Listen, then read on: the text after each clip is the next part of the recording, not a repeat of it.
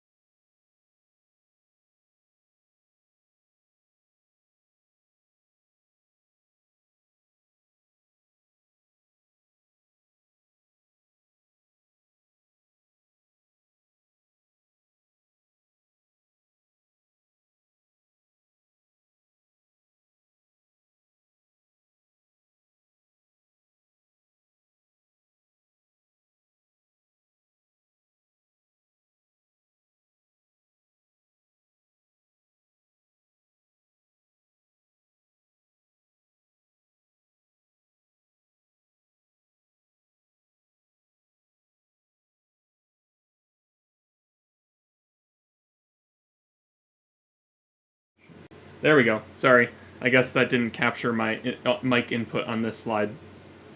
I had to quickly retrofit that. So, anyways, there's our observing view. This is live, and again, for those international viewers, we are in New York. If this is the first time you're watching this, we're in New York, and this is Eastern Standard Time. We've just moved out of daylight savings, so we're back to EST. So the current time is about just past 1:30 in the morning. And I think, yeah, so right now you can actually see some clouds moving in front of our live view of the moon. Just some little wispy things as of right now. When I got up here, it was super clear, nice clear skies. I was very surprised by that, to be honest, because our forecast was not reporting clear skies at all. It was, reporting some like 50% cloud cover. So nice clear sky was a surprise, to be sure.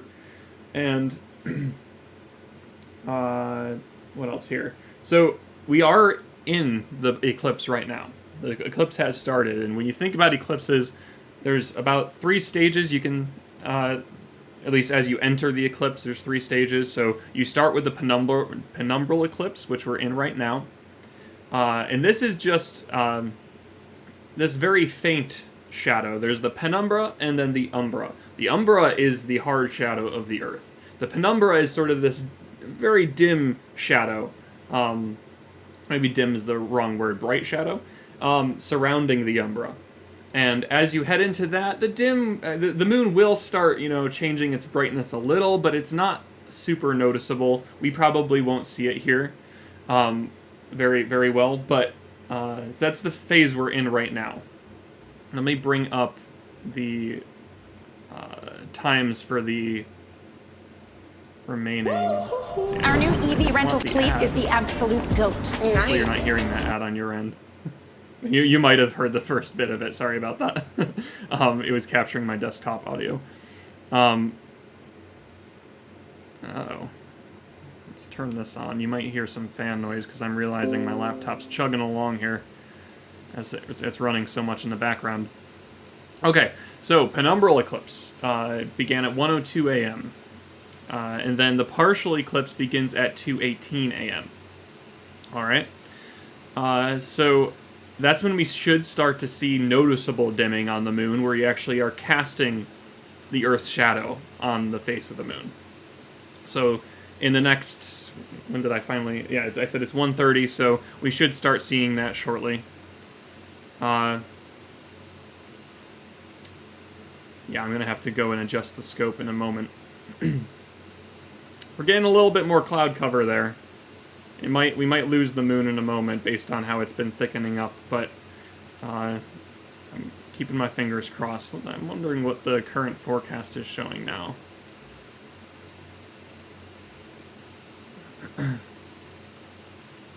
It's around 3 a.m. It's still reporting some cloud cover. 3 to 4 a.m.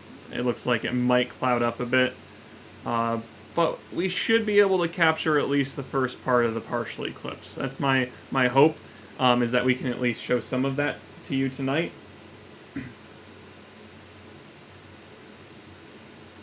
Yeah, some clouds moving in there. While I still have the moon, I'm going to quickly go to the scope and adjust its view, recenter it and everything. I'll be right back.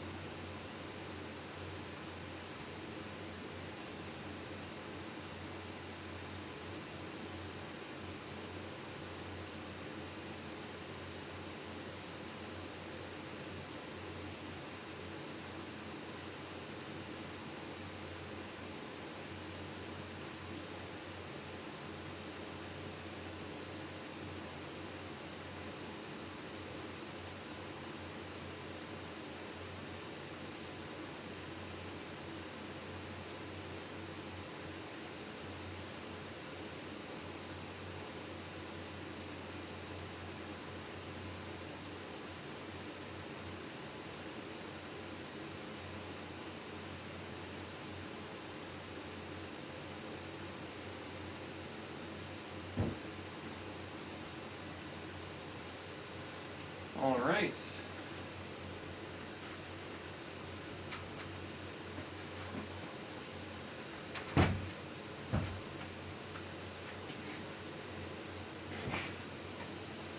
So I've readjusted, and it looks like I will need to readjust on our screen here. Yeah, I saw some thicker clouds heading in, so that adds up that we're just about losing the moon now. But I can crank up the shutter speed and see if... There we go. Oh, and we just just as I crank it up, the clouds move on. There we go. So, it looks like they're looking out. The clouds are moving west to east to my eye, and looking west, it looks like there is possibly some overcast coming. It's hard. It's a little hard to tell, of course, but if it just ends up being thin clouds and the moon can get through them, it's not going to be a problem. We can just adjust the exposure accordingly.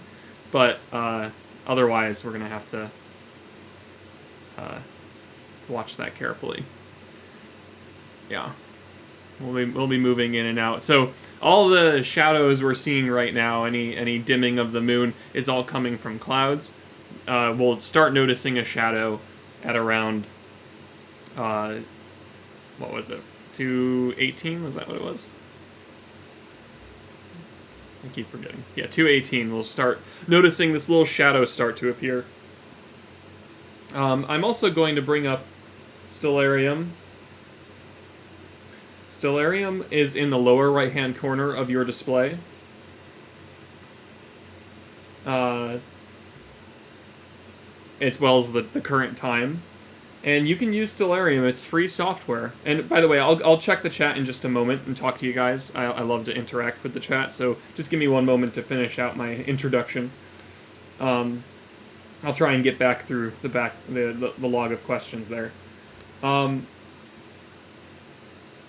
especially as the moon fades in and out, it'll be a good time to chat, I think. So, Stellarium, though, is free software. You can go to stellarium.org to download it, or you can use the web app version if you don't want to download. And it's great. It's your own personal planetarium. You can travel through time in it, see what the skies look like thousands of years from now, or tomorrow, or tonight. It's an incredibly useful tool. It's all simulated. You don't have to worry about cloud cover. And you set it up for your location, so it shows you your skies, or you can bounce around to other areas of the planet if you want to see what the southern hemisphere looks like. You can do that. And then you can travel through time, like I said. So right now in that lower right-hand window, I have it focused on the moon, and what I'll do is while we have our moon, our actual live moon on site through our 6-inch refractor telescope, I will show you the simulated view. And what we can do is we can also preview. I'll show you how powerful this tool is. If it'll let me center in on the moon here, I'll zoom in, so you'll see that window should only show the moon now. And it will show you the orientation of the moon. So if you were to go out and look at it in the sky right now, this is how it would look to your eye. You would see the mare situated this way, the mare of the seas, these dark regions. And then you'd see crater Tycho down here. So just the way we have it positioned in our telescope. Yeah, that looks about right, actually, yeah. That's an accurate view. It's a 1-to-1 pretty much. So that's neat. That will, if we're not seeing it on our camera, we will see it on Stellarium. So, and then what like I said, what we can even do here is I can bounce around through time. For some reason, I'm in well, maybe it's good to be in UTC in this case for everyone. But the time below in this window is Eastern Standard Time. I should mention that. It's showing UTC and Stellarium. That's why I mentioned that. So if we click through the time here, if we click through an hour, we should start to see the eclipse. Yeah, yep. So there we go. We clicked ahead an hour, and we're well into we're at 2:48 a.m. Eastern Standard Time in that way, and you can see in the window there that there we're getting a shadow. And if we progress through, we can even click through and see if we can get to maximum eclipse. Again, it's just a partial eclipse tonight. We are not going to... You can see how that shadow moves, right? That's the umbra. That's the shadow of the Earth. And as we click through, as we head towards 3 a... actually, this might be 4 a.m. So you can see how that shadow shifts, and it doesn't get far enough along. You're going to end up with that sliver. About 97% coverage, but you're still going to end up with a sliver. So it's not going to be a full blood moon. It's going to be...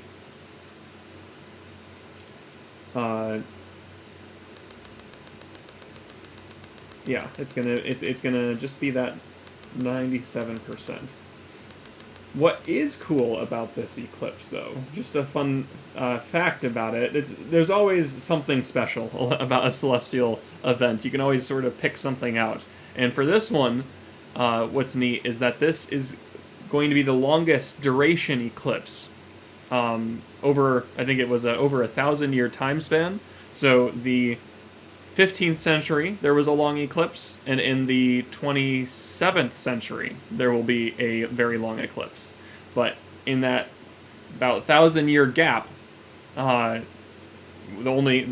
we have this one right now. So it's pretty neat. This is a fairly unique opportunity if we have perpetually clear skies tonight, which I don't think we're going to get based on what I'm seeing so far.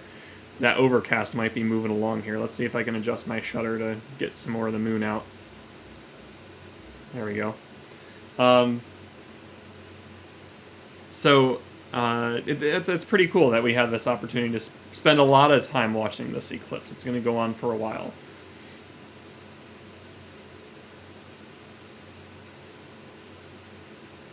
So what I'll do is I'll return Stellarium to current time, so we can follow along live there for the moment.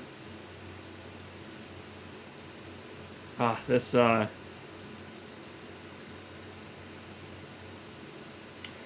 wondering if I should switch to, just because the camera is going to be coming in and out. I'm wondering if I should switch to some automatic setting with the shutter speed, because it's going to get a little exhausting to monitor that. I may go out and do that eventually, but we'll see how stable it is over the next few minutes. See if that's completely necessary. My guess is it will be. But anyways, let's go jump into the chat here. I want to make sure I'm also monitoring the stream. So if you have any questions, that is what I am here for.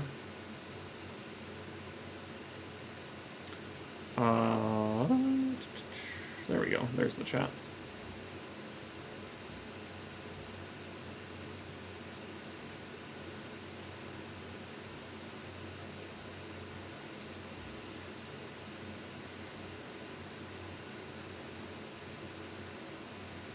So I will go back through the log here and see if there's any questions.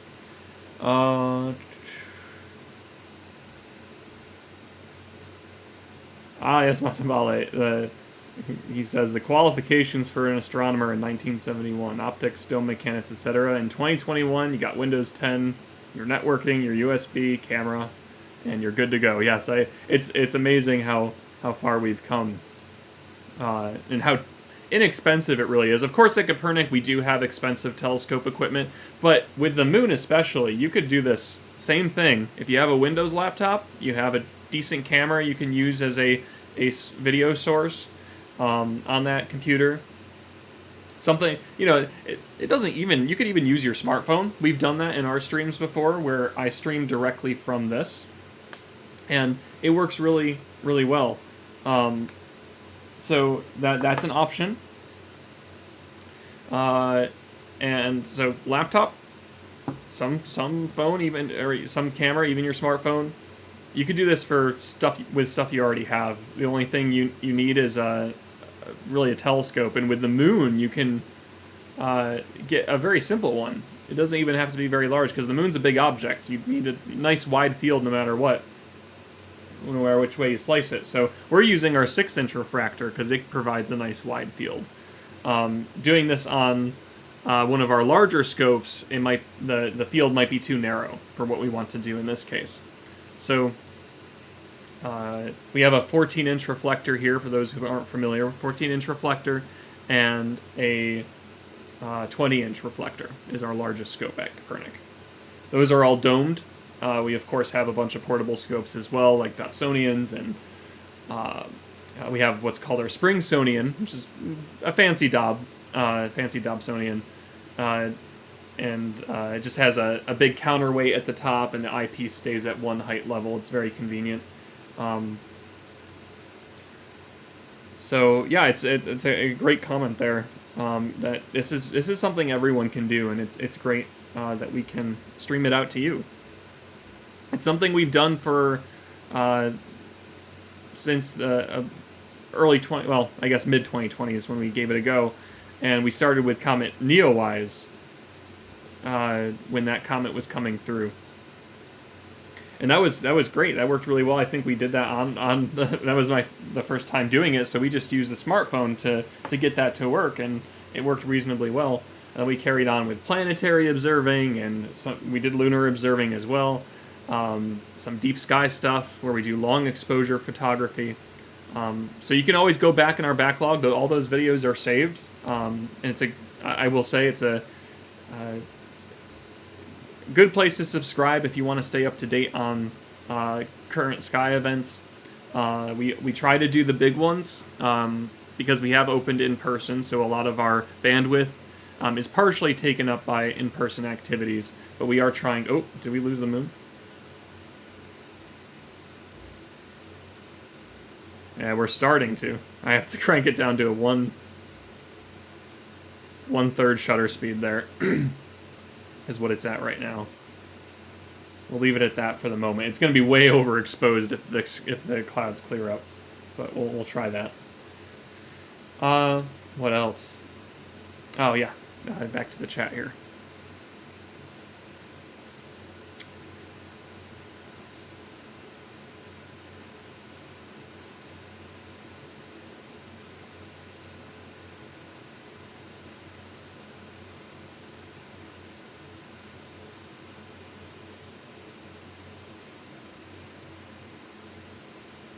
Uh-oh. I think the auto setting is going to quickly become necessary.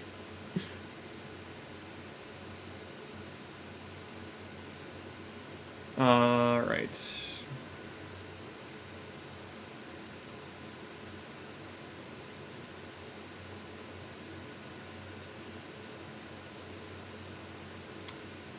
Yeah, some are saying, like GH Sphere is saying, that there's some cloud coverage in their area, and we certainly have some here too.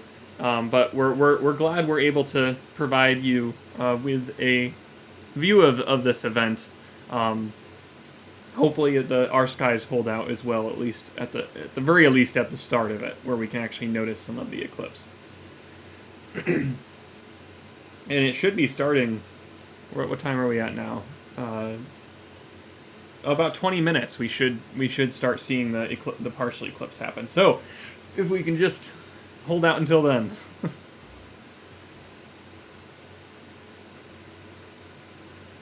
GH Fear says, "Can't wait for the next long one." Then yes, just a on the universal time scale, it really is tomorrow for 2600, but for us, yeah, a lot of events like that, like the next transit of Venus is in the 2100s.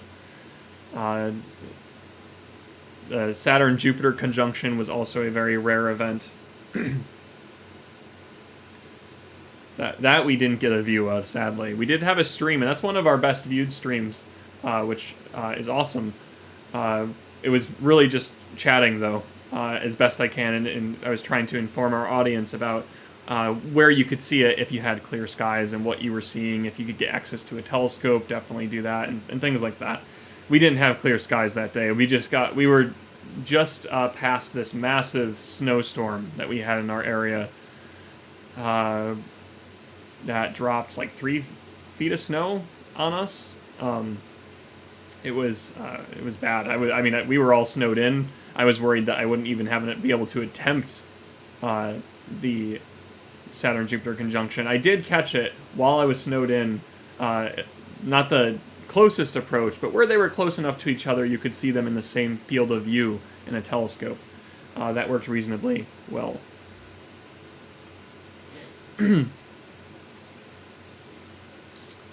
Right, let's see here.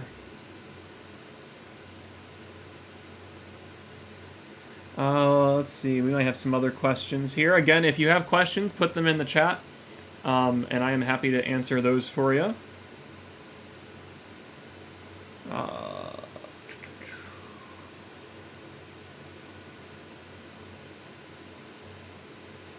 Yes, Matambala, if the image is nice and steady.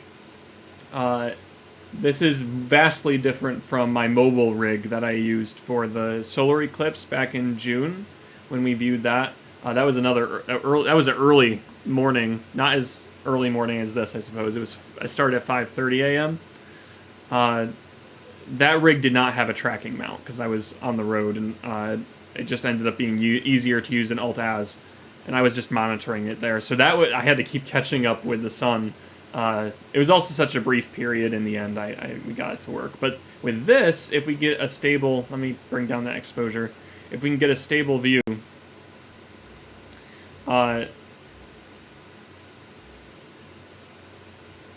consistently, and we get decent skies, it'll be a nice stable time lapse that we'll get out of this.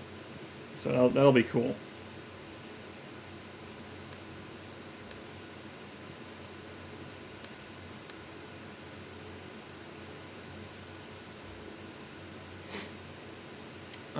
Right. So let me go back in the chat. I know there are some other questions. Blissfully asks, when does the eclipse end in Eastern Time? So I have that data here. So the partial eclipse will end at 5:47 a.m. That's where we'll stop really noticing the shadow of the Earth, the umbra. But the penumbral eclipse ends at 7 a.m. And again, you're really not seeing too much of a difference with the penumbral. That's what we're in right now and why we see it as a full moon. But the partial eclipse is the big one. That's where we're actually going to notice shadow. Maybe we'll get a little, if we get to see maximum, then we'll see a little bit of that red blood moon. I think, if we get the exposure settings right. That's another reason why I kind of want to leave it on manual exposure, because you can switch between seeing, you'll see that sliver super overexposed, but if you expose the shadowed side of the moon, you'll make out some cool red view of the shadowed area. So great question. The maximum eclipse is at 4:02 a.m. The partial eclipse will begin at 2:18 a.m. And those times are all in the video description if you want to check those out. A great place to go for that is like timeanddate.com. Does a really good job at giving you a nice graphic of what this event looks like, giving you really distinct times for your region. So if you're not local to our area in New York, that's a great place for you to go to see how this is playing out where you live. All right. Let's see what else we got.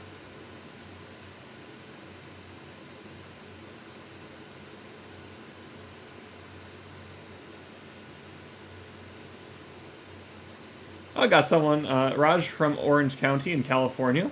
Welcome, welcome. It's great to have, again, people from all over the U.S. and all over the world. I always love to hear where you're from, so definitely post that in the chat. It's really cool to see that this is a really a worldwide experience, because these events don't happen everywhere. These eclipses especially. Solar eclipses are even more localized than this, but even still, like, there's events that happen that we can't observe. Things that happen in the southern hemisphere, for example. So it's great to share what we have, our skies with you. And more than that, get the chance to come together.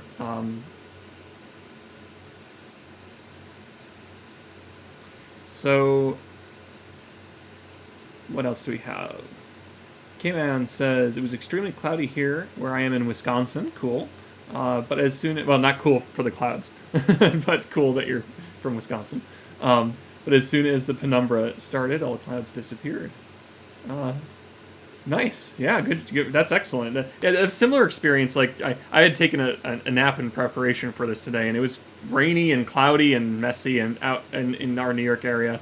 But when I woke up, clear skies. How about that? So I'm like, all right. I was kind of iffy on if it was worth it to try tonight, but I'm glad we followed through and I came out. At the very least, we're seeing the moon. Now, we actually might...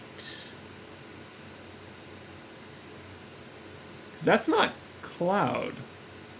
Where is this starting from again? I'm gonna bring the time up on Stellarium to see if... actually, yeah. We're getting close enough to the umbra. So I skipped ahead in the lower right-hand corner. Again, we have a simulation showing where this eclipse will happen, and I'm skipping through time. So it's coming in towards the top. The umbra will be passing over the top of the moon first. And, oops. Yeah, what we're seeing is a little bit of that shadow. Not the umbra, but as you get closer to the umbra, you start to get a little bit dimmer. That penumbra part of the eclipse becomes more prominent. So that's what we're seeing towards the top. We're getting a little bit of a shadow effect there. It's not a hard shadow, it's not a harsh shadow, but we're getting a hint of that dimming. So that's not cloud up there, just a cloud hanging around. That's actually part of that eclipse. So we see evidence. As before, we weren't really seeing evidence of it, but now we're getting evidence of this event happening. Great. All right, so I'm going to return Stellarium to the current time. Again, Stellarium we're using as our method. Oh, we lost the moon. Where'd it go?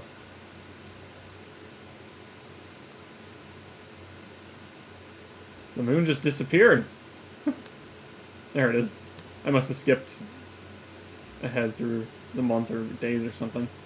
There we go. So let's zoom back in. So the Stellarium is giving us a simulated view. That's the goal there.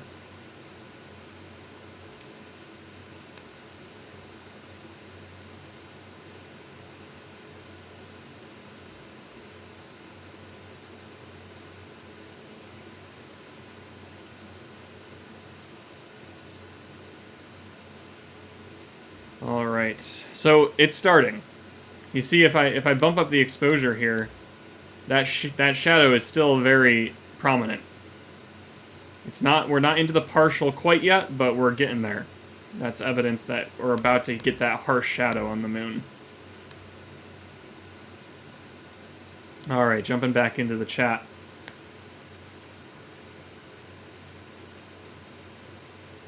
Cayman says, I'm hoping to get good pictures on my phone, but I don't know what settings to use. So that's a great question there.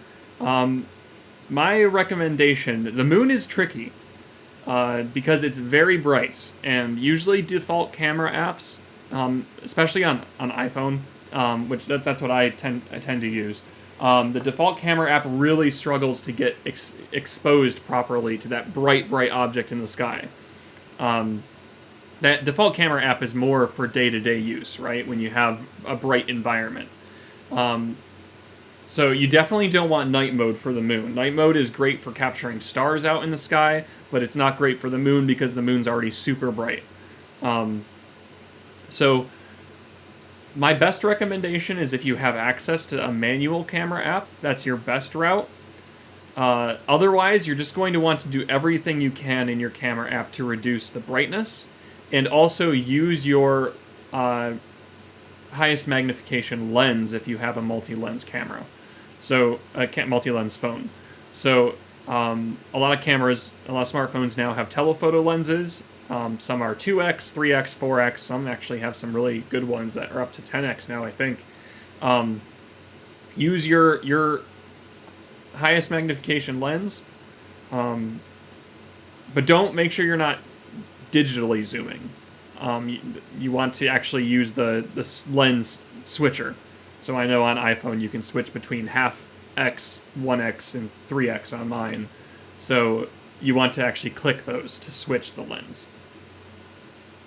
And then again, just do everything you can to reduce the brightness, because otherwise it's not going to show up super well in the early stages of the eclipse. Once we get towards maximum eclipse, it might be a little bit easier to capture. So those are my quick tips for you there. All right. How we doing? I want to double check the view. I'm trying to monitor that. Actually, why don't... well, I can't resize that, actually. I shouldn't do that, because that'll affect how it looks in the stream. It looks okay right now. Excuse me. I'm going to take a drink of water. And I'll look through some comments here. Wow, the comments are coming in fast now. Bear with me. I'm going to try and get to... Actually, what I'm going to do, since the comments have increased a bit here, I'm actually going to adjust the settings just to make it a little bit... Uh-oh, how do I do that, though? It's not letting me. Oh, it's... Never mind, I saw where it was. Just so it's a bit more manageable for my end. And also, I will mention a great way to support us if you've used Super Chats before. Super Chats are a great way to donate to Kopernik, as well as the, donate in the video description if you'd like to support. We are a non-profit organization, and we get most of our income does come through donations. So any support you can share on that front is greatly appreciated. But of course, you're also showing your support by subscribing to the channel, commenting, and watching the video right now. Oh, also, if you're enjoying the stream, definitely hit that thumbs up button. Let's see.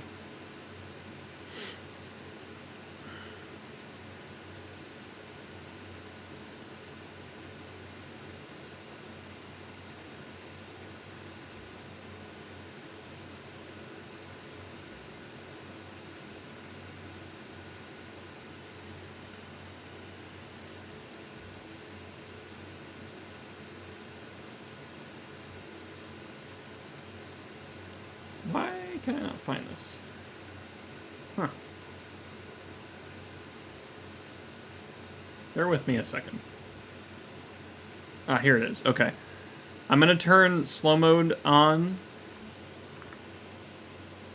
And it's going to be a minute long, so just bear with me if you can.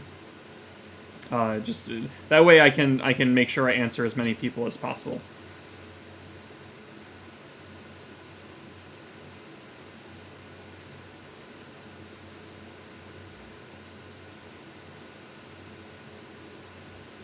Oh, thank you for the $5, Money TV. I appreciate that. That's very kind. And don't forget, Super Chats are a great way to, as we get we call it our CVS receipt sometimes when we get a lot of chats in the stream. If you're not familiar with that reference, CVS is a pharmacy. It gives you super long receipts when you check out. It's super funny.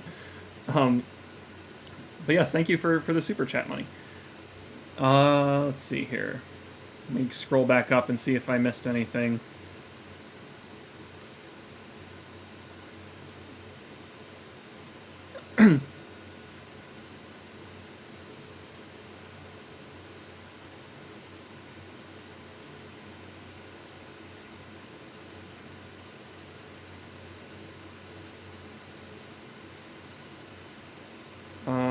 Oh, look at that shadow come through. That shadow's really getting there now.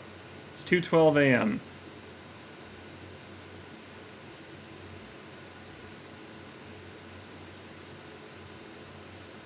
What this strange thing? Oh, it's notifications. I don't want that. Click off that.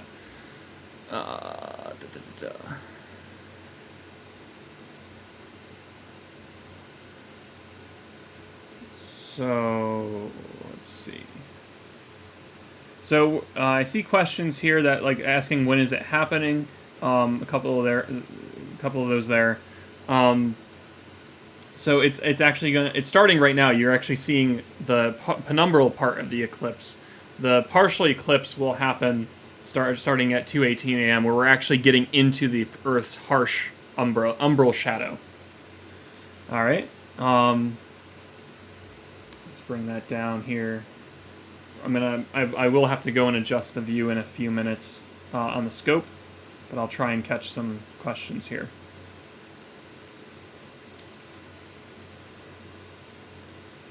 Wow, people from Texas, Richmond, Washington,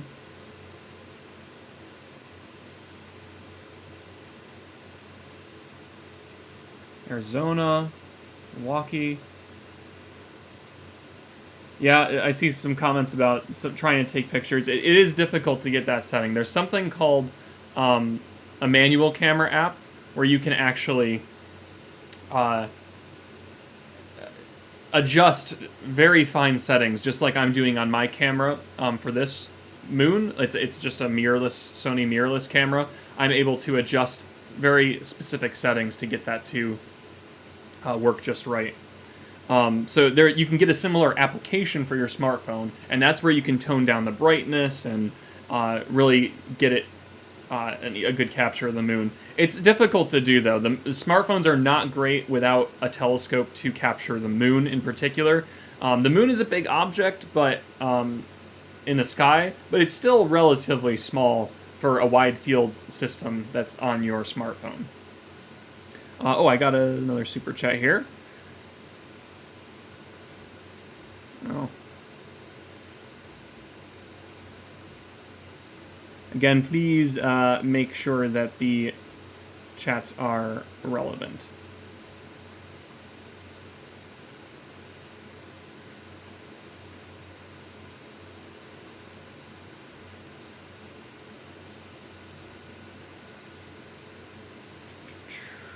Let's see what else we got here.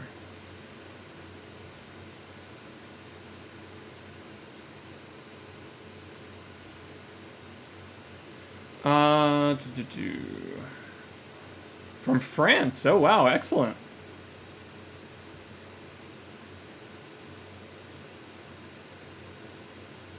So the optics are, Cosmic Ray is asking, what optics and cam are we seeing? The optics are a 6-inch f12 refractor.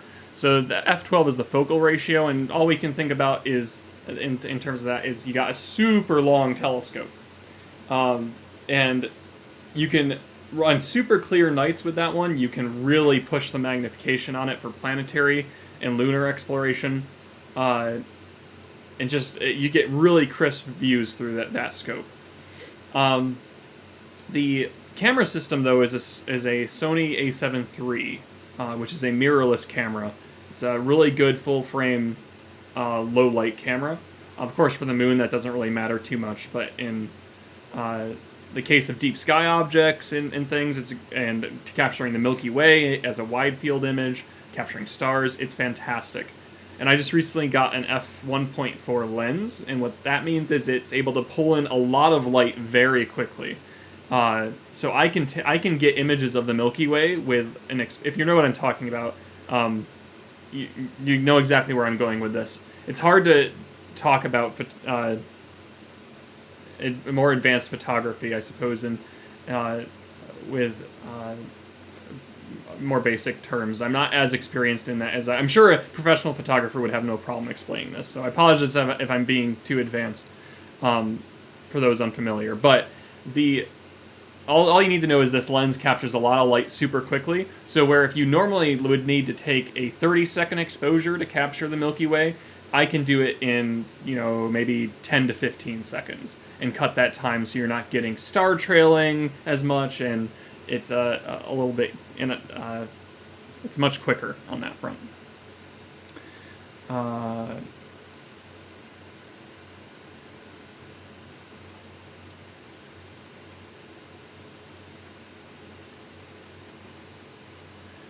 Let's see. Blood Rush says, I have a 200mm lens, and my camera has the option of a crop magnification multiplier of 1.6x. Should I use the crop? You can. My assumption there with your crop is that it's just taking, you know, if you have your full frame image, you'd be cropping it down. You'd be cropping down that what the sensor is actually picking up. To me, that sounds like you might have a full frame camera, and you'd be turning it into a more traditional. I forget what they're called now. Just the full frame cameras are these much wider views. It's a wider field of view, wider sensor really. Then you can have a cropped sensor, which is more square. It's like more of a 4:3 aspect ratio rather than a 16:9. So my guess is that 1.6 might crop it down to that smaller sensor size. So it's up to you. You can always crop in post. It sounds like it's just a digital or software crop. It's not really going to improve your image. Usually any cropping features I just worry about later. I can do that in software, if that makes sense. We have Aman from India. Very cool. Very nice. I liked, and from Panama, Anilda from Panama. Excellent. North Dakota. Very good. Someone's asking how old am I? I'm 26. That's I guess maybe a somewhat relevant question. I'm not sure. I started at I can get into my history briefly. I started at Kopernik about 10 years ago as a high school intern, and I've become an educator and coordinator here. And I took on the role of some live stream astronomy during our virtual observing. Uh-oh, we're losing the moon again. Let's bump up that shutter speed. So we are experiencing some cloud cover here. Of course, we're experiencing thicker cloud cover as soon as the eclipse just started. The partial eclipse just started. The eclipse has been happening since about 1 a.m., but the partial eclipse is happening now, so we're getting that harsh shadow at the top of the moon you're seeing there. All right. So we're in it. That shadow that we're seeing at the top of the moon is the Earth's shadow.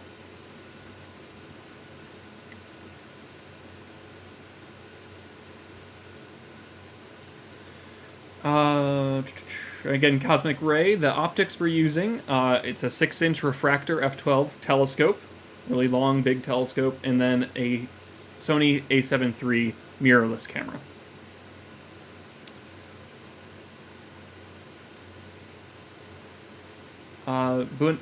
Bunny, I think is how you pronounce it, says they're going to go outside in a couple hours and take some videos and pictures. Awesome. I could not encourage that more. If you have a camera to use, see if you can get some pictures. You know, do the hashtag Lunar Eclipse or tag, you know, even us in it. Whatever you'd like to do, and share it out too, because it's an event we should share with everyone. Is if we have clear skies, especially. Jay Spears asks, what is the big crater called we can see? The big crater that you're seeing towards the lower, I think I can show it with my mouse. This big crater here is crater Tycho. It's a huge impact area. You can see it's a huge impact zone, many, many miles across. Unfortunately, I don't remember off the top of my head. But it was such a big impact, and it's also relatively recent, that you can still see the ejecta material. So when an impact happens on a planet or a moon, it throws a bunch of the material of the body into potentially into orbit. Some of it does go into orbit. But of course, some of it goes shooting up into the air, and then moving very fast, it treks across, and then it finally falls back down on the surface. So that's what we're seeing there. Let me crank up the exposure settings again.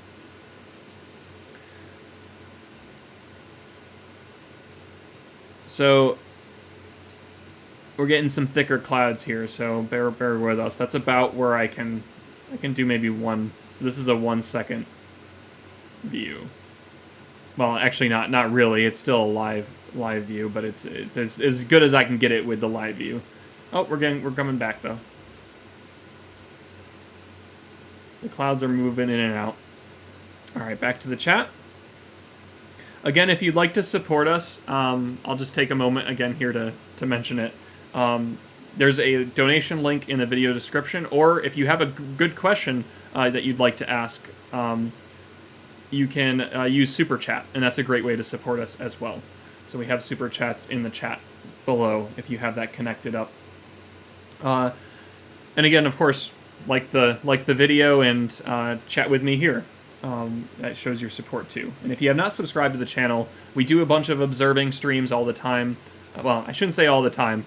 That's not exactly accurate. We do it for the big events as of right now. We just don't quite have the bandwidth yet to expand out and do constant live streams for observing.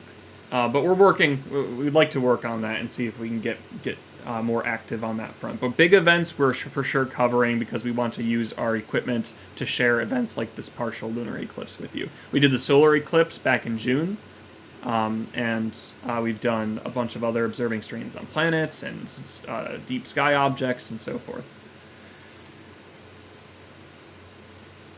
Brandon asks, is your camera streaming from Griffith Observatory or your Kopernik specifically? Yes, that's a great question. We are not using other streams tonight. We are directly from our telescopes this evening. If I do recommend, especially if our skies do fully cloud up at I think 3 to 4 a.m., it's looking a little dicey. And even right now, when we have this black image where we're not seeing the moon, let me see if I can catch any glimpse of it. No, it looks like we're in thicker clouds. So let's see. We'll see if that moves on. Right, we're getting a little hint of it there. Some thicker clouds passing over the moon right now in our area. But yeah, I recommend Griffith, Lowell. I think Lowell might be doing one as well tonight. So definitely tune in there if our skies cloud up. What else do we have?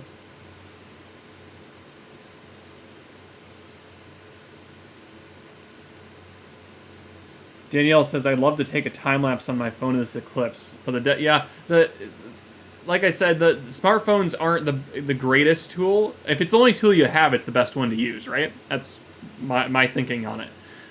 But the moon is tricky with smartphones just because it's big compared to other things, but smartphones just really aren't designed right now to capture it very well. As you know, the optics improve and maybe we get some really good magnification lenses.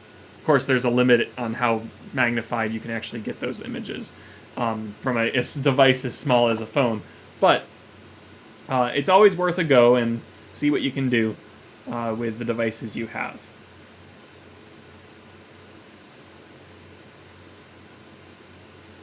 Ramya Priya from India, welcome.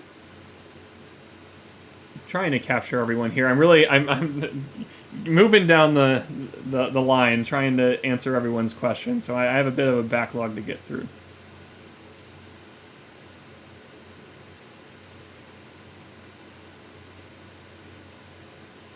Noah is commenting about how wishing it would happen sooner, so that, we don't have to stick around until 4 a.m. to actually see the maximum eclipse. I'm right there with you.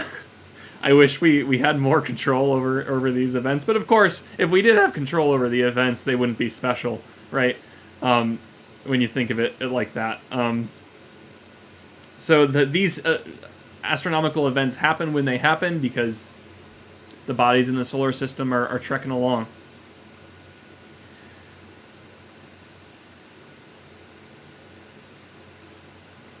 We have Kit Boo, I think, from New York. And again, if you are unfamiliar with us, we're based in New York as well. For those just tuning in, we are having a little bit of cloud cover, but the moon is fading in and out here and there. So hopefully we get it back in a moment.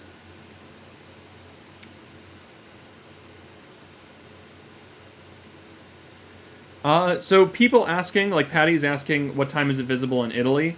If you'd like to find where it will be visible for you, you can use the website timeanddate.com or use the application I'm using in the lower right hand, just below me here. That's called Stellarium. In Stellarium, you can see a simulated view of your skies at your current time.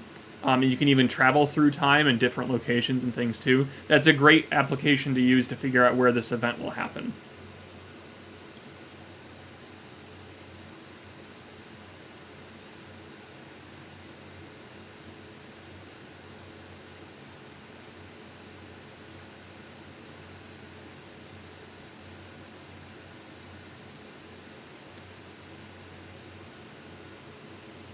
Muhammad asks, can it be seen in the day? You know, I don't see why not, but the trouble there is that the full moon rises later in the evening. So usually when you see a full moon, it's going to be in the dark of night. In principle, could you see the shadow appear if the moon was somehow in the daytime?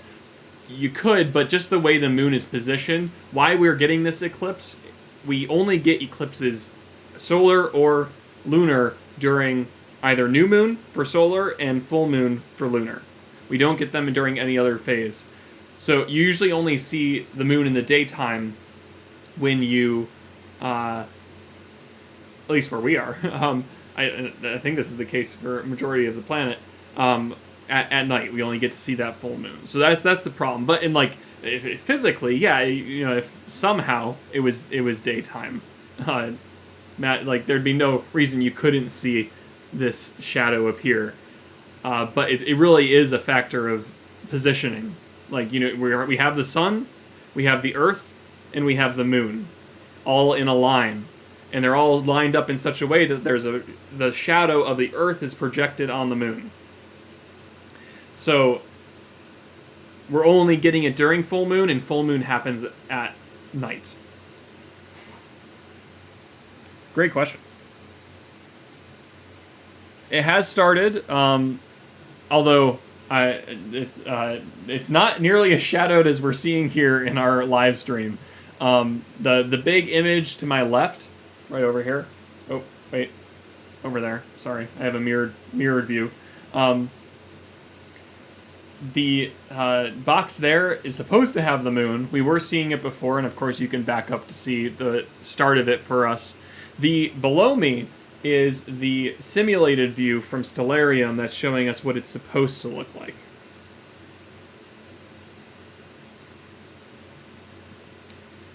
So that's giving us a rough idea. And maybe I'll zoom in a bit so we can get a slightly better view of this. Total eclipse happens at about 4 a.m. for those wondering. For us, that's just in about an hour and a half from now.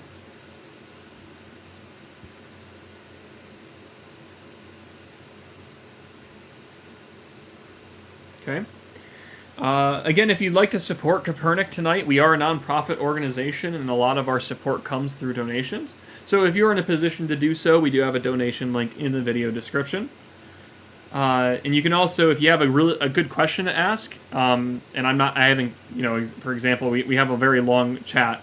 A good way to support us is through super chats too. So that's also a practical way to support us, because you get a question answered out of it.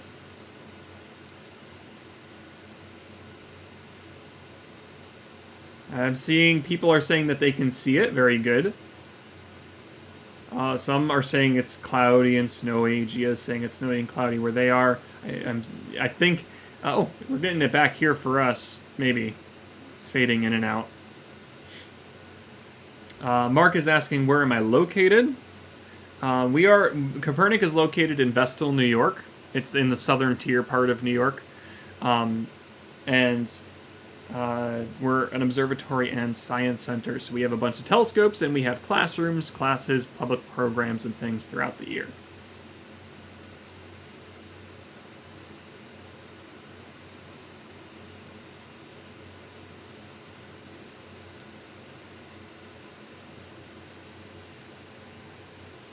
Again, if I see some questions asking about where you can see it, where you're located. I don't have, of course, the database knowledge in my brain here to tell you exactly where you can see this event. But there's great places to search on the web, like timeanddate.com, that can inform you exactly what this eclipse event will look like in your area, or whether it's happening at all or not in your area of the world. Kids is asking, is the observatory open for tours? We are open for tours, especially if you're non-local, but you're in the area at some point. Definitely give us a call before your trip. Our information is at kopernik.org. You can find our website in the description. Reach out to us, and we can schedule a tour for you. Usually, it's better to schedule, because we don't always have someone in the office here on weekdays, and definitely not on the weekend is someone here indefinitely. So it's best to set one up, for sure. All right. Again, for those just tuning in, we are on a holding pattern here as we wait for some clouds to pass over in our area. In a moment, I will have to step away to check on the scope and whether it's precipitating. That's a little bit of a worry tonight. I think we're in the clear as far as precipitation goes, but we got to make sure the scope is safe.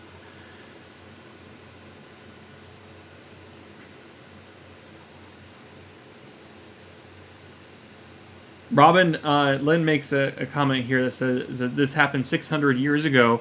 Yes, the last time we had a long eclipse like this one, where it was around 6 hours or so. This eclipse event is happening over the course of several hours.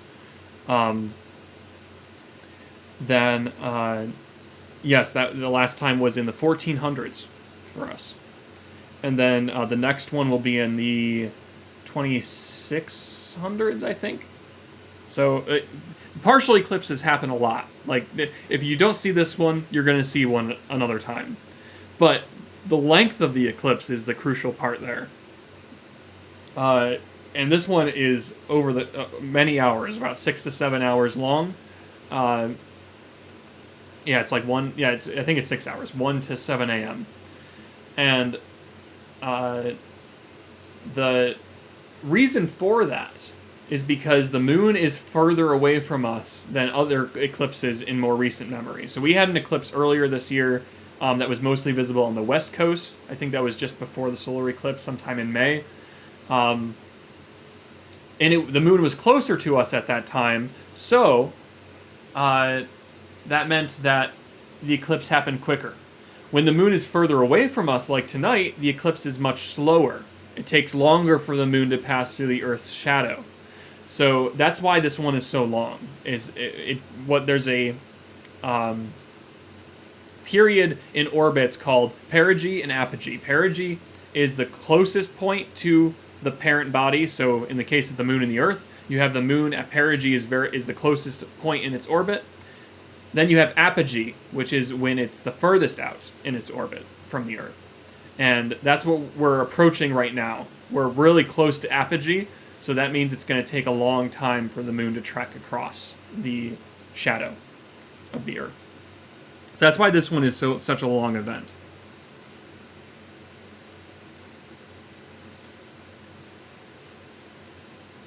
No problem, Mohammed. And welcome from Bangladesh. Very cool. The chat keeps catching up here, and I don't want it to. I'm trying to keep losing my spot because it's refreshing. There we go.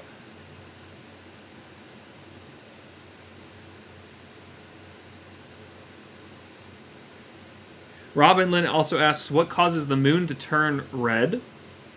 Gases in the atmosphere. Yes, it is. Actually, what it in part, it's yes. You have the sunlight passing through around the sides, sort of passing around in our atmosphere, and it's that light is being projected onto the moon. What little light there is being projected around the sides of the Earth. So yes, it is in part some distortion from that sunlight. So it's still sunlight, of course. It's not any of the Earth isn't glowing when we're seeing that blood moon or that red moon. It is sunlight. It's just indirect sunlight.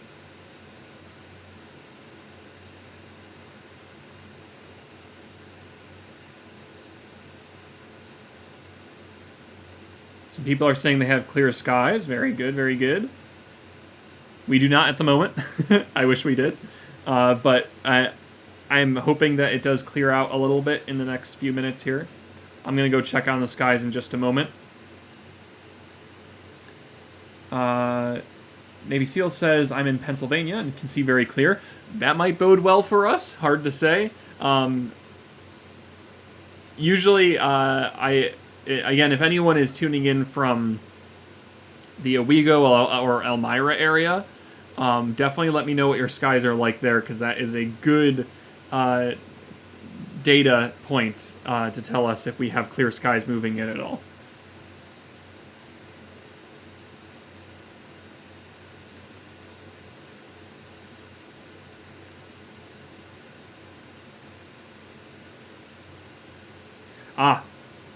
Janice, that is a great idea. Janice is suggesting I do a pinned comment, and I'm going to do that right now for people asking about where they can see it. Thank you for the suggestion. It's very helpful.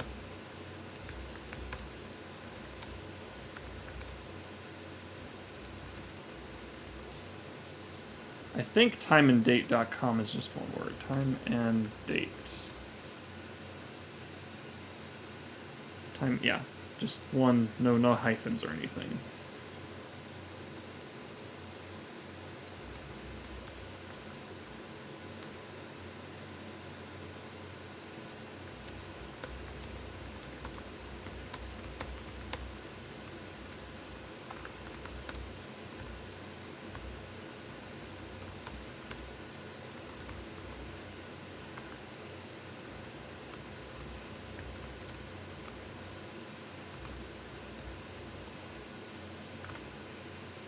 Again, thank you for that helpful tip there.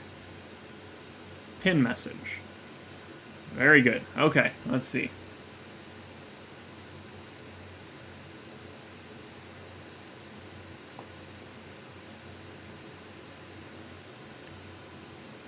Get back to where I was.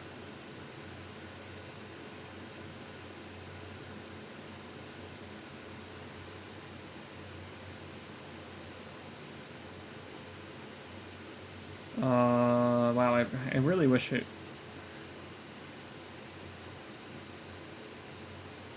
I think I lost my place. I'm going to pick up roughly where I think I was. If I missed your question, go ahead and post it again. Matambala is asking, is Kopernik affiliated with a college or university? We are not at the moment. We are a private nonprofit. We used to be linked up with the Robertson Museum and Science Center, which is a museum close to us in our nearby city. But we split from them 10 or 15 years ago now, I think. And even more than that. It's probably 20 years at this point. I keep forgetting we're already in the 2020s. We split from them, and now we're our own entity. We are headed by the Polish Society of Broome County. So they were actually the founders originally before we partnered with that Robertson Museum. And then they took us back in the 2000s, early 2000s, and that's our status since. We do, interact with the nearby universities, like Binghamton University is our big one.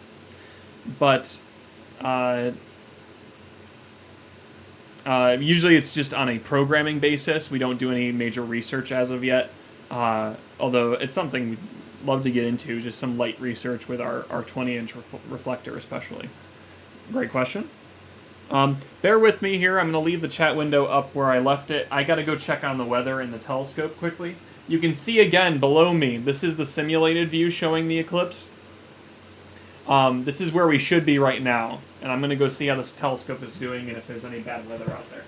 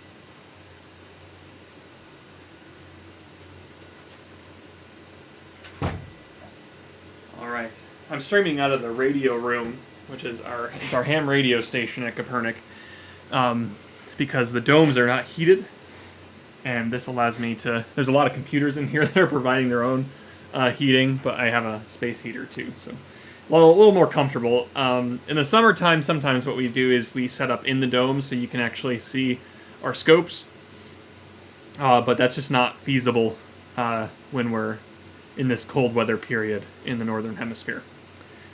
I tried it once before. It just, my lips were freezing. I couldn't talk anymore. So this is the better solution for now. The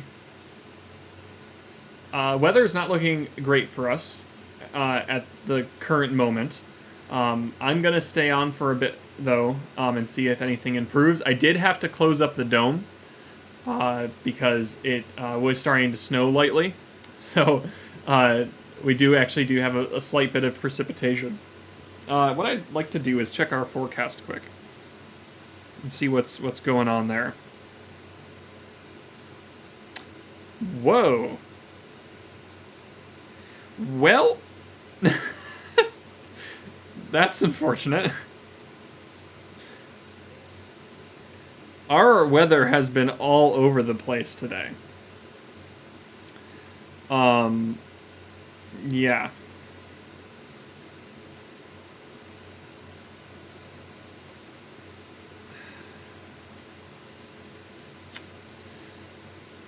You know, yesterday they were reporting some snow flurries in our area, but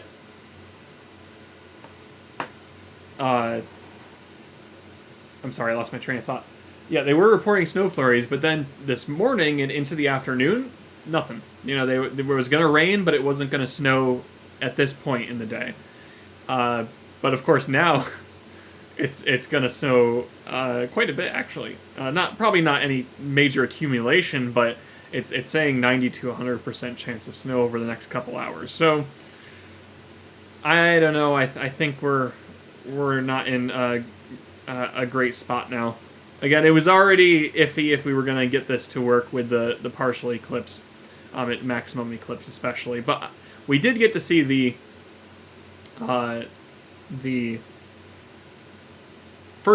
start of it. I'm glad we got to pick out the initial part. Stick with me though for a moment. I'll go through the chat here if you didn't get your question answered, and then I do want to talk about the next eclipse, our next opportunity, because the next one is better, a lot better for a lot of reasons. Even though this one's long, the next one I think will be a little nicer for us.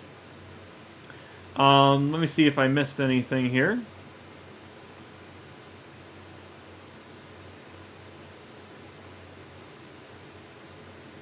Yeah, oh, there it is. Joe, Joe says snowing in Endicott. Thank you, Joe. Yep, it's snowing here too. I think we lost our window. Did you get any pictures, Joe? I think I remember you saying, or at least seeing a Facebook post about that. People from... Oh, thanks. Is it extra asks, is there a solar eclipse today? So that's a great question. You can't have a solar eclipse when there's a lunar eclipse, and that's because they happen at the opposite ends of the lunar phases. So lunar eclipses only happen at the full moon, where you have the sun, you have the earth, and then you have the full moon, and they're all lined up so the moon's passing into the moon's shadow. The solar eclipse happens only during new moon. So if the sun's here, the earth's here. I'm sorry, you can't see that on camera. Let me get a little closer. You have the sun out here, you have the earth here, and then you have the moon here for a lunar eclipse. During full moon, solar eclipses only happen during new moon, when we can't see the face of the moon.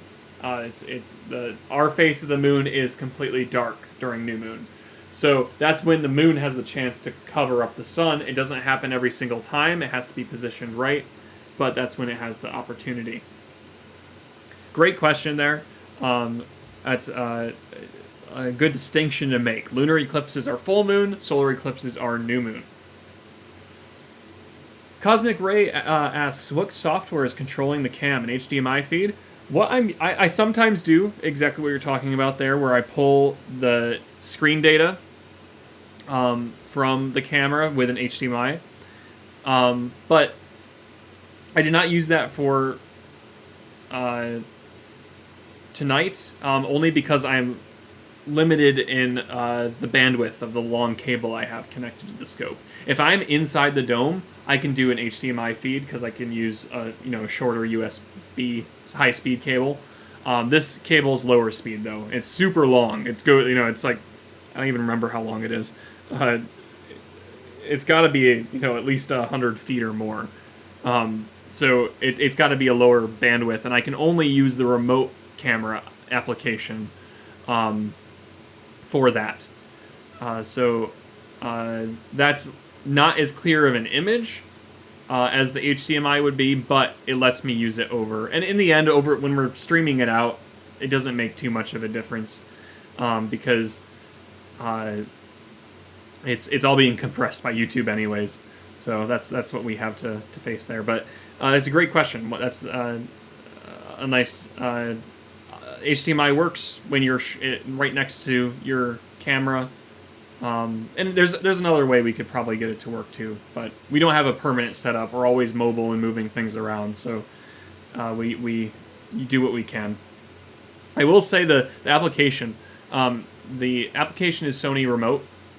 It's just their remote control app where you can get a preview and you can get you can have camera controls, of course. And that's what I'm using. I haven't had a great experience with it. It works okay, but whenever I'm trying to stream, it always seems to have a driver issue where I have to reboot the computer, and just because something didn't connect and the camera can't communicate.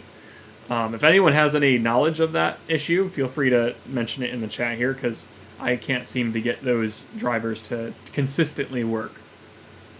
Or it might be something conflicting in the OBS, which is what I'm streaming out of, the software I'm streaming out of, to get this to you today.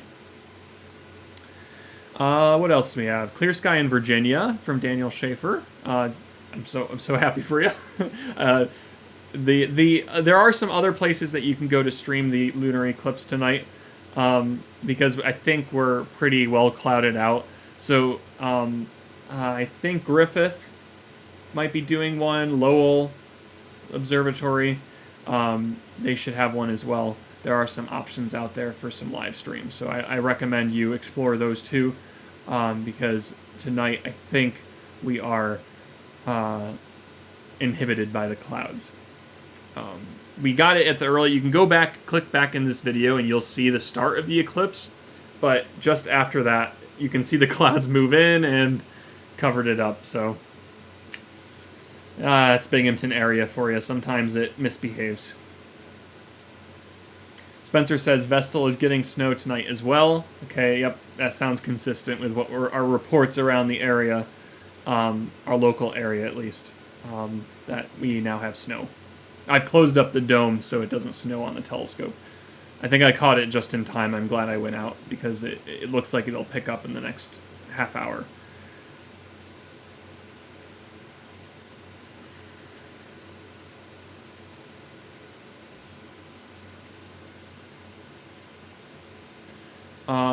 Bum, bum, bum, bum.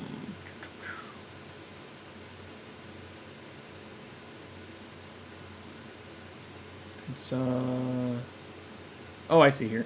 Tirthaw, I think it is. It says it's daytime in Nepal. Oh, yeah. Yeah, well, that adds up in my mind, I think. So, I'm trying to think here. So this, yeah, you would. I don't think if you're on the opposite side, roughly the opposite side of the planet, I'm not sure if this event is visible because it's happening right now, and the moon is invisible where you are. And it ends at 7 a.m. for us.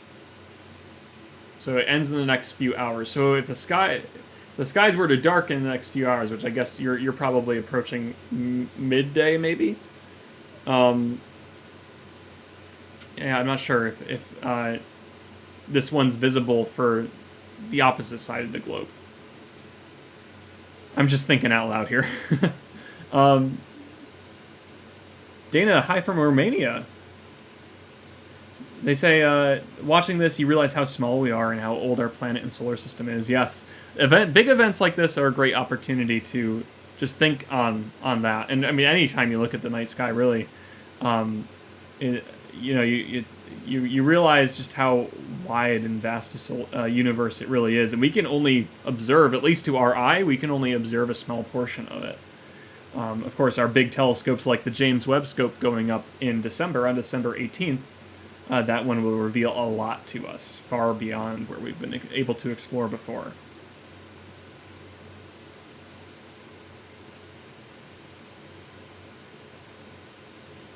Hello from Maryland, says Shell. Welcome, welcome.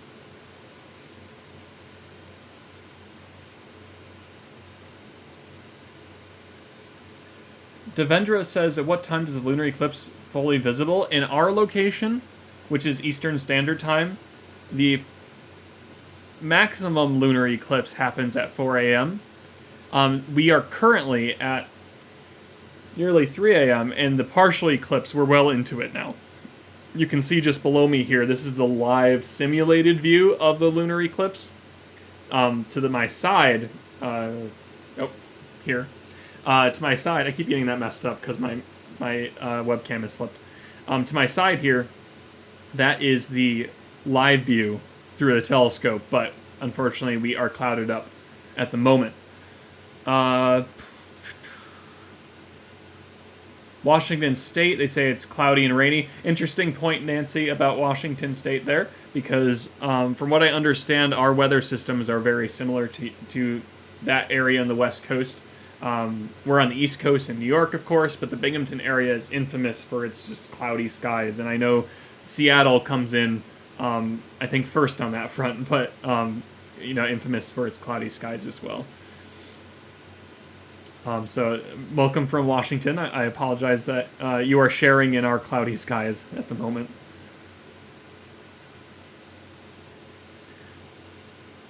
Oh, watching from Newark Airport. Oh, how about that? Very cool. Oops, hang on. It just auto-updated for me, so I lost it again. Why?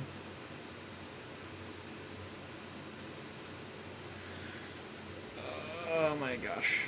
Where did I miss?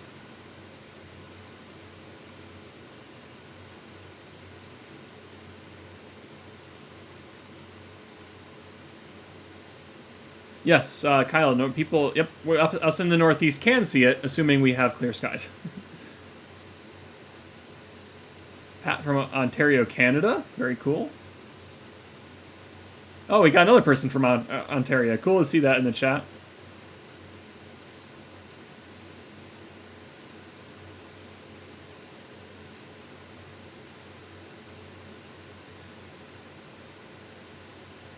Yes, a couple of people are noticing it's just black on the screen. I apologize. I wish I could go out there and just, with a huge fan, blow all the clouds away.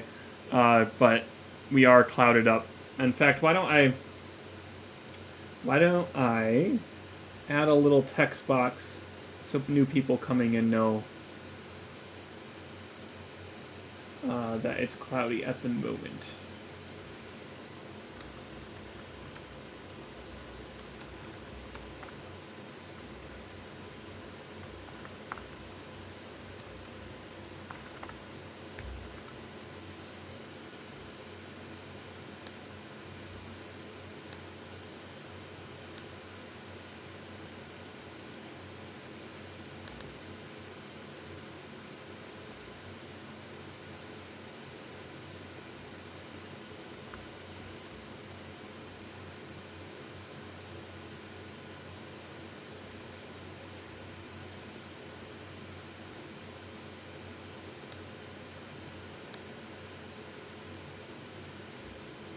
There we go.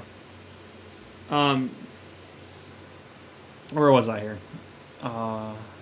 No clouds in Richmond, says E. Jenkins.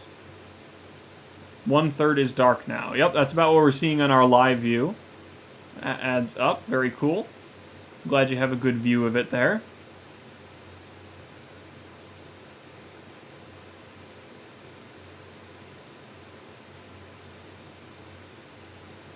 Snowing in Endicott. Yep. Is it?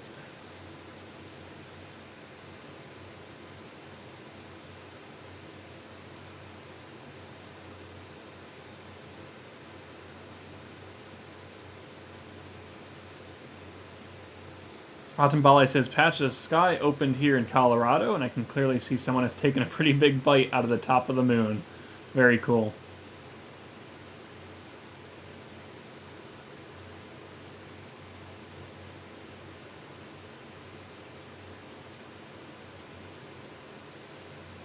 Again, if you want to see our first inkling of the eclipse, you can go back early on in this video and see the start of it.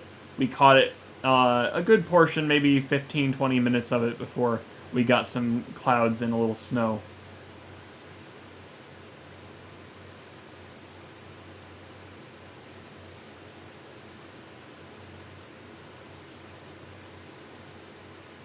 Oh, Danielle says, there's got to be... Oh no. Where'd it go? Why is it...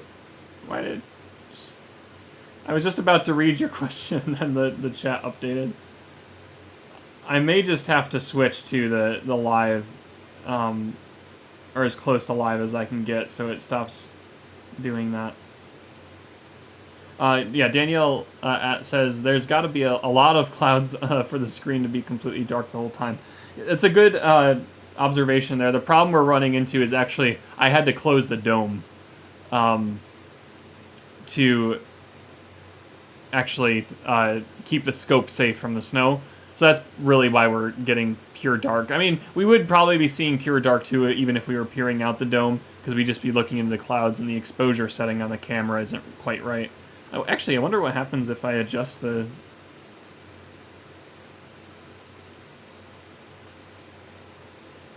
shutter speed here. It's dark in the dome room, so I guess it probably wouldn't pick up. I'm trying to see if I can capture any of the red light that's in the room. It doesn't look like it's gonna go. Interesting experiment, I guess. But yeah, it's dark in the dome, so that's why we're not seeing much in the view.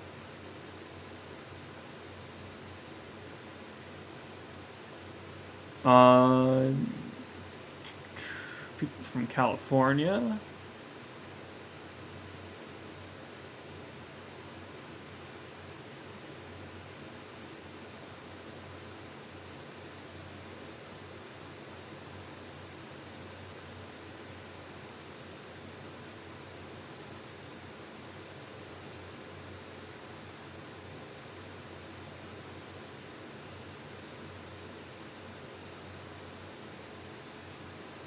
Yeah, the chat keeps updating, so I'm gonna just skip to towards the bottom and not fight it anymore. If I missed your question again, just put it down put it down again once the slow mode cycles, if you can't do it, because I did have to turn slow mode on just to keep it somewhat manageable. Oh, Joe says that you did get a couple penumbral shots. Awesome. Glad to hear, at least in that window that we had in the area, that we were able to do something. Maybe we'll get another one.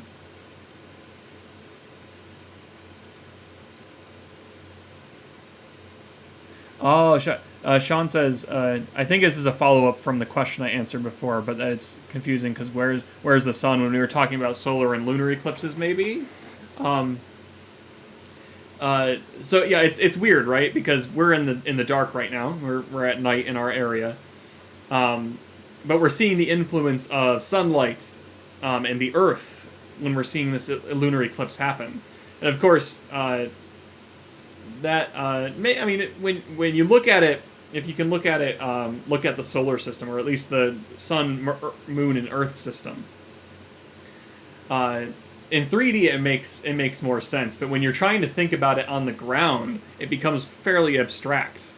When you think about before, humans knew what the organization of the solar system looked like. We were piecing it all together from here on Earth, and it took a while to get us that model. In fact, Kopernik Observatory is named after the astronomer in Polish Mikołaj Kopernik, or in English, it's pronounced Nicholas Copernicus, famous astronomer, and he is known as the father of modern astronomy because he mathematically proved the sun is the center of the solar system. That's the heliocentric solar system. But that was all pieced together by observations on Earth. We weren't sending spacecraft out at that time. So it was mathematically proved, of course theorized before that, but he proved it. He determined it on the ground from those observations. So it is an abstract thing when you're thinking about it at the surface. But when you see it in 3D, it makes more sense.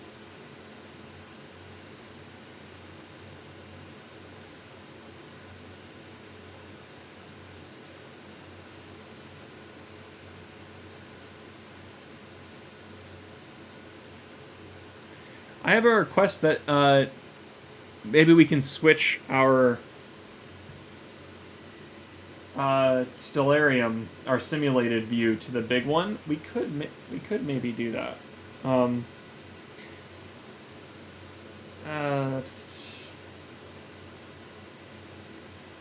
would I want to do that, though?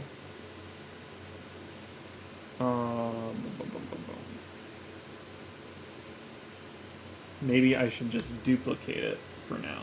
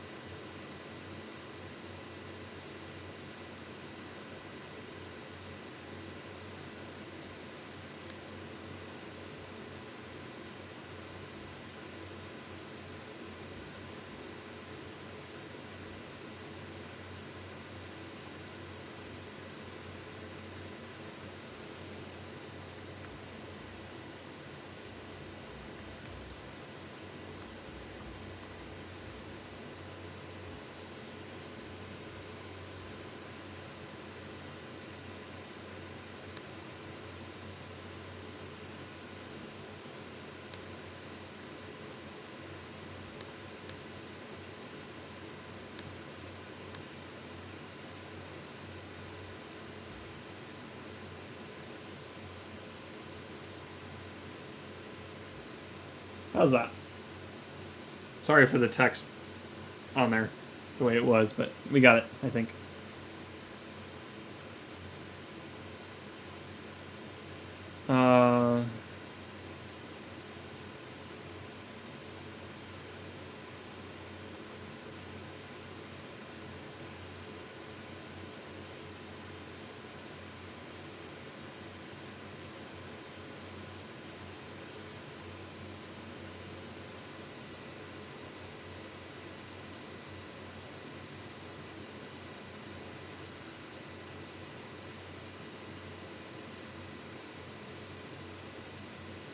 Zeke says, is there a way to blow the clouds away because they took over in Virginia?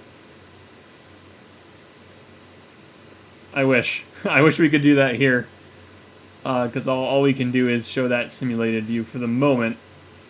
We were seeing it early on, but sadly, this is where we're at right now, with some cloudy skies and snowy skies.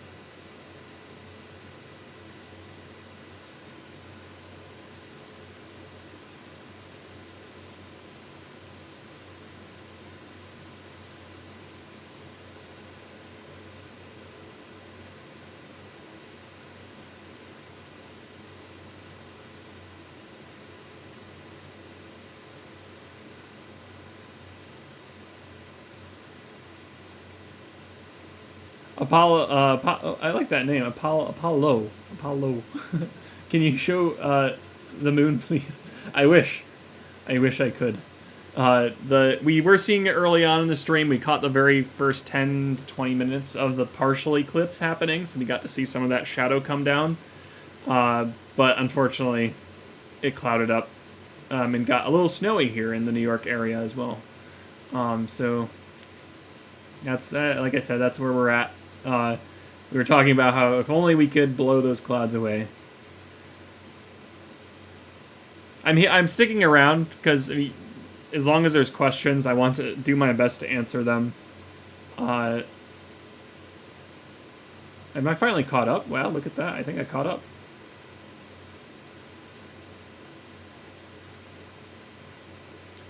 Kids ask, what is Stellarium, the Stellarium view?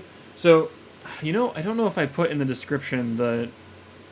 Oh, but I did put it in the pinned comment that I have in the chat. If you go to that comment, there's a website you can go to called stellarium.org, and it's an open... I think it's an open source piece of software. If you've ever been in a planetarium before, it's very similar to that, but it's a planetarium on a 2D screen. So you can use it on any computer you want. Even the web-based version works on mobile. There are other applications you can download too, like Starwalk or Skyguide. But it's a great resource for you to see what your skies look like, to see what other areas of the world look like. You can bounce around to different locations. I think you could even go to Mars and see what the skies look like on Mars, for example. But it's a great tool to use to see a simulated view of the sky. And what we're using it for tonight at the moment, just while we're experiencing cloudy skies, we're just using that simulated view in our big window. And then as soon as, if it was to clear out, I would replace it. But if you go back early in the stream, you'll see that we had our actual telescopic view of the moon. This is just a simulated image that we're seeing right now.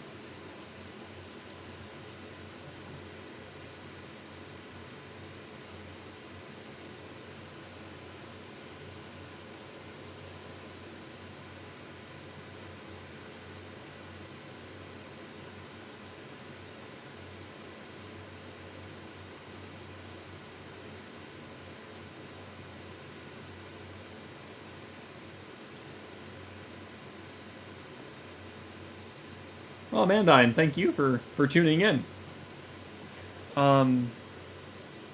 Robin Lynn asks, what's a good telescope for beginners to use?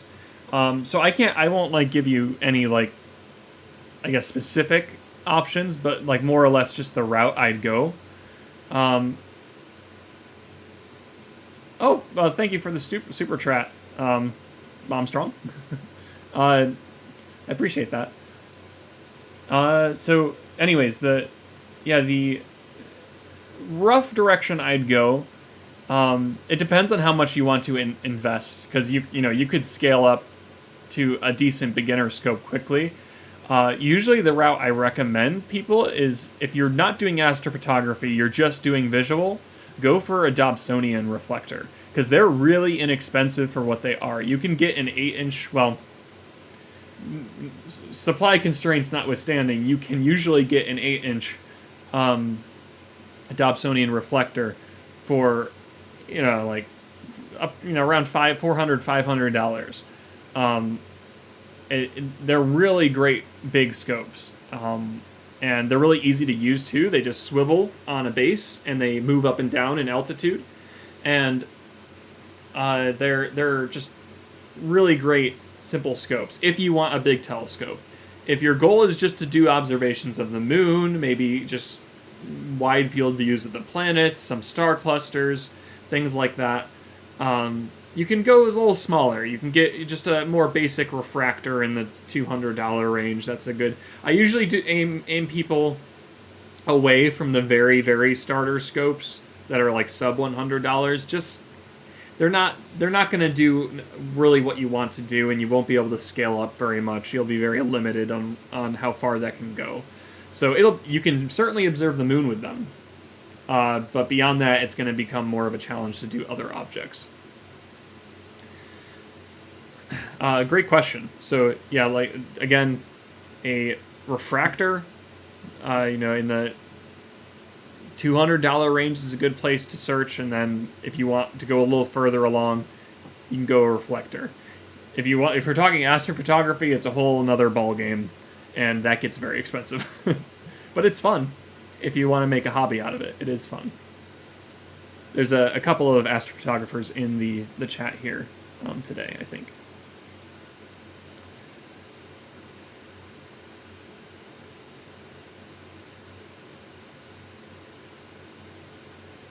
Pat says, in Ontario, the moon is half covered. Yeah, it looks right based on our stream here.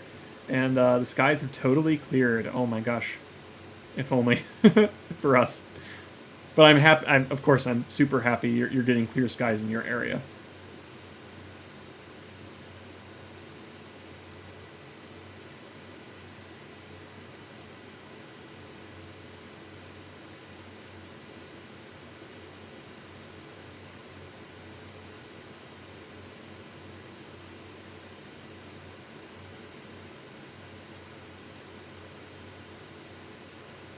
Extra asked, so will the solar eclipse happen on December 4th? Is December 4th the next new moon?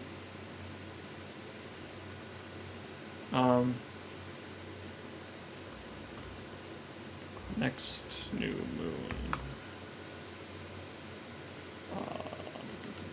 Let's see. Next new moon is December 4th. That is okay. That's why I thought you were asking the question. So there is a new moon on December 4th. The trick there, though, is that you don't always get a solar eclipse during a... Oh, I'll answer this question quick, and then I'll answer the super chat I got. I apologize, I missed that one. Yes, you do have a new moon on December 4th, but you don't always get a solar eclipse during a new moon. Solar eclipses can only happen during a new moon, but they don't happen every new moon, if that makes sense. And the reason for that is because when the moon comes around in its orbit, it's not always lined up perfectly with the sun. So if it can be above, it can be below, and if you can sometimes get where it's like partially covering the sun, and that's what we had back in June. We had a partial eclipse where it only got 2/3 covered, maybe a little more, maybe like 3/4, maybe 75% coverage. It didn't cover up the entire thing, so the alignment was off there too. In 2024, in April of 2024, it will be 97% covered here, so we're going to be very near total eclipse in 2024 for that solar eclipse event. And if you go north into Rochester area, into Canada, you're going to get totality, and that's when the moon fully covers. That's a great question and a good distinction we have to make with these objects out there, because it is a little bit confusing on that front. You know, does a lunar eclipse happen every full moon? Does a solar eclipse happen every new moon? And of course the answer is no, because we go through these phases every month, and we don't get eclipses every month. So excellent question.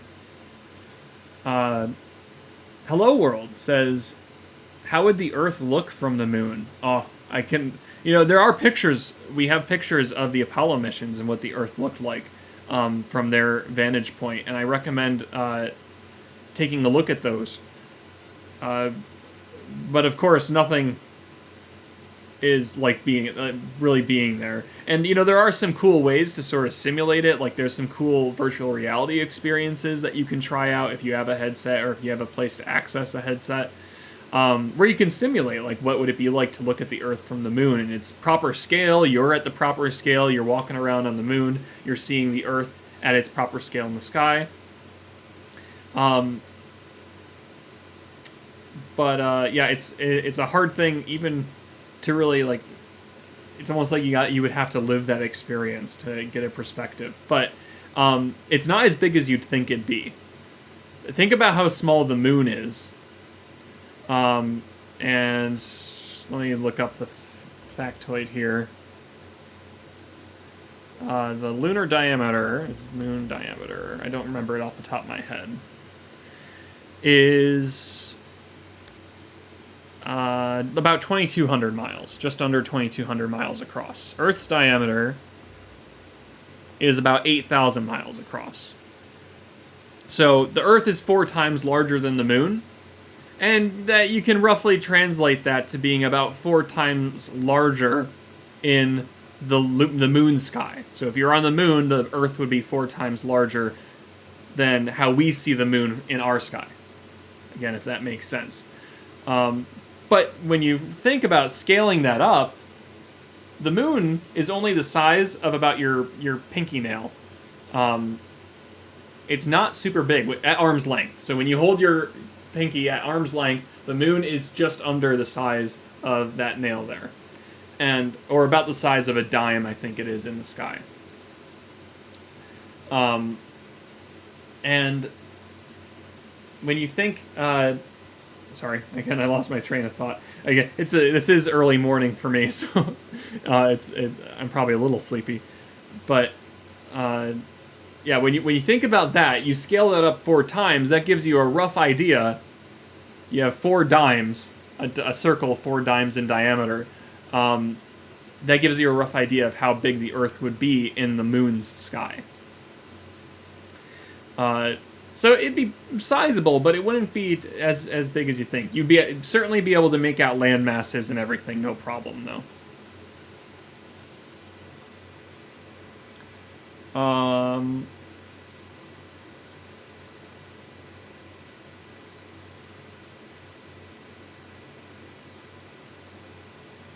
Daisy is asking, what's the brand of telescope for a small, cheap one? So I don't want to like really, put any big names out there per se, because we're not sponsored or anything like that, and I don't want to pick favorites. I don't want to express that because that's not at Kopernik. We certainly take in donated telescopes and spruce them up, get them clean and send them out, but those are through pre-owned methods. We don't sell telescopes at Kopernik or anything like that. So I just want to emphasize, we're not a sponsor. I can speak from personal experience. The scope company I went with was Celestron. They do make some decent quality optics, and they make a huge line of scopes. That you can get them at the start, under $100 to thousands and thousands of dollars. And that's the case for a lot of the big brand scope companies. Orion, Meade. Well, Meade actually doesn't really exist anymore. Skywatcher. All these brands out there, they make decent optics and decent scopes. So that if you can, mostly because of like warranty reasons and everything like that, it's probably better to choose one among those names. But it's not to say, and of course going the pre-owned route is super valuable too. You can get some really nice pieces of kit for much lower than you could buying them new. So that's a good route to explore as well. Jared asked, can we see it yet? Let me go out and check. Be right back.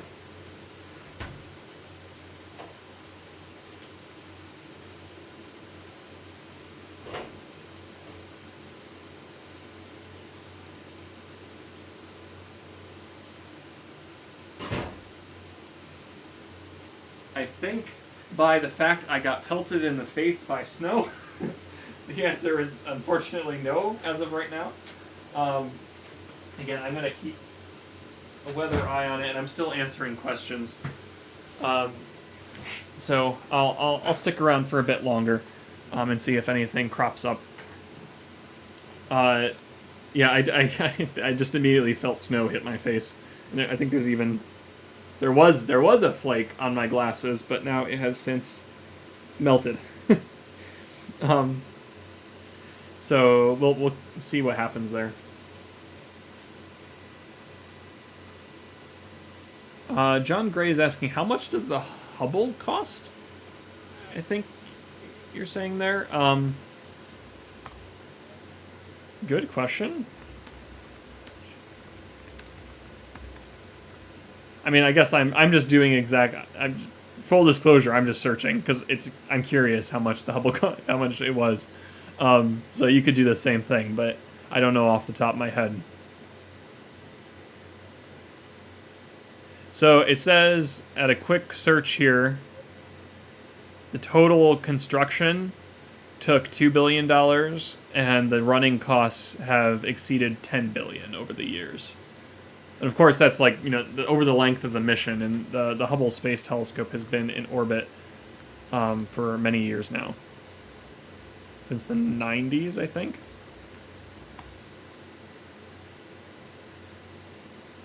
$1990, yep. That's crazy to think about, how amazing a window that scope has been for us for so many years, 30 years now. And we're about to launch the successor, which is the James Webb Space Telescope, which is very exciting. When I say we're, I mean it's a collective of humanity. Of course, Kopernik's not involved in that launch, but we did do a program on it.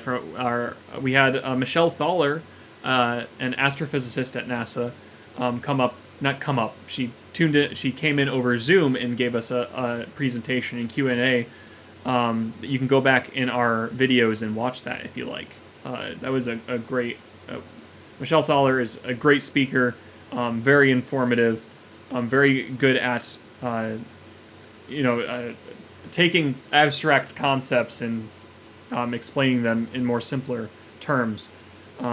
So fantastic that we were able to get her for that James Webb Scope event.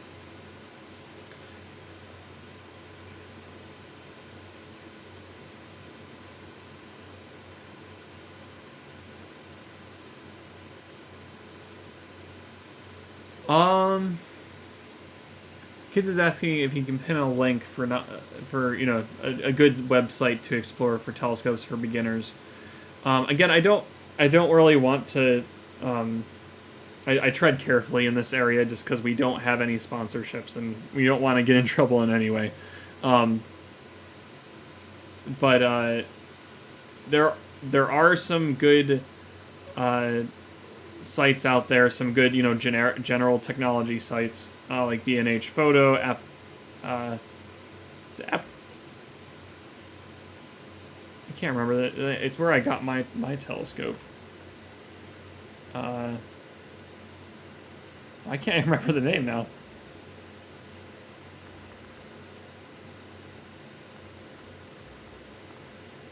Hang on, I'm gonna try and remember here because it's another, I think, a New York City-based store. Adorama, that's the other one. High Point Scientific is a good one. There's a place called Astromart where you can buy used telescopes. I think that one does require a membership, but that is a place that you can go.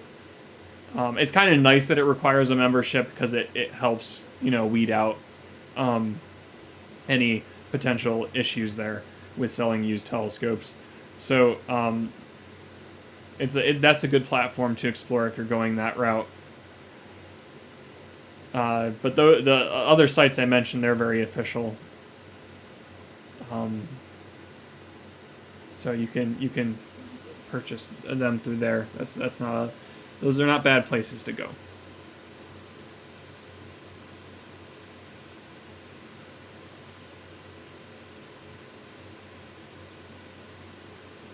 Janice says they just saw a shooting star. Nice. Nice. We might be... I think we might be getting some Orionids right now, which are... Not to say the one you saw was an Orionid, but there might be some... Because you can always get a random meteor, too. That's not related to any meteor shower. But the Orionids are happening, I think.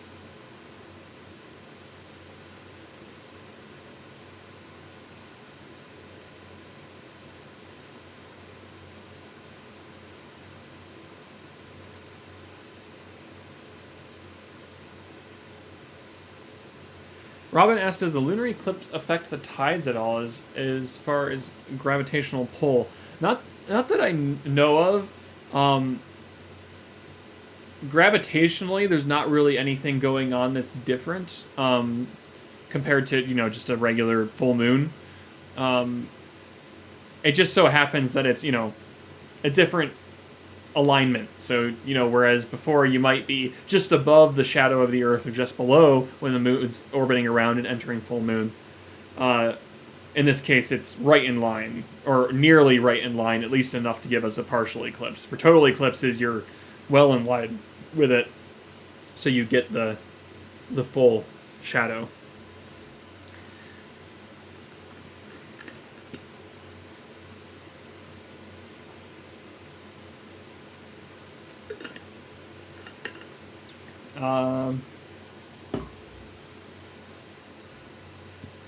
Oh, I think I've almost caught up here. How about that? I think that's the first time I can say I've caught up with the chat. How's the camera doing? It's doing okay. All right.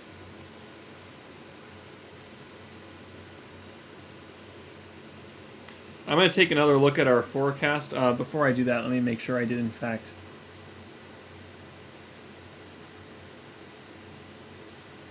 E. Jenkins is saying that they're loving the clear skies in Richmond, but just wish a phone was capable of capturing what the eye can see. I know it can be frustrating. Again, on a day-to-day basis, I think we've mostly gotten there with, in bright lighting and everything.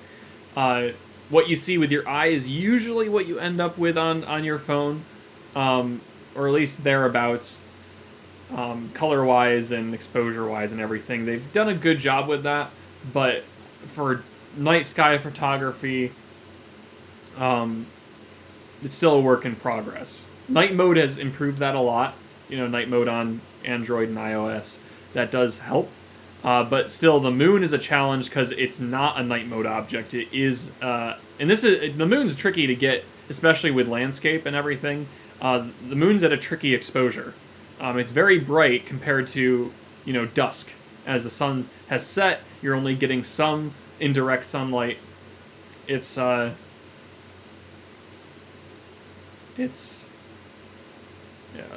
challenge, no matter what camera you're using. But smartphones have the disadvantage of being very wide field. You're seeing a lot in one frame, so you're zoomed out from the moon versus a very narrow field where you're zoomed in. Usually you can only get a good view like that through a scope or with a telephoto lens on a camera. Excellent, excellent. All right.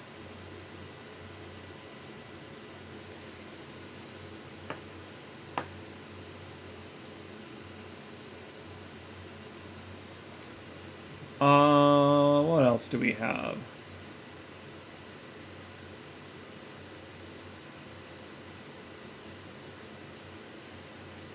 Assuming this question's for me, from Bryce Allen. How was your day? My day was very nice, thank you. I was up here earlier today at our site for some office work, and then I went home, took a brief nap. Well, actually, it was a lengthy nap. Now that I think about it, because I wanted to prepare and not mess up my sleep schedule too much for this. So I want to make sure I got some sleep. So I slept a little before this, came back up, and set things up at about, and got things running at around 1 a.m. Thank you for the question.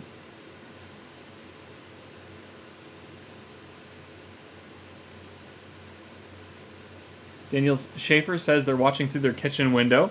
That sort of would be my recommendation for a lot of people in the Northeast right now, as we've reached colder temperatures. It's I remember one time during the January... I can't remember the day. It was the January 2019 eclipse, though. I think it was 2019. And that was very cold. It was like 0 degrees outside.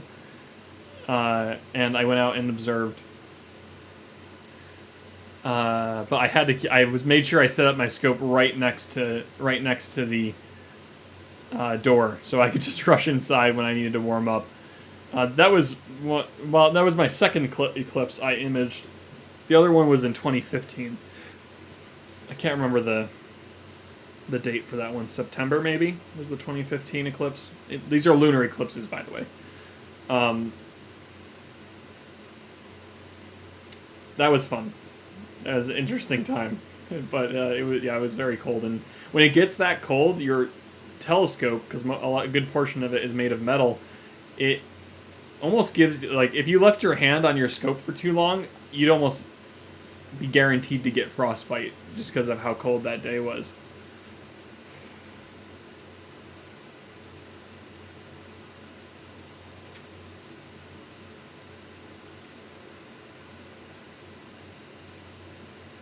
John Gray asks, getting paid for doing this tonight.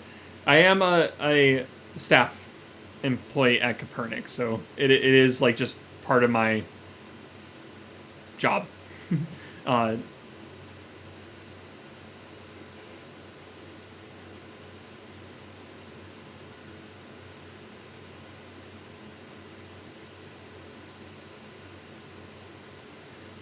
Robin says, I think the Leonids are shooting right now also. I forgot about the Leonids. I think you're right. It's a good time in the winter. Well, we're not in winter yet, but, it feels like it. November into December, there's some good meteor showers that maybe if the Leonids... Leonid meteor shower peak.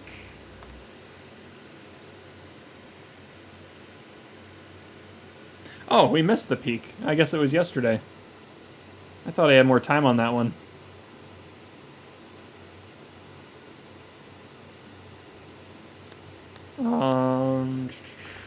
Coming. Trying to remember if I'm missing any meteor showers.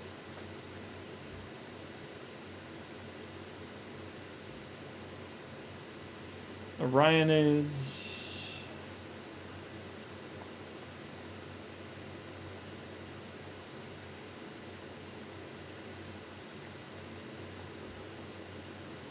Oh, the Geminids.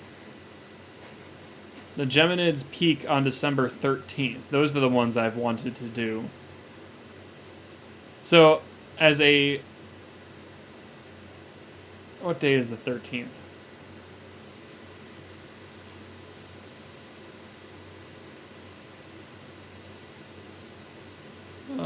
We could maybe make that weekend work. I'll think about that one. Stay tuned for maybe an observing stream on the Geminid meteor shower, because that's one I've wanted to do for a bit. And I think that one's... Yeah, the Geminids are often bright and intensely colored. That's a good meteor shower, potentially, so I'd like to try it. So stay tuned. If you're not subscribed to the channel, maybe subscribe for a possible Geminid meteor shower stream. Let's see. I have another question from Kid saying, "Is it still snowing? And can you open the dome?" I will double check. In fact, keep reminding me in the chat every once in a while to check, because otherwise I will just keep talking.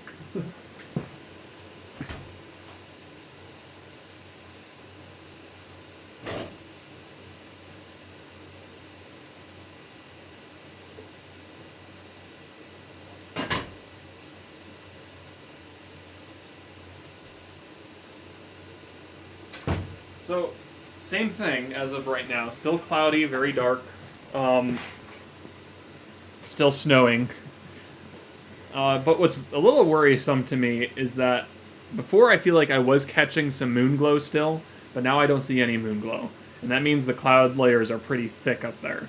So, a little concerned that our chances might be worsening possibly. But again, what time is it?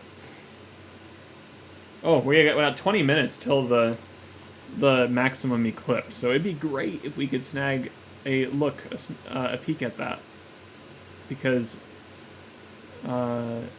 I want to see the maximum, because that's when you're going to have the best chance of seeing that red hue. I'm sure those that are seeing it right now probably are able to spot that reddish hue to it at this point in the eclipse. But maximum eclipse is the best time to really get a picture of that.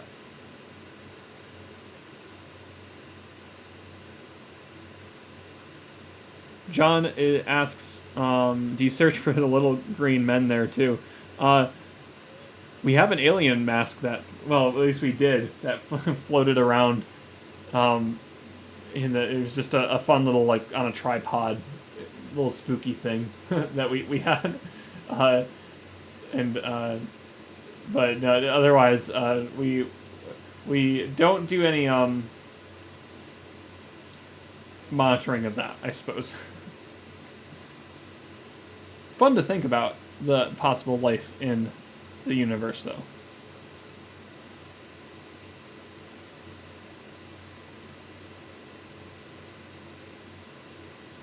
Watching it from Phoenix, Arizona. No Chavez. Very nice.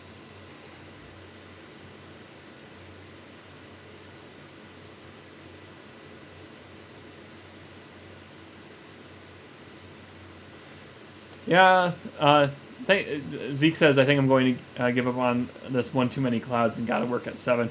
Totally understand that. This stream will be available as a recording after the fact. I mean, of course, it's more fun to watch it live in general, but, it's available. I might not stick around for a lot longer either, depending on how the skies look, but I'm here to answer questions for as long as people are willing to ask. But thank you for tuning in. We appreciate having you, and maybe we'll see you again sometime. Are the stars more bright because the sky is clear? Yeah, the clearer the skies, usually that equates to better viewing of objects. The other issue you have to worry about, though, is light pollution. So you can have the clearest skies ever over New York City, but you are never going to see the dim stuff that's out there. The Milky Way you lose, a lot of the stars you lose too, and that's just because the sheer amount of lights are preventing you from seeing that dark view of the sky. So there's multiple factors involved there. But yes, in general, clearer skies lead to brighter stars and more objects seen.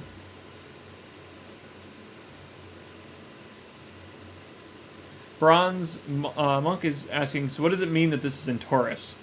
Do you mean the Taurids that are happening?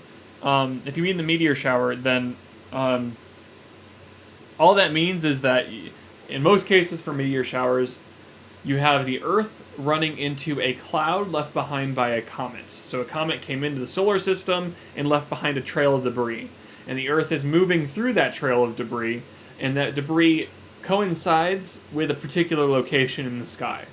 So, in general, the meteors that come from that debris field are going to originate and radiate from that area in the sky. So in the case of the Taurids, that debris field is lined up with Taurus, the bull.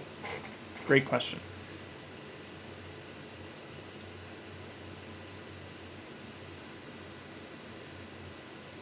On Fam, I think it is, says, today I heard there's a lunar eclipse, so I went to find out, but just now, how was it? Can you help? We're having a lunar eclipse right now, in I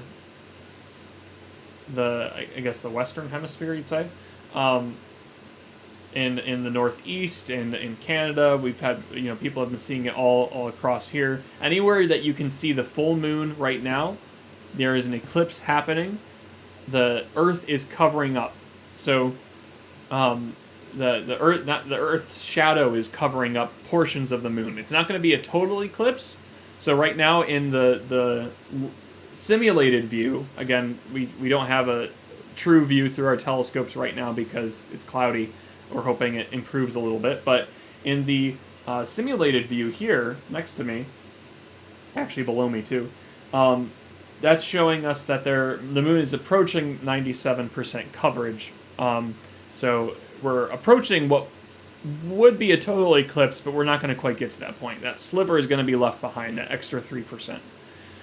So the reason this is happening, though, is because you have the sun. Of course, all the light, the visible light on the planets is sunlight. So the sun is radiating light towards the Earth. So if you're on the opposite side from where we are on the planet in Russia, Asia, they in Australia, you will have the you won't see this right now because it's daytime and you can't see the full moon. But otherwise, you have if you're at night and you can see the full moon, you're probably seeing it look like a blood red moon. So it has a reddish hue to it with a very sliver of bright white. And that's why we're getting this. The lunar eclipse happens on full moons, but it doesn't happen every full moon.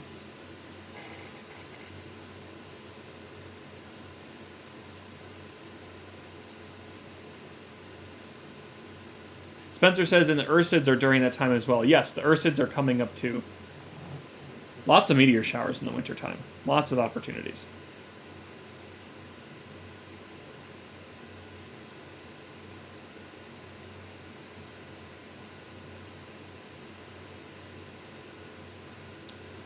Hoodie asks, how much longer for the total eclipse? The maximum eclipse happens at 4 a.m. Again, it won't be a total lunar eclipse. We're going to still have 3% of moonlight, so only 97% shadow.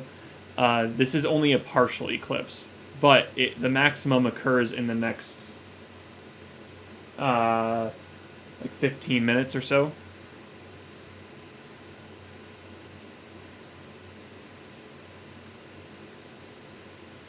Janice says, can you talk about the constellations that the moon is placed near tonight? I suppose I could. What do we have? I'm going to zoom out in the field.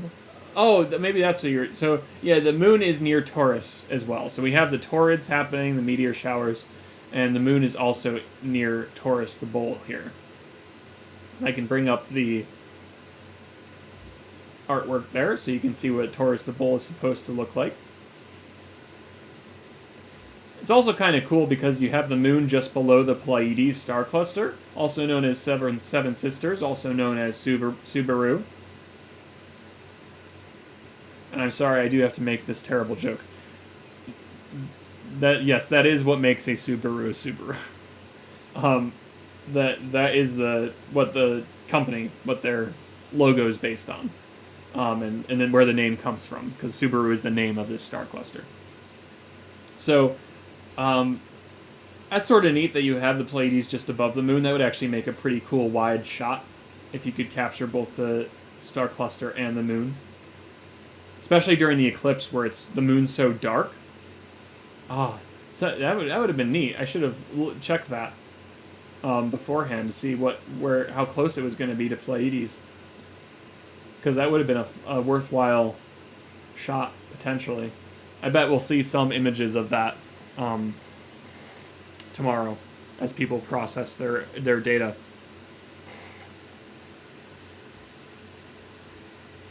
So we'll zoom back. Oh, it's too close. There we go. Zooming back in.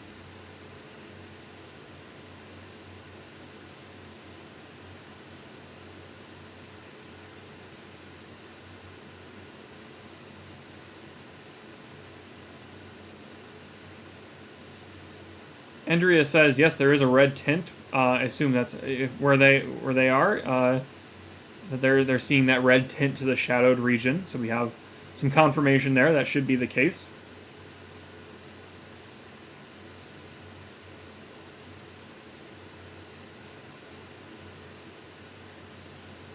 Pat says the sliver in Ontario is white. Yep, you should see some of that white moonlight still on the edge, and that won't go away. It'll get a little bit smaller still, but it's still going to stick around because this is not a total eclipse tonight.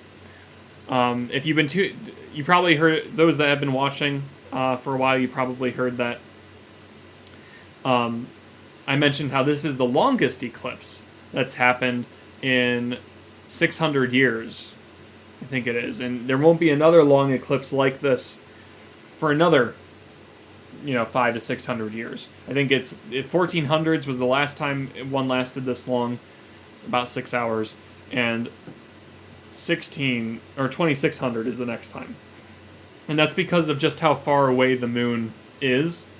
It's further away than some of the past eclipses that have happened. Lunar eclipses happen a lot. I think there was 2 this year, at least that were almost visible to us. This one today, and there was a lunar eclipse back in May, I think it was. Although that one was not visible. Only the West Coast caught that one for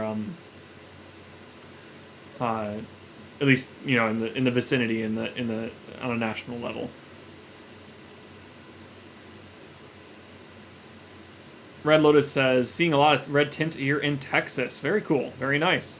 Yep. So if you have a good view of it, if you got clear skies, you should be making out that red tint. Now that majority of the moon is nice and covered. I will mention there are other live streams. I think someone mentioned that maybe they weren't going on anymore, but let me do a quick search.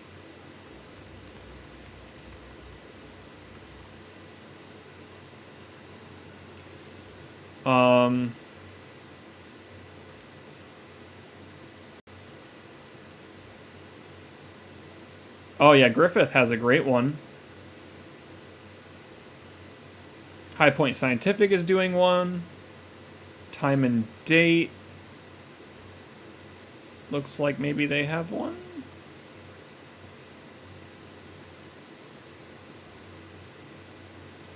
Oh yeah, Time and Date has a good one. So there are other live streams going on right now where you can get your view of the moon tonight. See where it's at if you have cloudy skies. I don't have permission to share those with you. So they should be getting the viewers that it's their channel. So I don't want to pull their feeds. So go explore some of those other observatories to see if you have cloudy skies.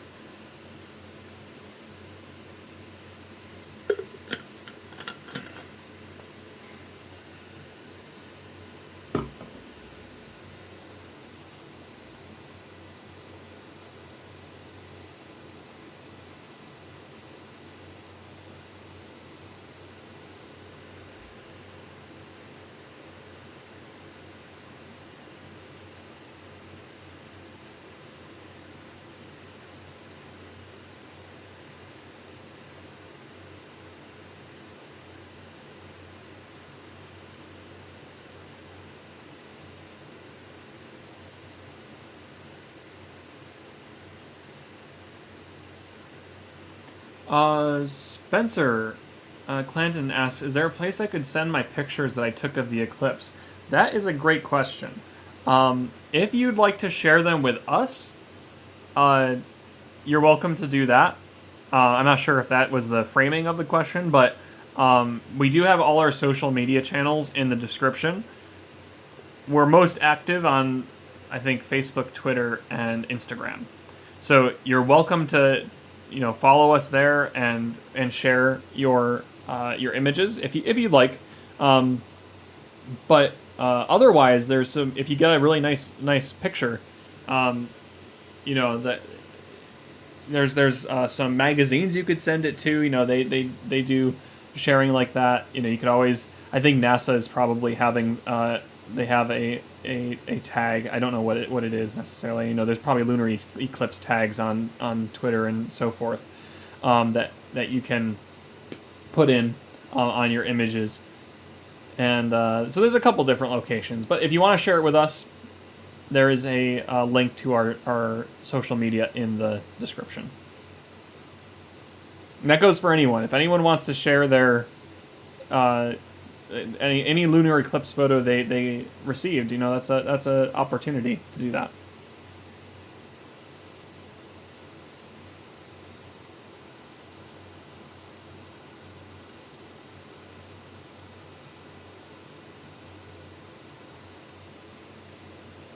Redla says, I'm getting great views with my telescope. Can you send your weather our way? That'd be awesome. But I'm glad you're getting some nice skies there. It's a bit of a lottery, right? When we're observing here at, well, especially in our area, it tends to really be a lottery because the Binghamton, New York area can be infamous for some cloudy skies from time to time.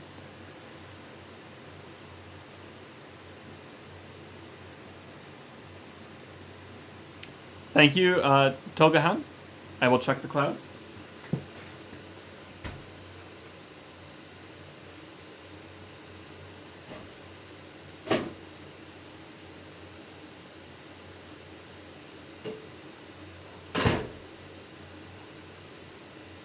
We are still snowing at the moment. Again, I meant to check our forecast once again to see how things were looking.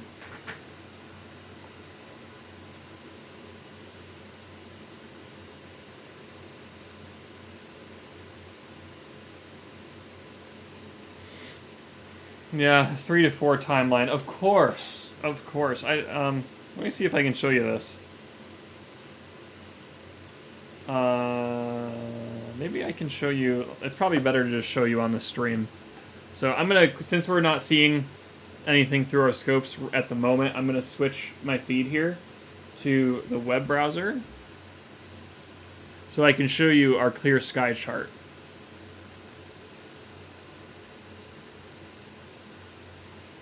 So this is our website, Kopernik.org. The link is in the description if you want to visit it to see what our upcoming programs are. You can find our live stream programs here. Of course, if you're not local to our area and you can't attend in-person programs, best option is to subscribe to YouTube, but you can, of course, interact with us here on our webpage. If you go all the way at the bottom of our page, you can get to the clear sky chart, see what our conditions are like in the area. And this is designed for astronomy, this chart. So it shows you the conditions that are relevant to observing. And you can see this was where we were starting here, where we had some decent skies. And this is where we ended. This is where we are now, 3 to 4 o'clock, where we're getting some cloud cover and we're even getting precipitation.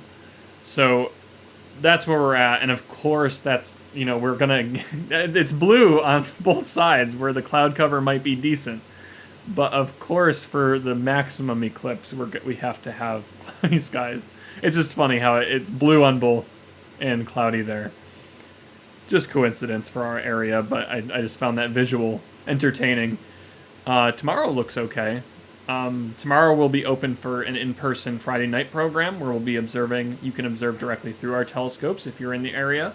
That opens at 7 p.m. We'll also do a live stream on that presentation. We won't be doing an observing live stream just because the scopes are going to be occupied with in-person viewing. But we will have a virtual presentation tomorrow if you'd like to tune in.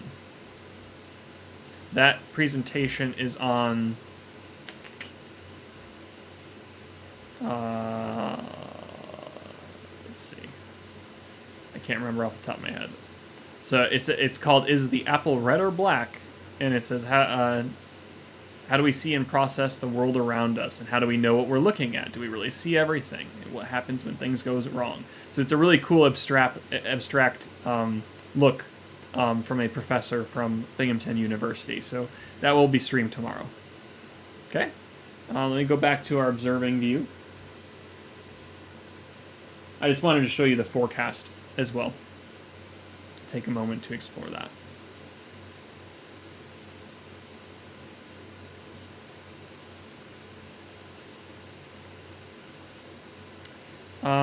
I had a super chat. Sorry, I almost missed this one. From Janice. They say, T-minus 10 minutes. I want to say thank you so much for educating me about the eclipse facts and for keeping me company. I'm watching alone, and it's been a good treat to have community. Good night to you, Janice. That's exactly what we want to encourage here at Kopernik. With our live streams, we want to build up a community. have some conversations about what's going on in the sky and current events in science. So we really appreciate your support, and we hope to see you again soon. Thank you so much.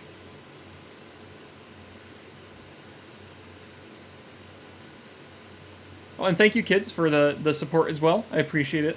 And again, you can always support us with liking the video, just because that shows what content is what you're enjoying the most, so we can better cater it to you. And subscribing to our channel is another great way to show your support. And if you're in a position to do so, you can ask questions with super chats, or you can just do a more anonymous donation through the PayPal donation link in the video description.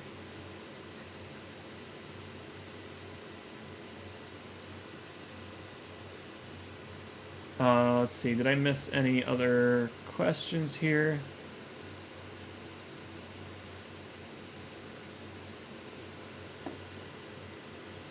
I'm going to check the other forecast too, just to see how the says there's a haze in Vestal. I'd say we're more than a haze. It's pretty cloudy out there. It does say snow still as well, so I'm going to keep a weather eye on that. No pun intended. It looks like maybe there's a chance, because remember that blue... Oh, a bug joined me, sorry.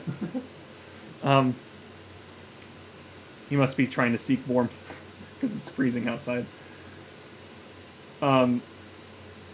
So there's blue and that clear sky chart I just showed, so it's maybe an opportunity, we'll see.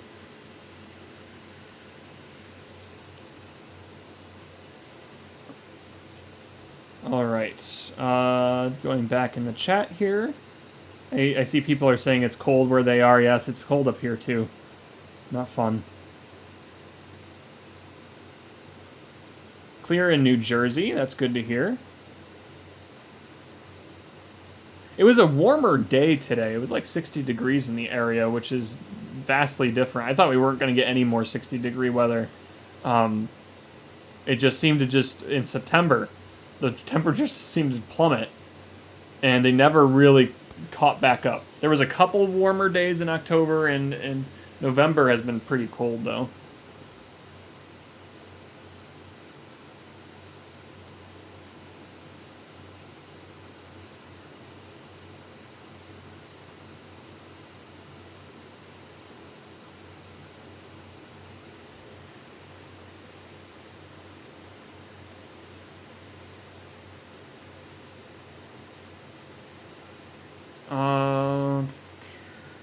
Let's see.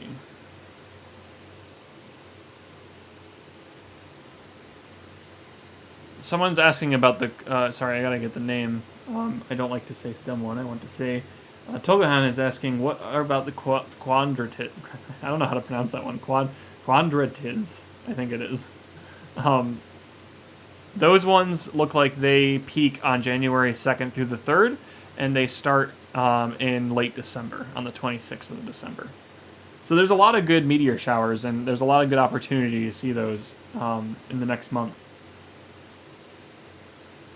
Haruka says, I had to hold my phone camera over my telescope to get super close pic. Yeah, the imaging with a telescope and a phone can be a rewarding challenge, but it is a challenge, especially handheld. They make adapters that you can fit over telescopes that are really nice. I'm not sure, maybe you have one. But just for general knowledge, they do make adapters that you can use. And they're super handy, because that way you don't have to hover it over and have this jittery image. It's nice and stable connected to the telescope.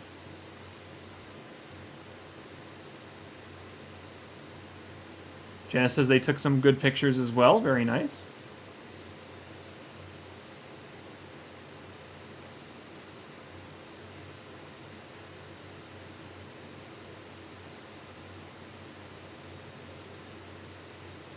Theodore asks, does this affect the weather?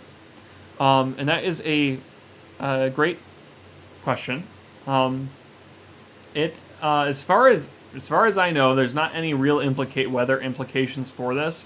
We were talking about how was there any tide implications for it. There really isn't. There's no major gravitational changes. It's purely just the moon entering the shadow of the Earth. You could say there is some science to back up the idea of it affecting life on Earth. The moon does affect the nature in the sense that behavior in animals can change a little bit. It's not anything excessive or extreme, and it's just very very baseline behavioral changes. Nothing crazy. But there on that front, it could affect the biosphere to some capacity because you usually get this full moon, it's nice and bright, but then all of a sudden it goes dark for a while, and maybe there's an animal out hunting, and it can be just as something simple and indirect as that. Oh wait, now I can't see as much as I usually could. Maybe my scheduled hunting day is on the full moon. Things like that. But weather-wise, nothing extreme on that front. Weather is like a consequence of the energy in our atmosphere, and that energy primarily comes from the sun, and there isn't much energy coming from the moon. Gravitationally, there is forces at play there, but none of those forces are any different today.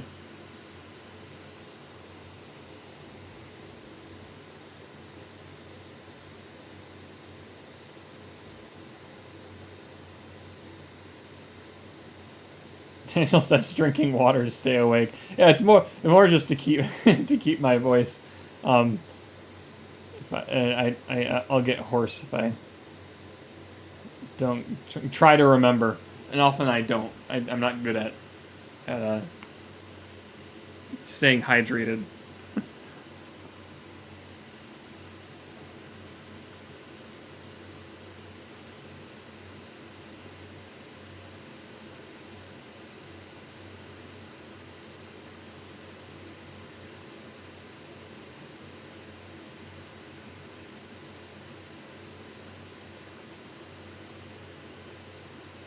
John says it's 45 degrees in Long Island. That's pretty good.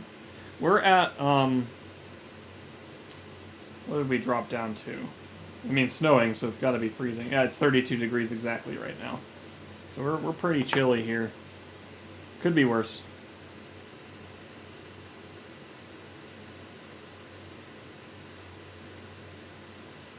Kid says, I stayed up this late and now I'm contemplating staying up since I have to be up for 6.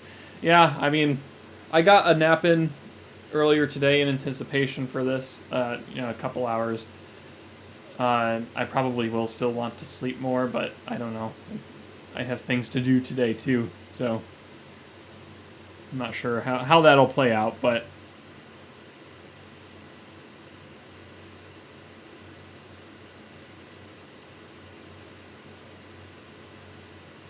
Mandine, have a good night as well. Thank you for tuning in.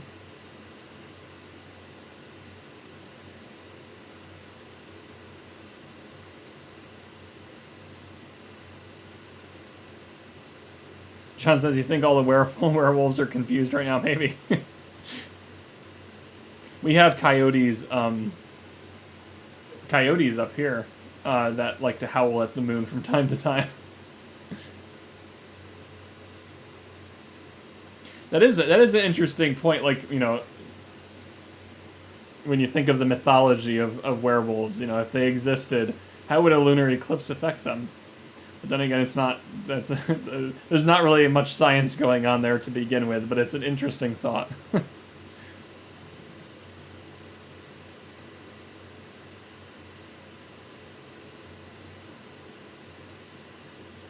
AJ asks, did I miss it? You did not.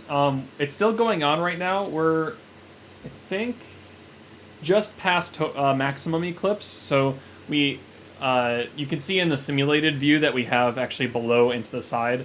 That is coming from a program called Stellarium. Because our skies are a little bit cloudy right now. Well, A little bit is putting it lightly. They're pretty cloudy. It's snowing outside. It wasn't before. We got some images of the first part of the eclipse, but now we're fighting the clouds. So I have this simulated view up in the meantime to see if it ever clears out. We'll try. I'm just getting a lot of good engagement here and questions, so I didn't want to cut the stream while we were having good conversations. So we'll see what happens, but it is still happening, and it will happen for another. The partial eclipse will happen for.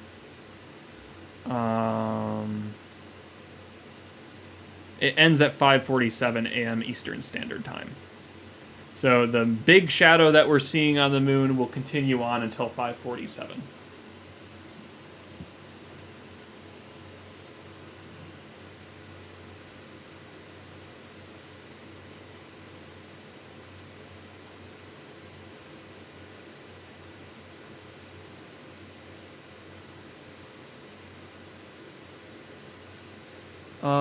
Mary asks, where are you watching the moon from? So we are at Kopernik Observatory and Science Center. It's a observatory located in the southern tier of New York in a city called Vestal. And we have 3 dome telescopes, a 6-inch refractor, a 14-inch reflector, and a 20-inch reflector is our big one. And tonight, for the wide field view of the moon, we're using our 6-inch with a camera, a mirrorless camera hooked up to it. And let's see here. There we go. We have that connected up to our laptop, and we were streaming out a really good view of it at first, but then it clouded up and got a little snowy in our area. So we probably won't carry on for too much longer, but that is where we're at right at the moment.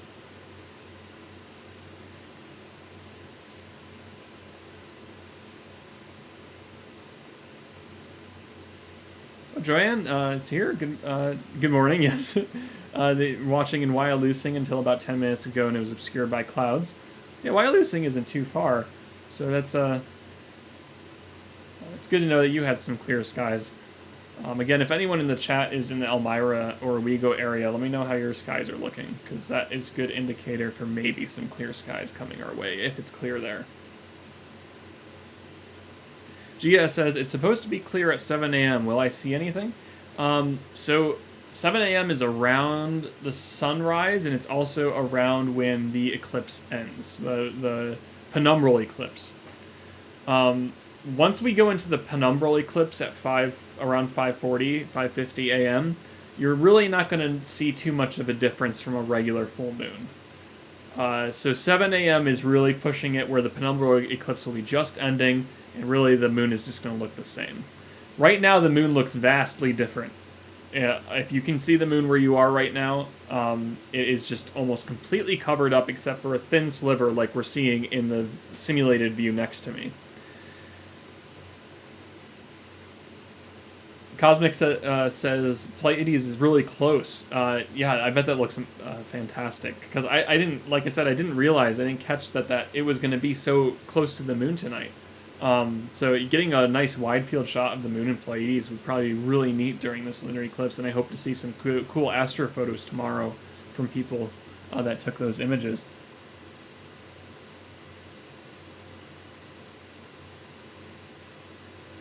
Jessica says, I'm in Waverly, clouds are coming in waves. As soon as I get dialed in, it gets cloudy again. Yeah. Oh, we're really fighting the clouds.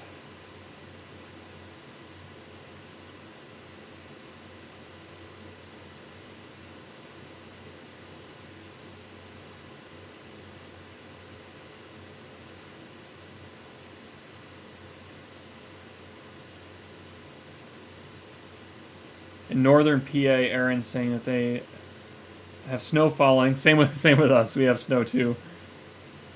I haven't gotten to see anything from the eclipse. Yeah, it's unfortunate. It didn't sync up. For the events, we've had some pretty bad weather this year. I feel like, even last year, the Jupiter-Saturn conjunction did not work out. We really tried. It was a great stream. We got a lot of good conversations, but it did not play out. It was way too cloudy to see anything. And now this lunar eclipse as well. The solar eclipse was good. We got to see the whole solar eclipse in when we went. I went up into a city called Syracuse on Oneida Lake and got to watch that eclipse, and I streamed that out. You can go back to that video in our channel. That was a good one. Perseid meteor shower we did this year as well. That was all right. But yeah, tonight in our area, it's not great.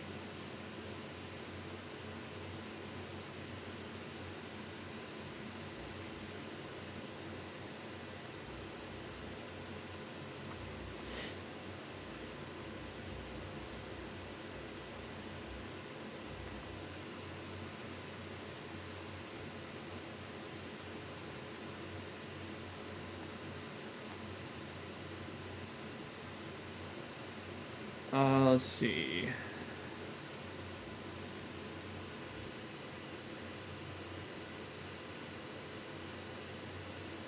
Jason says, what makes the moon look reddish? We have a brilliant view of it here in Kansas. Oh, excellent. I'm glad you have some nice clear skies there to observe the eclipse tonight. Your view is probably very similar to what we're seeing here with that. Just, I mean, it's not the real view, of course. We're simulated because we've got cloudy skies, unfortunately. But you'd probably see that nice white sliver with an almost fully covered moon. That reddish color is coming from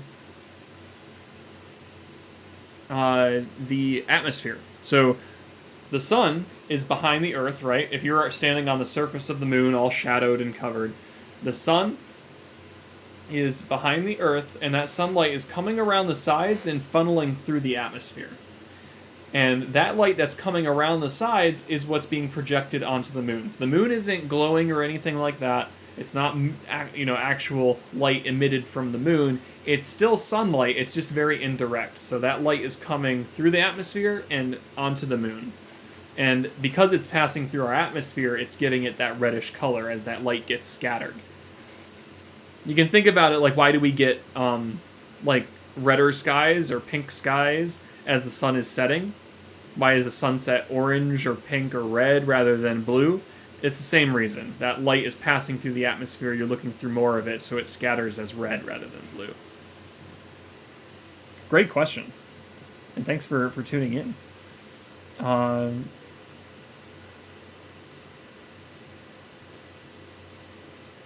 Val's says, my parents are trying to take a picture of the moon right now, and it comes out a blur on the camera, in HD kind of. So, yeah, it's a tricky object to take a picture of. I'm not sure what kind of camera you're using. My recommendations are, if you can, put it on a tripod, and you just want to reduce any brightness settings until you start seeing some detail on the moon. So you start seeing some contrast, or in this case, I guess right now with the lunar eclipse, you want to do your best probably to get the detail that's showing up in the shadowed part, which is tricky because you have that sliver of bright moon to deal with. So it's a challenge. This is a fun challenge, but it is a challenge to take an image of this lunar eclipse. Total eclipses are better because you can expose the image to the fully shadowed moon. In this case, we have that sliver that's going to be very bright when you're trying to expose and get detail from the shadow.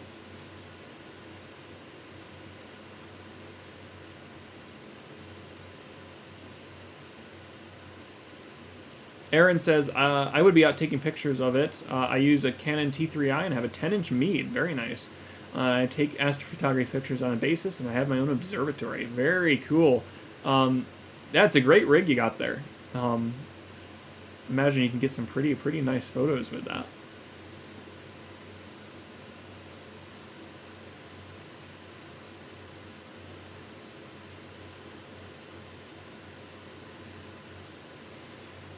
Patrick says, I've noticed lately at night, between 12 to 3 a.m., the sky isn't dark. It's brighter than usual. Have you seen that in your area?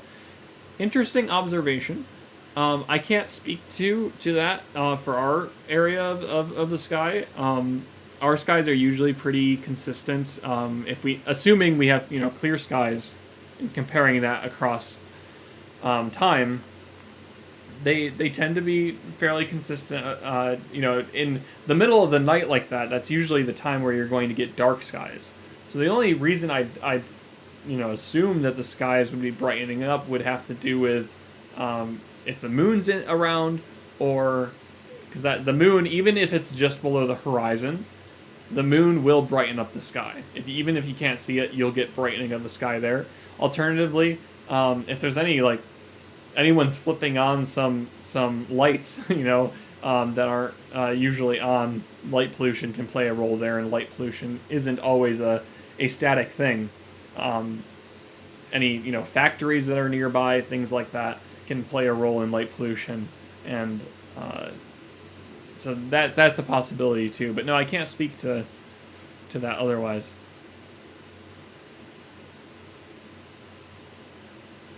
Yeah, it is, kids. It is neat that's where that red glow is coming from. It's really atmospheric sunlight, so it's passing through our atmosphere and onto the moon. It's very cool.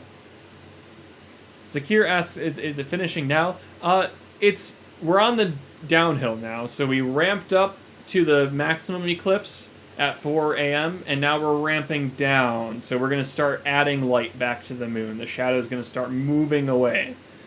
So it's not finishing. We got another hour and a half, really, of the partial eclipse, where the shadow will still show up. It'll just be lessened. The penumbral eclipse ends at around 7 a.m., but again, after the partial eclipse, it's really not going to be too noticeable. So really, this really only goes till about 5:40 or something like that.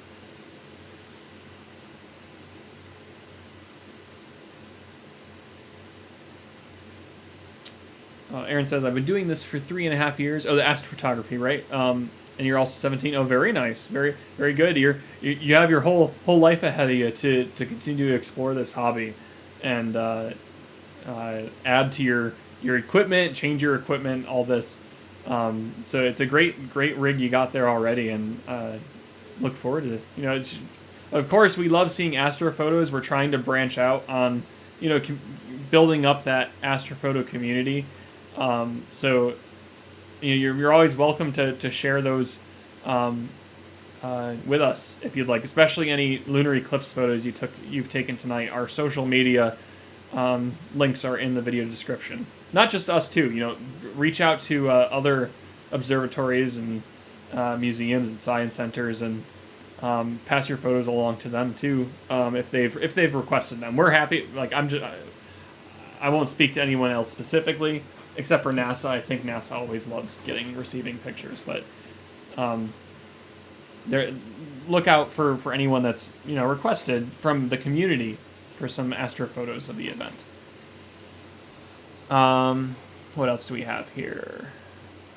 Patrick's is in Montreal. Okay, very good. There was something else that flew by very fast as I was looking at the eclipse. Mark, that could be a satellite, perhaps. Satellites can move pretty quickly across the sky. I don't know if you mean in, like, just around the moon or in front of the moon. It could be a number of things if it was in front. You know, anything that was in our atmosphere that happened to just pass in front of the moon. I see birds and random things there all the time.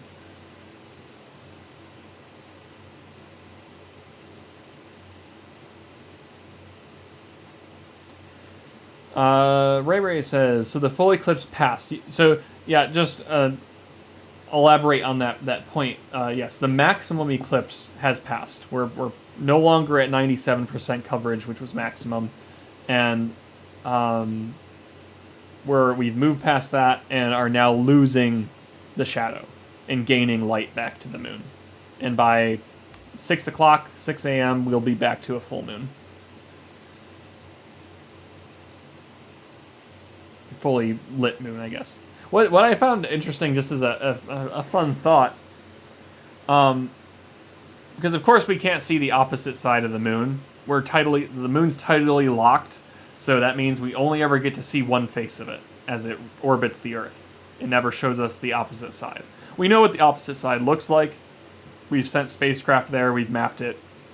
It's very cratered compared to the side that faces us.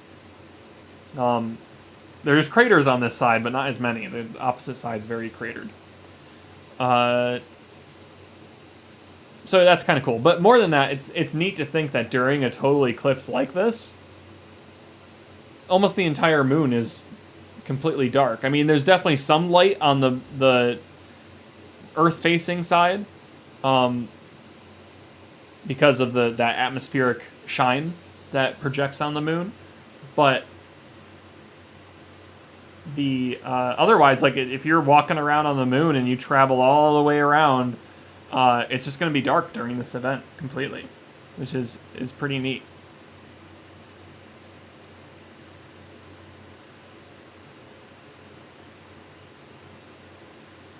John says maybe it was the cow in response to something. That's funny. Something passing around the moon. I like that. That's good. That's the kind of humor I'll appreciate while I'm sleepy, I guess. And probably all the time, to be honest. I like, silly jokes like that. Kids is asking, still snowing. Let's find out if anything has improved.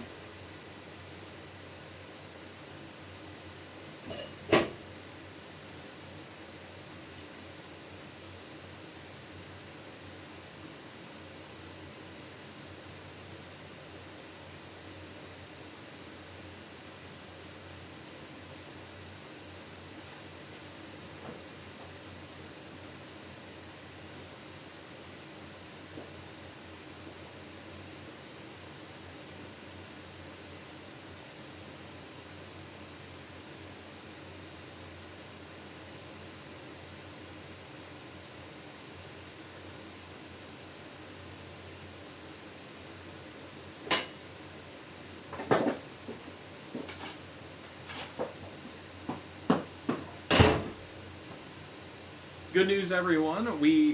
Well, I shouldn't hype you up too much, but there is a clearing coming from the western skies, which means those clouds are passing over us heading east, and that's a good sign that maybe we'll get to see something in a few short minutes. So I'm hoping we can catch some of this more shadowed part of the moon in a little bit. So I'll keep an eye out. It's funny, the snow did accumulate up here. There's maybe like a 1/4 inch on the ground outside. So that's pretty. It did snow a fair bit. I'm glad I closed up the scope in that moment. Just before it really started. I mean, I never saw the snow because it was dark enough outside how heavy it was falling, but it must have fell pretty heavy for a moment there. Like I said, there is a clearing approaching, so if you'd like to see our view of this eclipse, stick around at least for a little while longer, and we'll see if we can get it. If it turns out it just clouds up again, I think I'll work to wrap up the stream. So if you have questions that I haven't answered yet, please feel free to put those in the chat. And again, if you are in a position to do so, we would greatly appreciate your support. Kopernik is a nonprofit organization, and we are mostly function off of donations. So there is a donation link for more anonymous donations in the chat, or if you'd like to share a super chat and ask a question with the super chat, you are welcome to use that as another way to support us. Of course, best way too is to like this video so we know you're enjoying the content. More than that, subscribe to our channel for future observing streams and keep up to date on what we have going on here. Of course, we do a stream every Friday night for some kind of science-based presentation. And observing streams come and go as we find the bandwidth to do them. We don't have a regularly scheduled stream, and of course, in part, that's because of our weather. But as you can see today, but we do get clear when our skies are clear. They're amazing. They're really nice, and we've done some really cool streams on wide field imaging of the Milky Way or planetary imaging. So there's a lot that we can do when we get our nice clear skies. Oh, hey, Patrick. Yeah, we didn't get a consistent clear sky tonight. I came up Well, when I woke up from my nap today, because just anticipating maybe doing this, it was like 11 something, and I went outside and it was clear. So I'm like, all right, well, we're definitely going to try this at least. And I got up here and we got to watch a little bit of it, the very start of the partial eclipse, and then it clouded up and snowed. So, but again, like I said, there's a clearing possibly showing up here. I saw some stars in the west, so we'll see if that pans out. In fact, where is the moon? I forgot I wonder how low it is in the sky right now.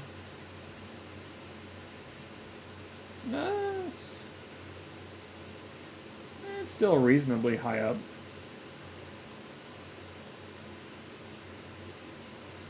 Yeah, you might see it.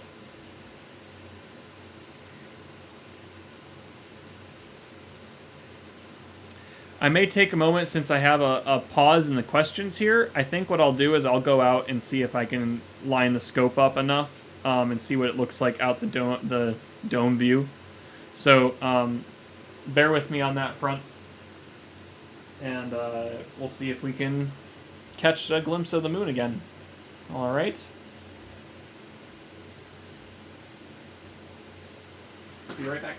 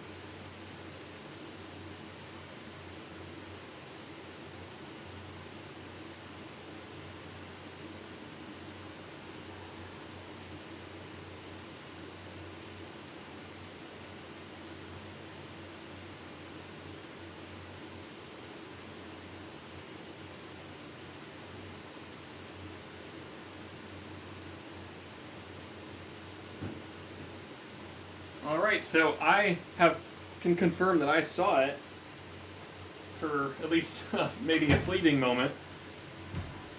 So let's see if we can monitor it now. I'm going to get rid of that stellarium view in the big window so we can try and monitor. Oh yeah, wait, no, it's there. Hang on. I gotta get rid of the window.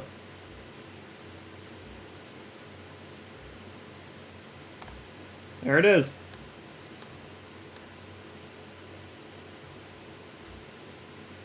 Nice! Success! Oh, wait, it's not for you. There we go, now you can see it. Sorry, I have to transition. When I got rid of that window, I had to transition to the new setup. Oh, that's exciting. That's exciting. I was really worried we lost our chance. All right, let's try and expose it while we have this moment. I'm going to take a quick couple of pics here. Let's try and expose. Yeah, there we go. Look at that.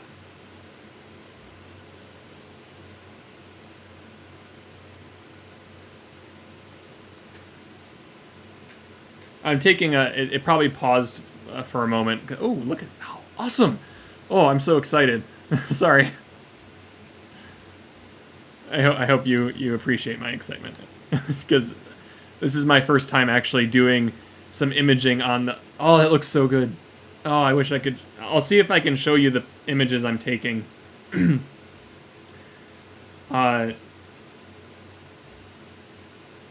Because I'm doing longer exposures, so the live feed will cut out when I'm doing my frames, but don't worry, I'm not gonna take a ton of these. But, oh, so cool. Oh, so cool. That's neat. This is the first time I'm doing a lunar eclipse with this camera rig, so I'm very impressed by this initial visual I'm getting from it. Now what I'm going to do, I'm going to take one 10-second exposure.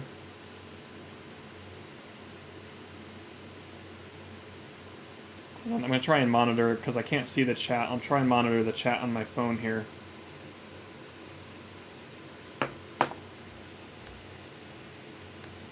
And then I'm going to do a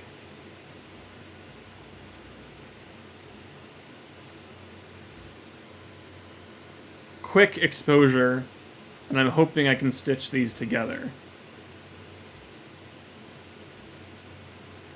Bear with me here.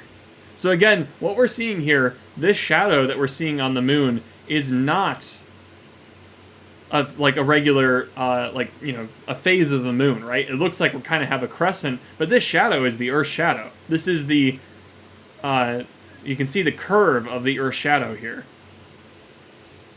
The shadow on a regular, phase of the moon, that comes from just, just like the Earth, only half of the body is illuminated by the sun, because only half of the planet is facing the sun, and the sun's radiating light outward. So the other half is in shadow. Same with the moon. That's why we go through phases there. But in this case, it's the shadow we're seeing here is the shadow of the Earth. We'll get that atmospheric red glow back. Oh, that's so cool. I actually love how this image here, that it's cutting Tycho right in half. So Tycho's the crater down here. Remember, we saw that in detail if you were in the stream earlier. We saw that in great detail earlier, but now we're getting half of it illuminated and half of it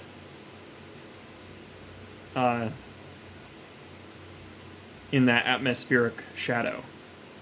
Or in the umbra, and then the atmospheric glow. Bear with me here. I promise I will only do this initially, and then I'll just go right to a live feed. The thing is, when we're taking this long 10-second exposure, you're getting some... let's go 10 second. I should turn on the... or maybe it's already turning on by default. There's a special night monitoring mode that I can use to maybe improve the quality of this. I'll go out there and try it in a moment. Alright, we'll leave it there for now. And I'll go out and see if I can improve the shine, the shadow that we're getting there. But you can see some good detail. You can see the mare here, the dark patches, right, in the shadow. And like I said, you can see Tycho down here that was half covered up. Copernicus crater somewhere in here, which is the crater named after the same person we're named after, Nicholas Copernicus. I think it's somewhere in there.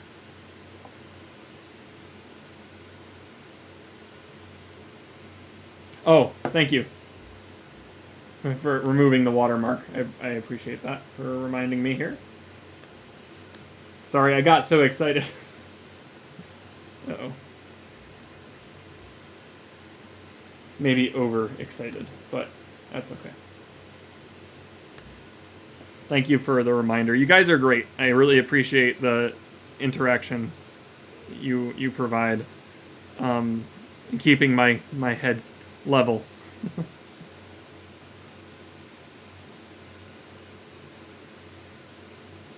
Dorada asks, so we're at peak now. We just passed peak at 4 a.m., about 4:02 a.m.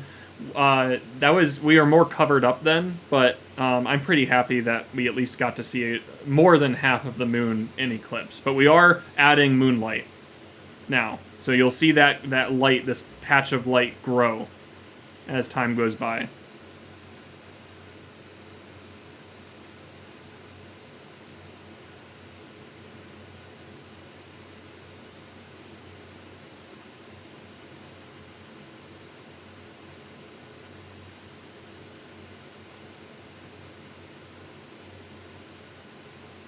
Oh no, clouds, go away. There's clouds coming through.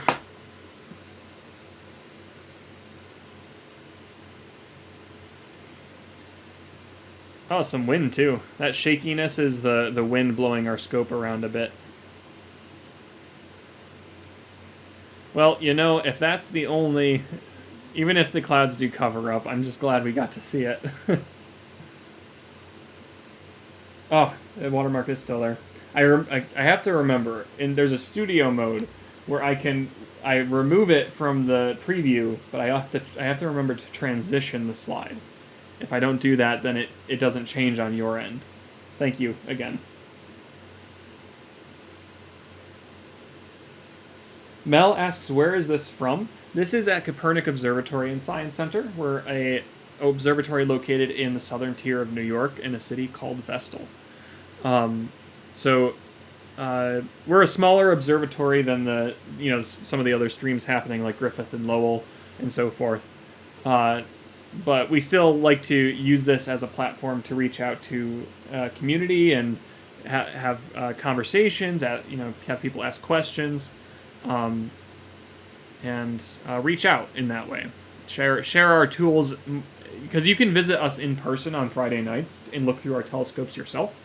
But we also have, we've expanded that to virtual observing, so we can grow our community. Oh, there we go. Okay, those clouds didn't last long. I'm so pleased that it cleared up. I was worried. It all says that they're in Connecticut, and it looks very gorgeous. Awesome.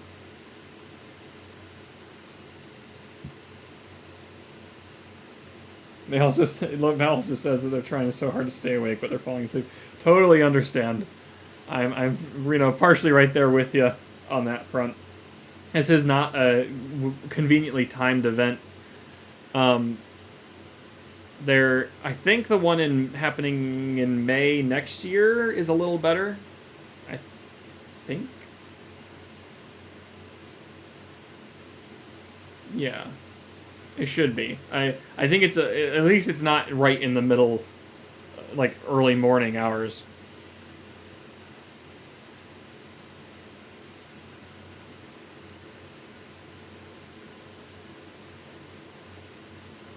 Thanks for tuning in, kids. Appreciate having you tonight. Enjoy that power nap. And yeah, we'd love to have you at the observatory.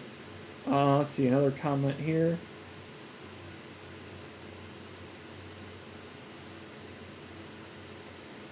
Oh, Lowell did have a feed, okay. But it's over, okay. I guess, I think Griffith is still going on from what I saw. Jessica says, I'm to your west and clear skies are coming. Yes, awesome.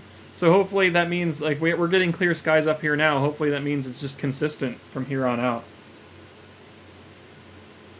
Patrick asks, have you seen any weird things happen in the sky from there? I'm trying to think. I feel like if there was something, it'd come right to mind.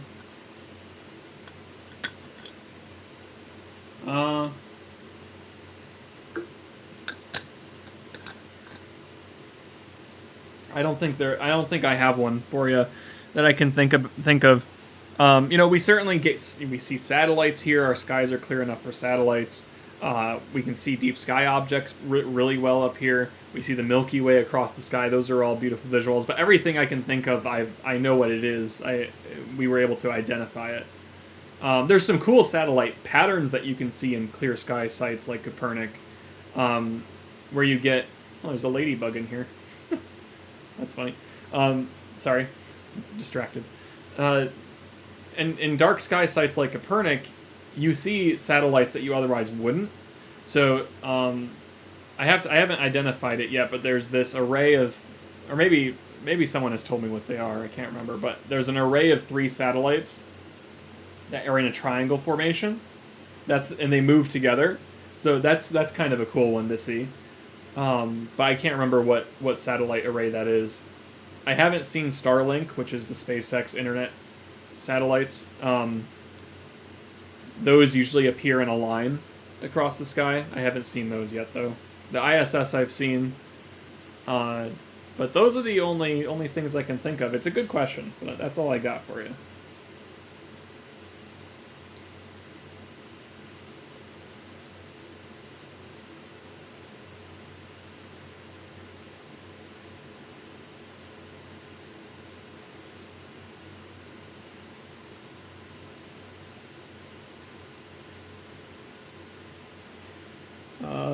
Christopher says, I read that this is the longest duration in 548 years, and this timeline a constant, or just the last time we had this type of eclipse. So it's not the type of eclipse for sure. Partial and total eclipses happen pretty frequently across the world. Not on a monthly basis, but maybe 2 a year on average. Oh, here comes a little wispy cloud. So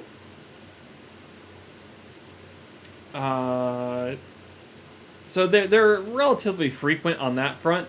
The thing you've been seeing in the news has to do with how long this eclipse lasts. So this eclipse is about 6 hours. That's very long for an eclipse. And the reason being is because the moon is further away than some of the past eclipses we've had. The last time the moon was this far away was about 600 years ago. And the next time it'll be this far away is about 600 years in the future. So the moon doesn't keep a constant distance as it orbits the Earth.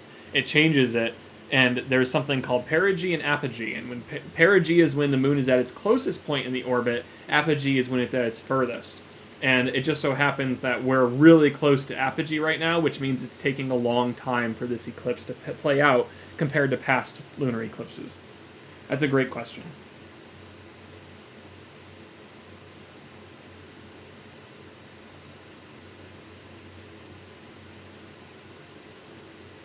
Oh, David from Costa Rica. Welcome. You can see it. Very cool.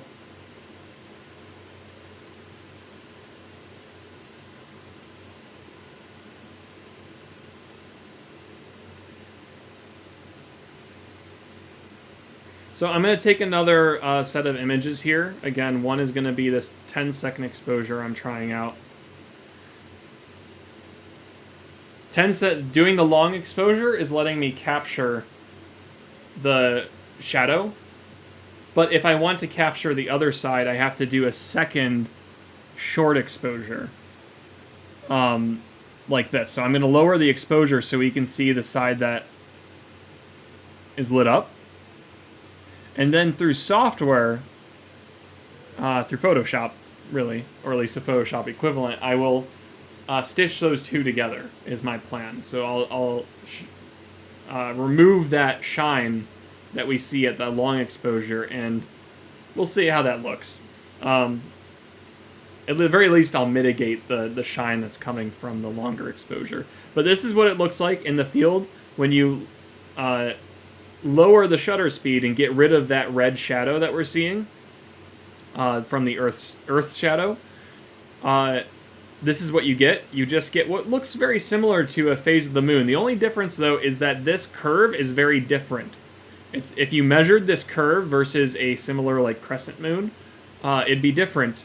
And the reason being is because this is the curvature of the Earth's shadow. Whereas on a regular phase, any of that curvature is just playing out from our perspective and how we're viewing it. The shadow on the moon is just the nature of that, like a regular phase, like a quarter moon, for instance. The sunlight is projected on one side, and the other side obviously isn't receiving sunlight, so it's going to be dark. Same reason why we have day and night on Earth. But here, this shadow is the Earth. It's the Earth's shadow. So we'll crank that back up so we can see that shadow in greater detail.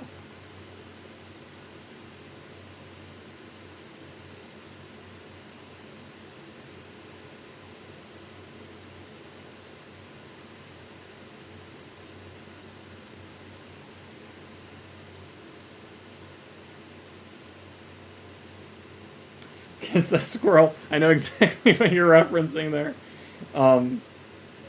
And yes, that is me.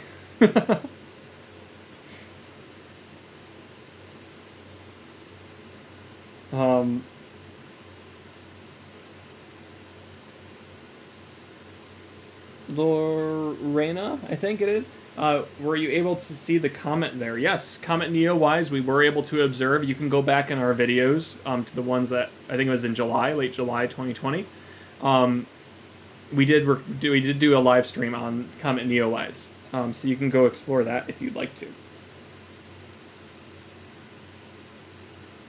At least that was the last bright comet for us that we observed. There's other comets out there, but that was the last good one, if that's the one you're referencing.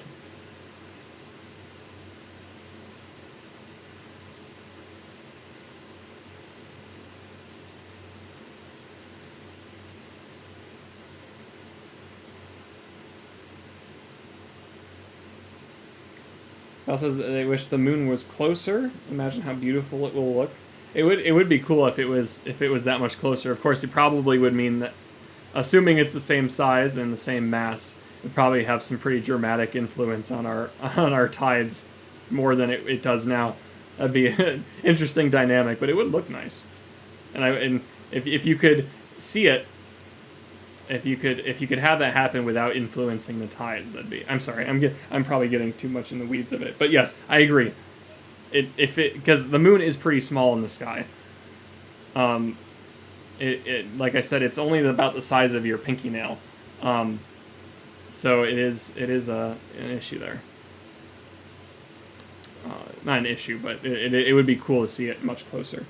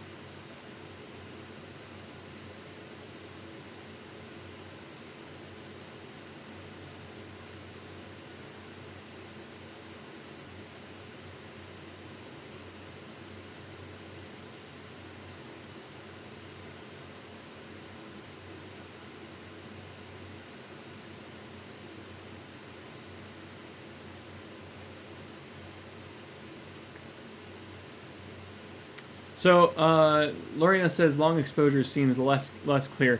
I guess I'm not sure if you're referencing your camera or mine. The reason on our end why, when we do, I'll show you here.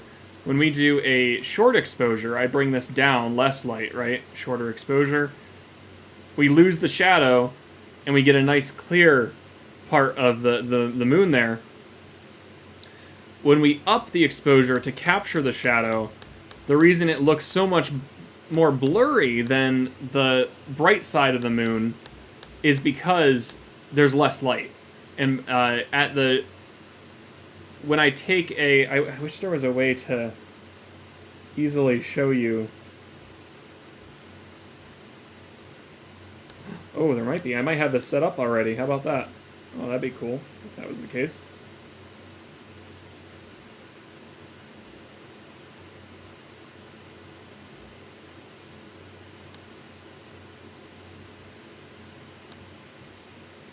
So if I can show you,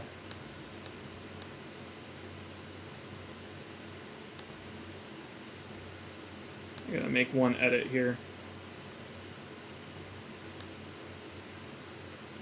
Bear with me just another moment.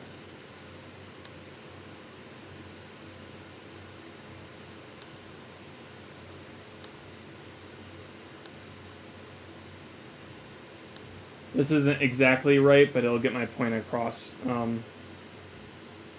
Maybe what I'll do is I'll just get rid of this. There we go. Okay, so if I transition here now, above me is the exposure preview, and then to my side here is I don't know why I keep messing that up. I gotta remember, point to my right to get to the other one. That is the live preview, right? So this is a setup to take a long exposure image. It's set up to take a 10-second image. Okay? So I'm going to take my 10-second image. Right now, you see the shadow's pretty blurry. So we're going to take 10 seconds of light capture.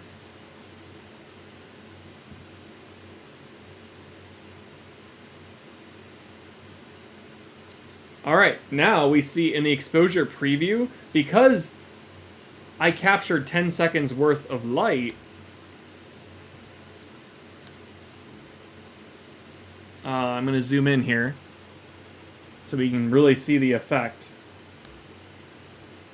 There is a lot more detail. It's still kind of blurry, but I gave it the opportunity to capture a lot more detail than in the shorter shutter speeds we're getting out of the live view. Because of course, if I want it to be a live video view, I can't do a 10-second exposure, like we're seeing in the box here. It has to be it's probably updating that frame every I wouldn't even say half second. I'd say every like 1/10 of a second to make it look like it's a video. But when I do the 10-second exposure and capture as a frame, that ends up looking a lot better.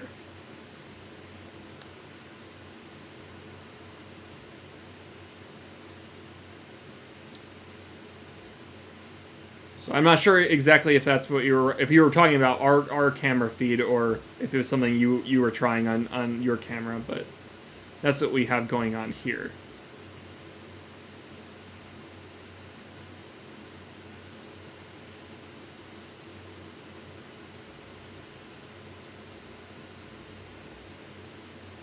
Got some cloud layers coming in. I'm going to go out and adjust this a bit. But I'll take a moment to see if there's any questions I can get to very quick.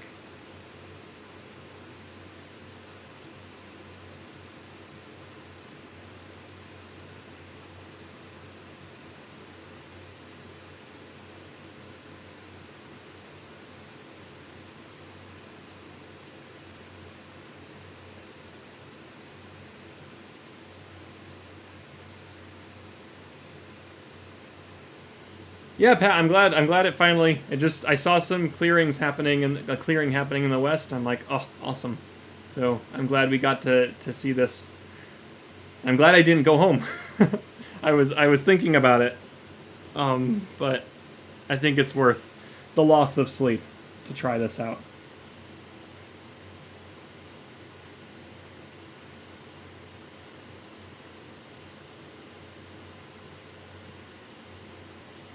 That's a neat experiment, Aaron. Aaron says if you look at one certain spot on the moon between the, like maybe if you pick a feature on the moon, right? Like we saw Crater Tycho before, and now Tycho's completely brightened up on the bright side. So yeah, he says if you pick a spot on the moon, watch it, and you'll see the light approach it. That's a great experiment. Very neat. Oh, the reason you're up is because you're doing a project on the eclipse. Very cool, Val. I like that. That's that's the right idea there.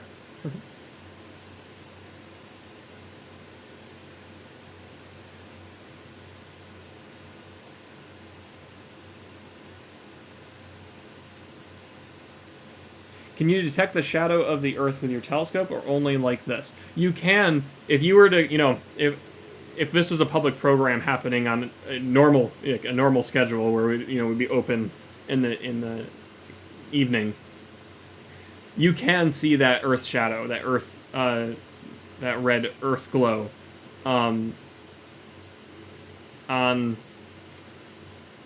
through the scope, through an eyepiece rather than through a camera.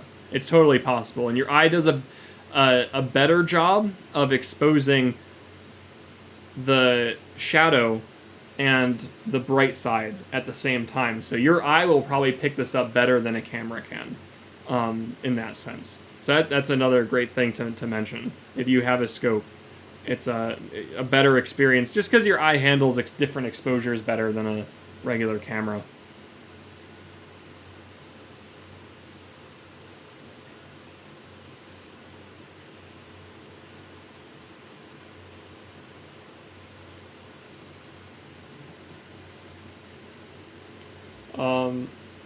Oh yeah, look at that. I had it on Crater Tycho there.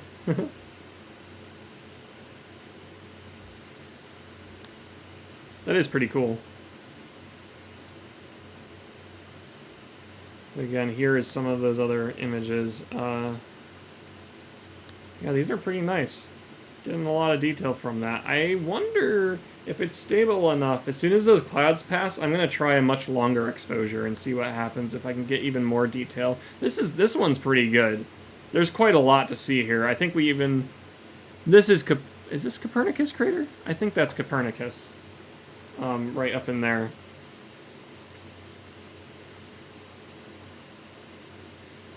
I'm going to check my map.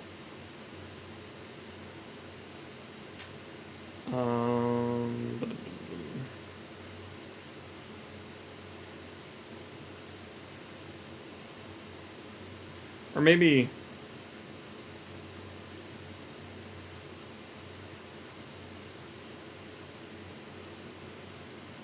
No, this is... Sorry, this is Copernicus crater. This one is Kepler. So Copernicus and Kepler.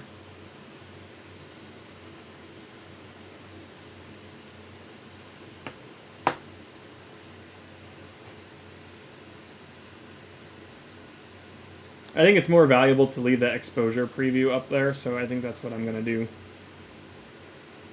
And I'll just bring my... I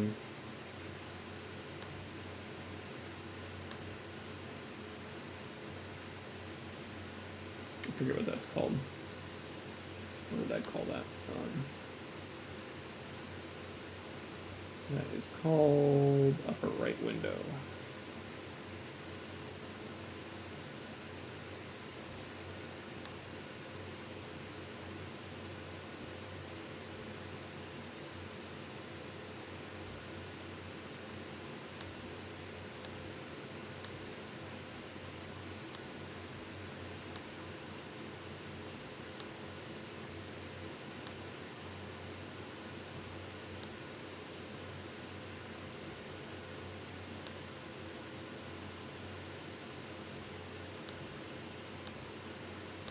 There we go.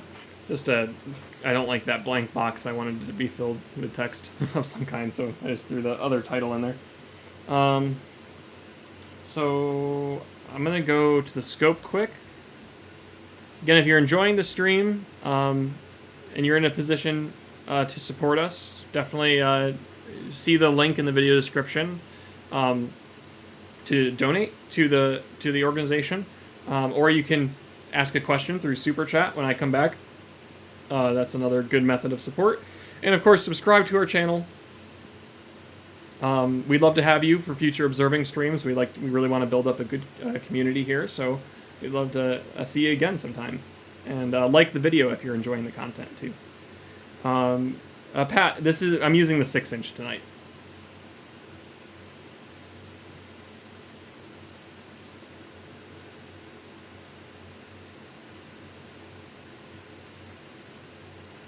All right, I'm gonna go just check on the scope and how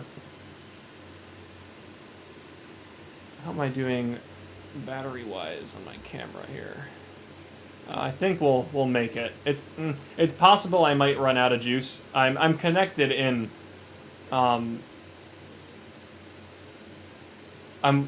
connected in over a wire, so it's supposed to charge, but the cable's so long it's probably not getting enough juice to the battery. To keep it charged, fully charged. So I've been losing battery throughout the stream. Unfortunately, I don't have a replacement. So we'll let the battery play out as is. It's giving me battery warnings now, but we'll see what happens there. And clouds are covering. I'm going to go look at what the skies are doing, and I will be back in a moment. Again, hold your questions, and I will return.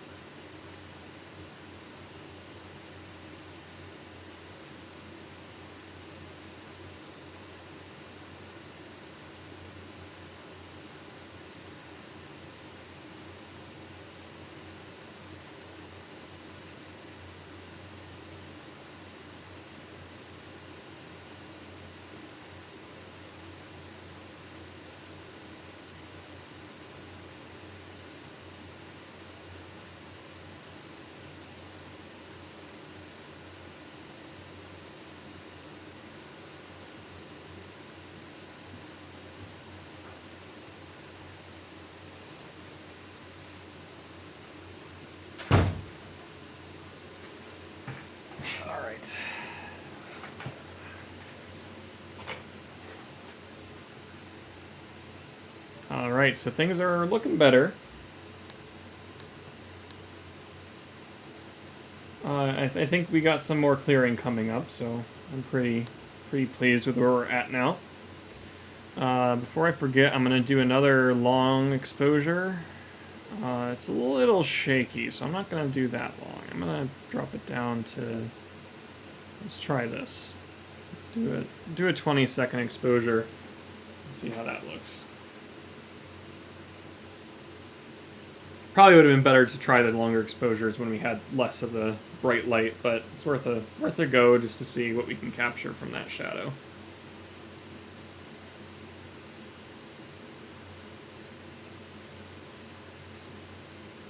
Yeah, it's pretty well overexposed, but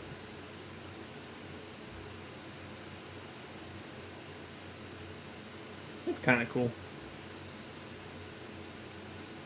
Better to do shorter captures, though. We'll try a 8-second.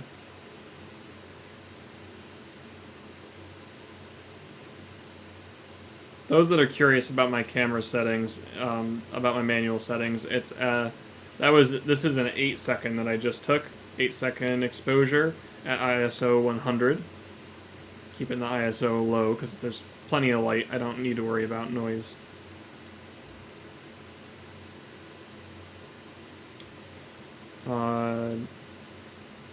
Okay. Let's take a shorter exposure to capture the bright light.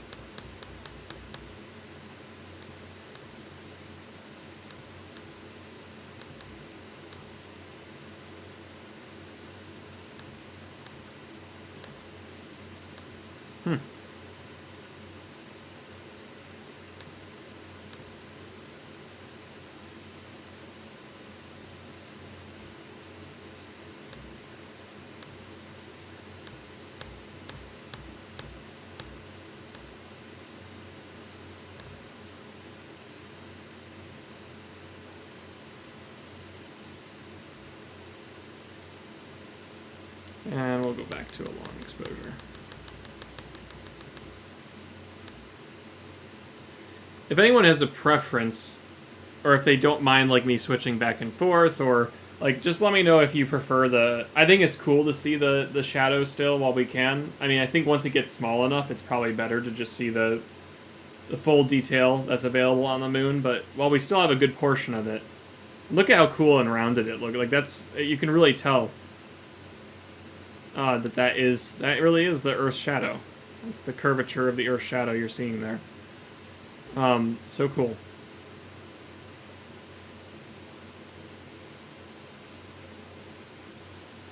But let me know if what point you prefer, whether it's the shadow you're seeing or if you want to just start seeing the bright side now. And I'll go back to the chat.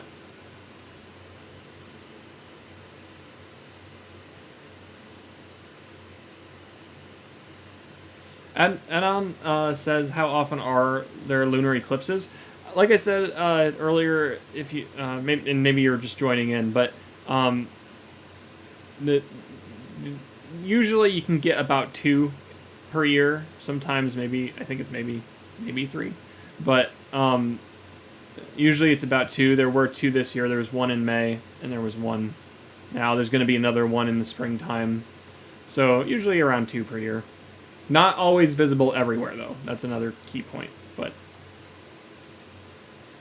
lunar eclipses are visible to a lot more people than solar eclipses. Solar eclipses are very positional and very localized.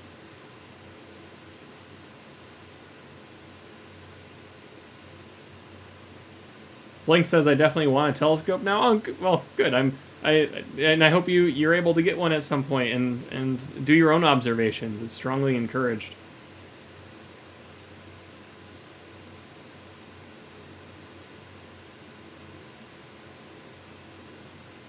Sophia says, miss being able to see the eclipse, so I came here. Well, we're happy to have you, and we're happy our sky's cleared up enough where we can observe it.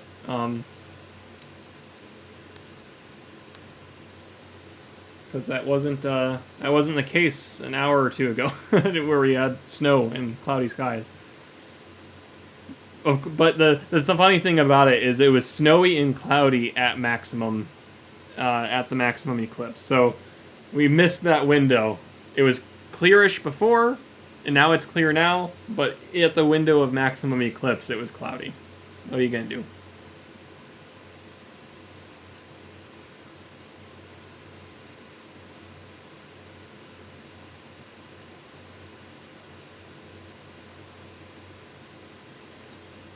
Thanks for tuning in, Pat. Good to hear from you.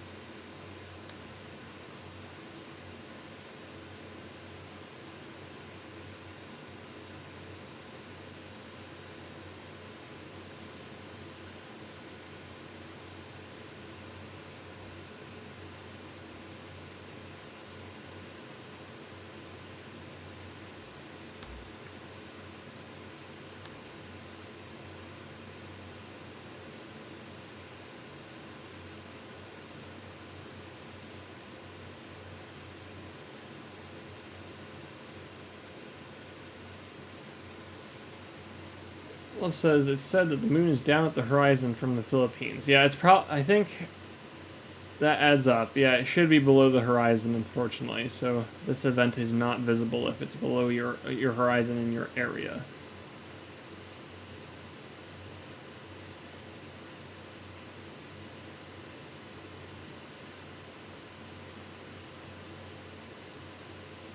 Sophia, yeah, full lunar eclipses are fairly common too. This one just, it was just this little sliver.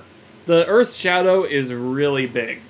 So if you think about this like almost in terms of probability, you have the moon and the sun are roughly the same size in the sky. Depending on how far away the moon is, it might be slightly smaller. But total solar eclipses only happen when the moon is large enough in the sky and it fully covers up the sun. That's pretty rare, and it's very localized when that happens. Because even shifting your location on the Earth changes your perception, your perspective enough that you might be looking above or below. So total solar eclipses are rare for a given area. They do happen, I think, roughly once a year at different locations across the globe. But for your area, they happen on if you live in your area your whole time, you're not traveling around. You're waiting for a total solar eclipse to happen in your area. It takes a long time. Our last one in this area was 2017, and that was only a partial. Our next opportunity for a near total eclipse. Excuse me, that's not entirely true. There was a partial eclipse in June. That was pretty good. It was just very early morning. We did observe that on the stream. The last total eclipse close by, I think the total eclipse was in Tennessee, was in 2017. But we couldn't see a total eclipse here. It was just partial for us.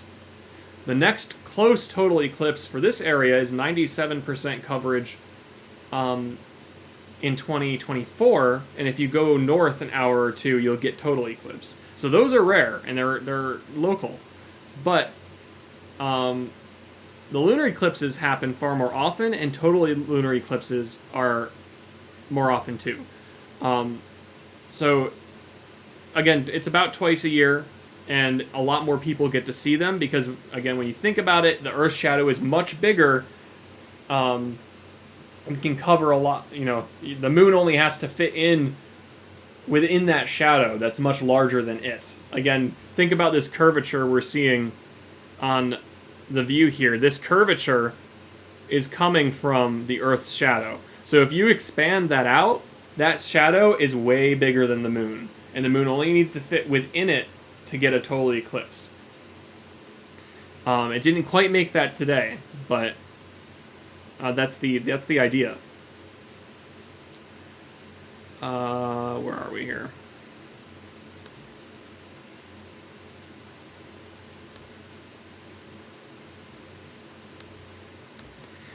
So it's a great question. So they can be rare, but not as rare as solar eclipses.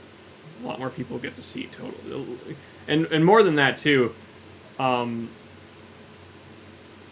As long as you can see the moon, you can see this eclipse happening. No matter where you are on Earth, as long as you can see the moon, you can see it, because that shadow is universal.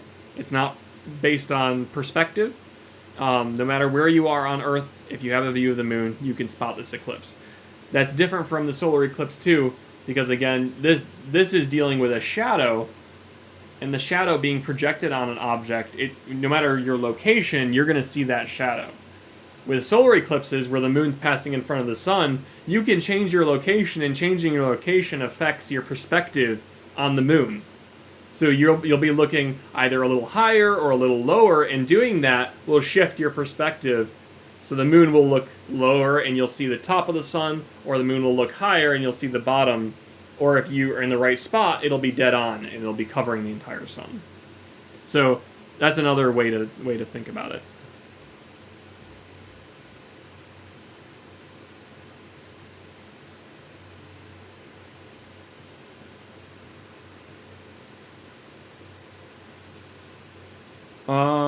What else do we have here?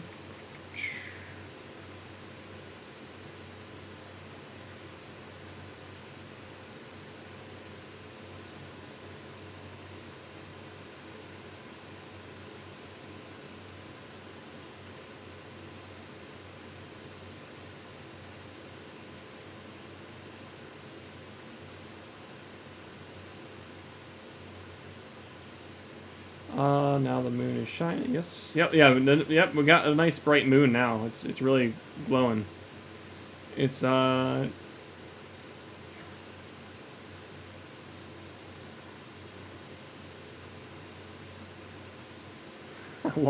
often is there a total eclipse of the heart? I can't tell you.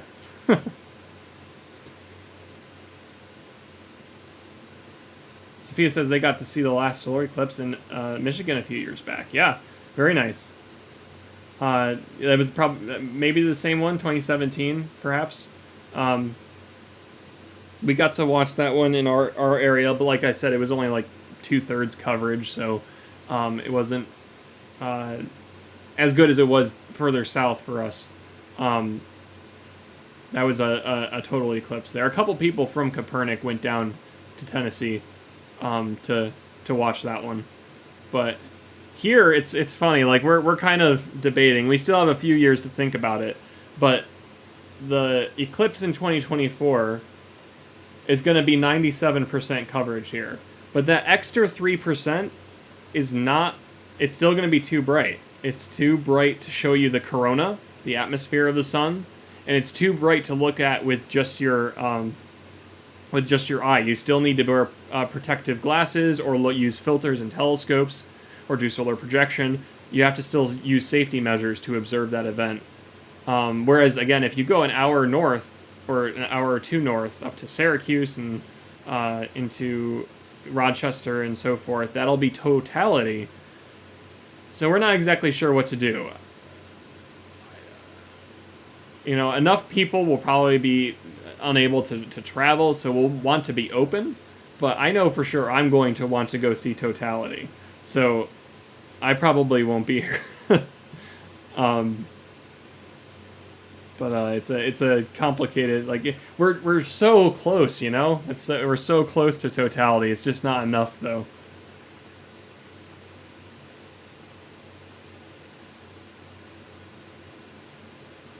John says, I hope the corona is gone by 20. Yes, the other corona, hopefully, would be gone.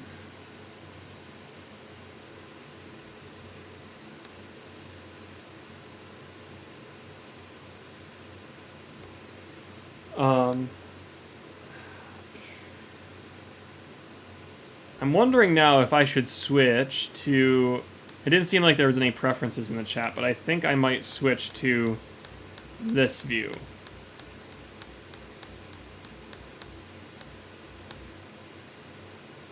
Where we can see... Well, then again, the shadow gets so muddled. It's so crisp when you do it like this, you can really see that curve.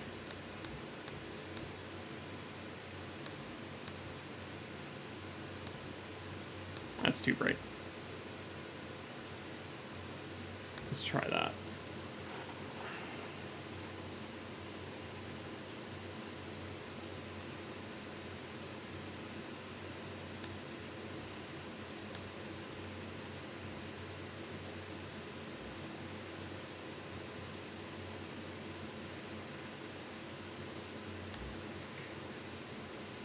What time is it? 5:22. We're nearing, I think, alright, so my plan, I'm going to stick around until the end of the partial eclipse. We're getting close to that at this point.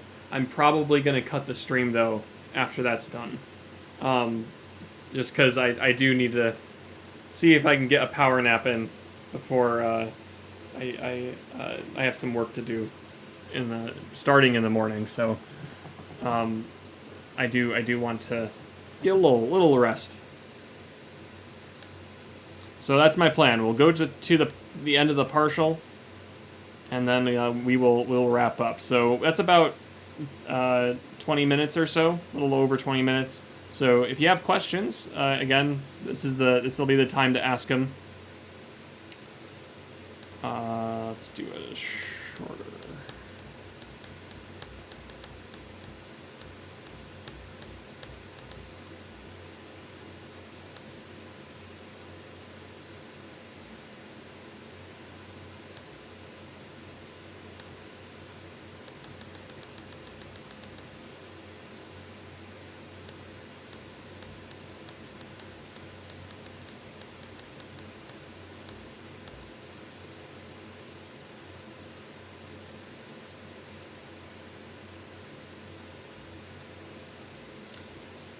Alrighty.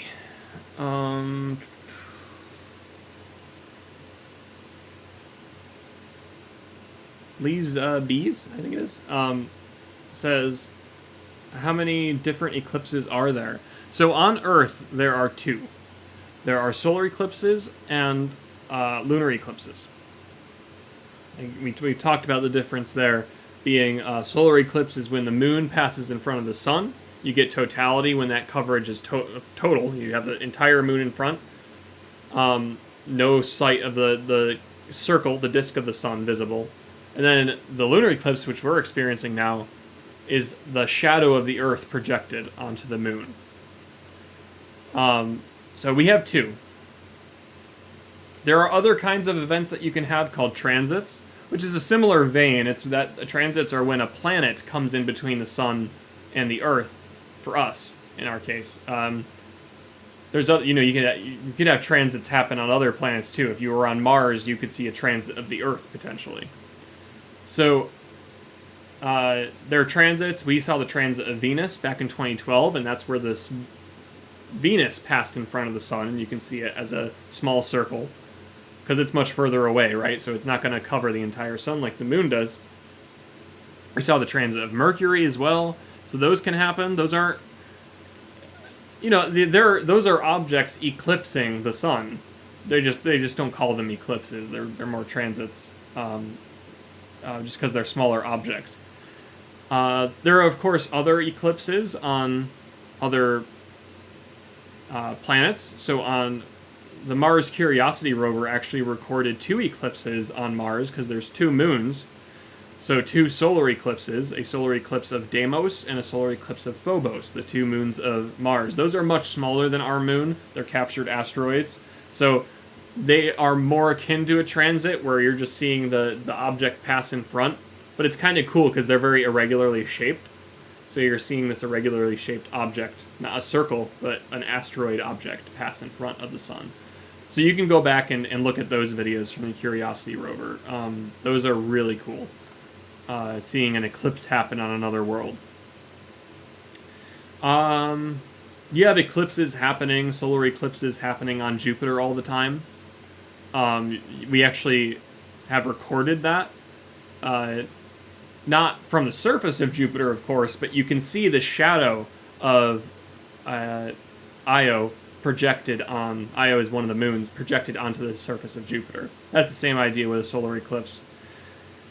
But there are no, as far as I know, there are no solar eclipses like those that we get on Earth anywhere else in the solar system. And that's because the moon is just the right size to cover the sun. It's almost the exact same size in the sky as the sun. So when it covers it up fully, as long as it's at the right distance, and then you just get that atmosphere of the sun showing. So that's a great question. But on Earth, there's only, by name, there's only 2 kinds of eclipses, solar and lunar. Sophia says, my family used the cardboard method to see the shadow last time, but next time I want to get glasses and travel to see it better. That's a great idea, and the cardboard method is super useful, super safe, and very simple, right? You just use that little pinhole, and you get a projection of the moon passing in front of the sun. That's a great method.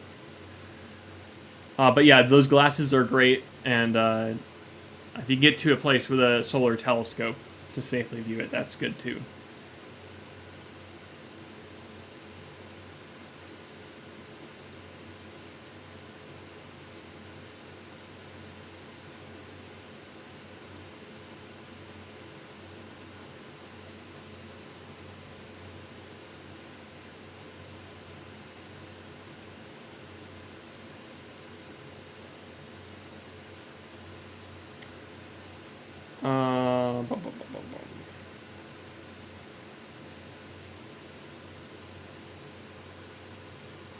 Please B says, how often does a blood moon happen?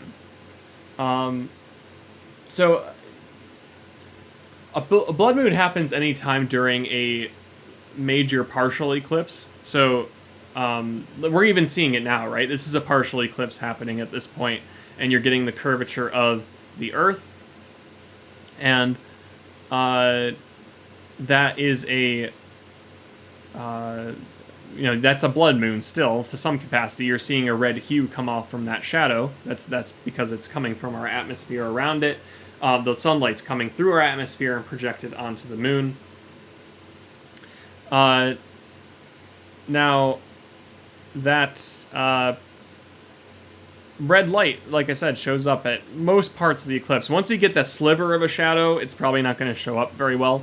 But the real good blood moons happen when you get totality on the lunar eclipses, and that's where the shadow fully covers. And we didn't get that tonight, but that's where it's nice, really nice blood red color.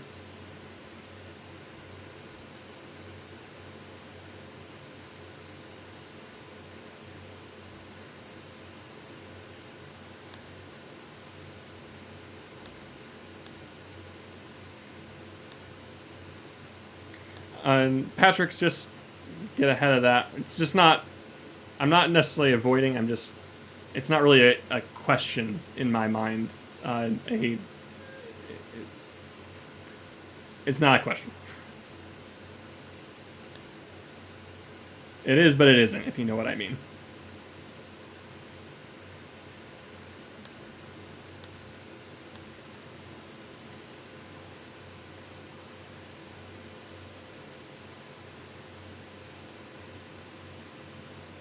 Sophia, what's your favorite fact about the moon? That's a very good question. And I gotta think about this one. Because, over the years, I've worked at Kopernik for 10 years, and I've studied astronomy for within that time and before. So there's a lot I've picked up about the moon, but have I ever focused on a particular part that's like, wow, I find that super, super compelling?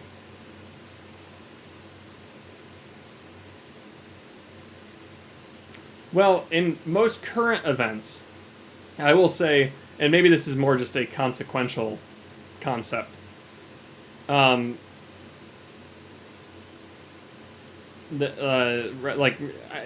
find it fascinating. It's very current that in the southern, I think even the northern hemisphere, they have discovered water, frozen water, of course. It is frozen. The moon's very cold, but frozen water embedded in the surface of the southern hemisphere. And that is critical knowledge for us, wanting to be space venturers, going deeper and deeper into the solar system. So the reason water is important, of course, we can use it to live, right? We need water to survive, but finding water, H2O, means you can get oxygen from that, and you can get hydrogen. Oxygen we can use to breathe, but oxygen and hydrogen are used as a fuel source for rocket designs. So if there's water on the moon, you can break that down and use it as fuel. And you break water down using electricity to break it down into hydrogen and oxygen and use as fuel. It's something that is known and they've studied and they can do. And if that's the case, that means we can really use the moon as a venture point, almost like a station, a way station, a port, to go deeper into the solar system. Part of the reason for that is because the moon is much lower gravity, and if you can get all the necessary equipment there, you just need to get the fuel that you have on the Earth already. You put that into your rocket and you launch your crafts to the moon and your rockets to the moon. You can then use the moon as a refueling station, and with a lot less energy needed, and assuming there's enough fuel supply, use it as a port to get further out. So it's very plausible to use that available H2O that they found at the southern hemisphere. That's probably, just as a current fact, and the one I found one of the more interesting ones is it's currently being used as part of the plan to study in the Artemis missions coming up in the next within the next decade, hopefully. More than likely, there will be some more delays with the return to the moon, but as of right now, it's scheduled for 2025 to land back on the surface. So I'm very thrilled that that's a possibility and that they're looking into that. So that's my favorite fact, I suppose.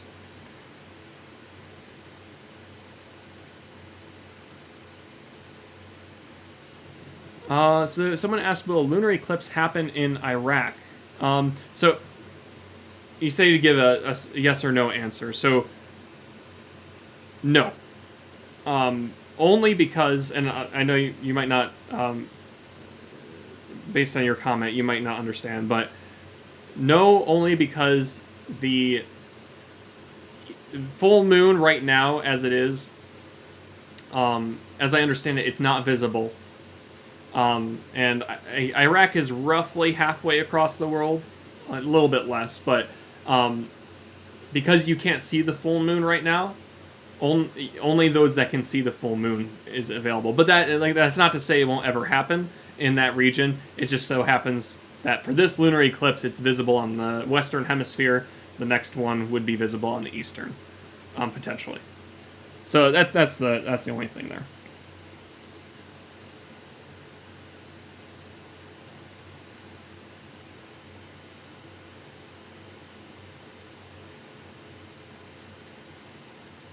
John says people were spending $100. Wow, geez, for those sun glass. Yeah, we had some up here that we were giving away that came from NASA. But yeah, they were in short supply, as I understand it, during the last eclipse.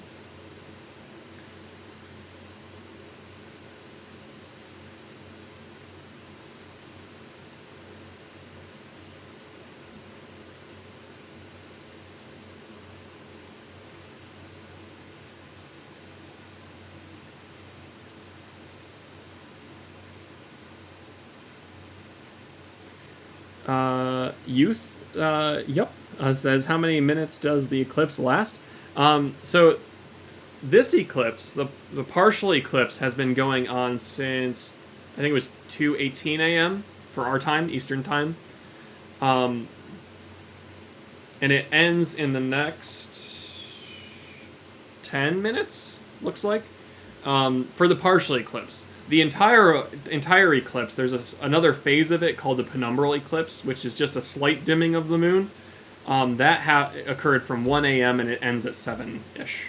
7, let me give you the right time.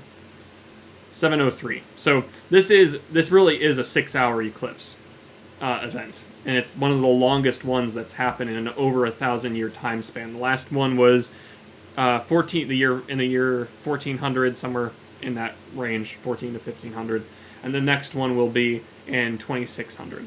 So it's pretty crazy.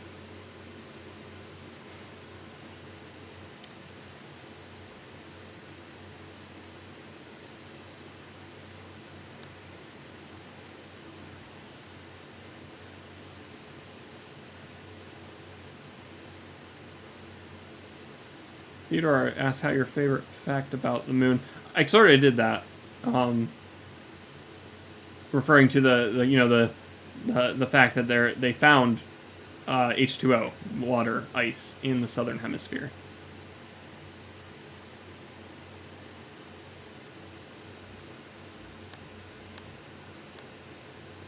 Oh, let me go adjust the view on the scope. I'll be right back.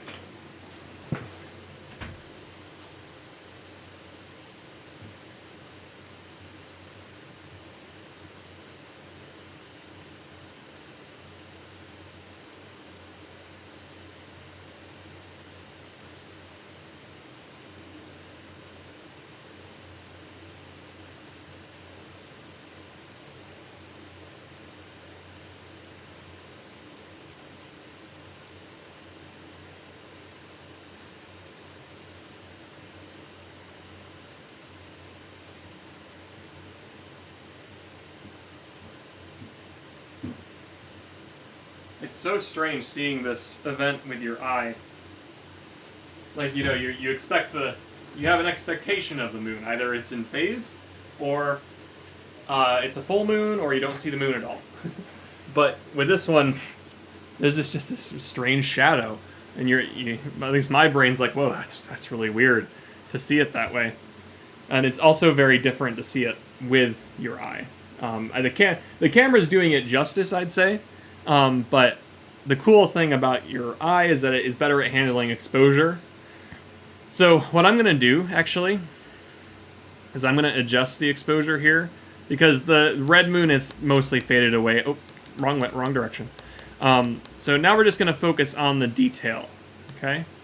Just the detail that's visible on the bright part of the moon, and then we'll see that shadow slowly drift off. So, I want to talk about the penumbra for a moment. The umbra is the harsh shadow of the moon, the harsh shadow of the Earth being projected onto the moon. That's what we're seeing here, this harsh, dark shadow. The penumbra is the dim shadow. And you can kind of think about this when you see a shadow. If it's not in focus, and I'm seeing in the room here with all the shadows in the room, some of them are focused shadows. And you see a slight edge that's a dimmer shadow across it, and that's what we're seeing here. That's the penumbra, and the penumbra is stretching all the way across the moon, but this is the harshest part of it, the strongest part. The moon is slightly dimmed all the way around, even in the bright spots, from normal, and that's because of the penumbra.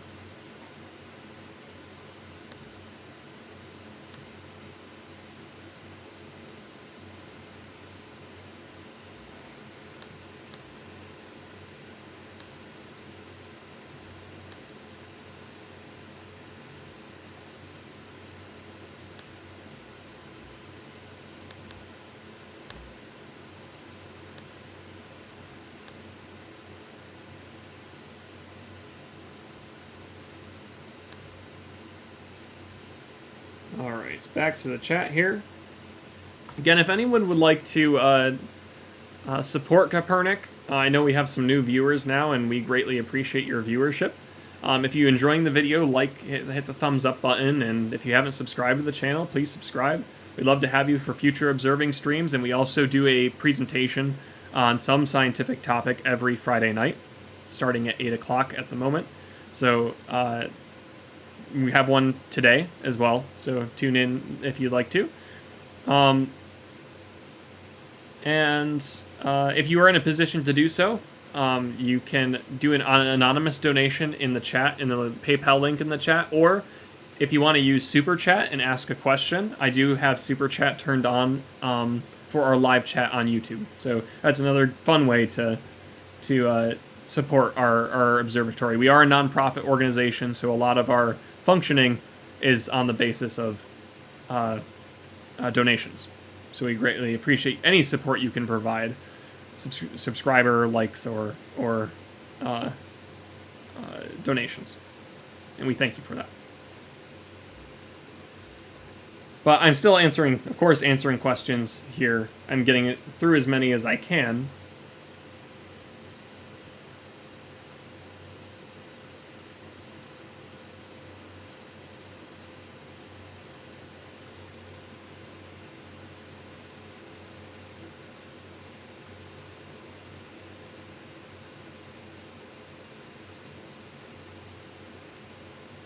I think I lost my spot, but I'll try and resume towards the bottom here.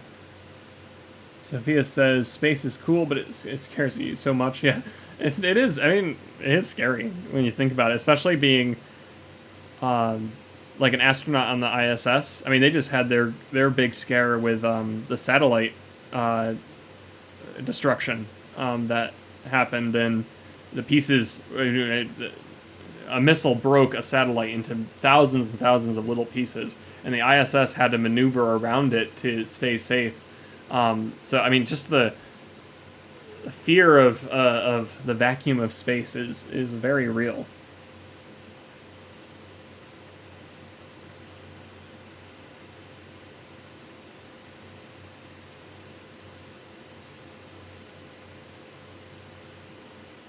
So, again, we have some more questions, like Alberta is asking, is the eclipse already there, or is it already passed? So we are past the maximum eclipse, but you can see the shadow. The moon is a full moon tonight, or it's supposed to be, but because it's passing through the shadow of the Earth, it's shadowed on that right side in our image. So I can show you what it looked like earlier if you look above me in my exposure preview. The best image I got here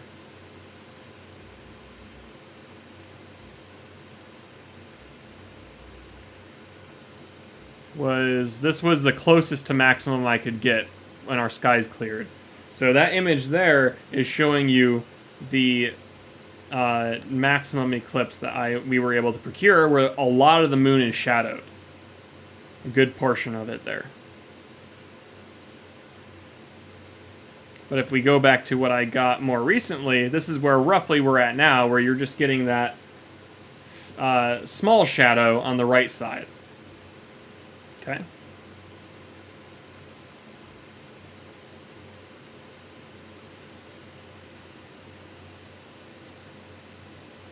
Breeze Barry from Toronto, Ontario, welcome.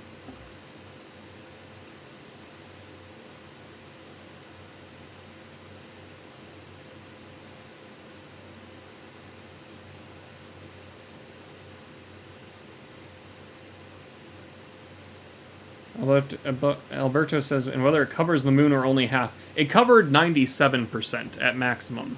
We didn't get to observe it, like I said, because of clouds, but at the maximum eclipse at around 4 a.m., I think it was. Was it 4? Yeah, maximum eclipse. Well, actually, what's really cool about that, the 3 big stages of this event happen hourly almost. You know, you have penumbral eclipse beginning at 1 a.m., maximum at 4 a.m., and the end of the eclipse is 7 a.m. That's really neat. That's really neat. Yes, at 4 a.m. there was maximum eclipse. And that's when about the shadow covered 97% of the moon. There was just a sliver of light. Raj Patti, I think is how it's pronounced. Can you recommend a telescope? I don't like to recommend specifics, but I can recommend where you should look, like what you should look for. And if you're just getting started, what's called a Dobsonian reflector. I'll put that in the chat. Dobsonian reflector. That's a great place to go. You can get them in various sizes. They're very portable, or at least very lightweight, and you can fit them in most vehicles if you want to travel around with it. But you can also get them in they're lightweight given their size. So you can get a 10-inch mirror Dobsonian, and it's still really reasonable to carry. It's big, but it's lightweight for what it is. And that's a good place to start. And like I said, you can get them in various sizes. The bigger is better visually, of course, but you have to make sure you can accommodate it.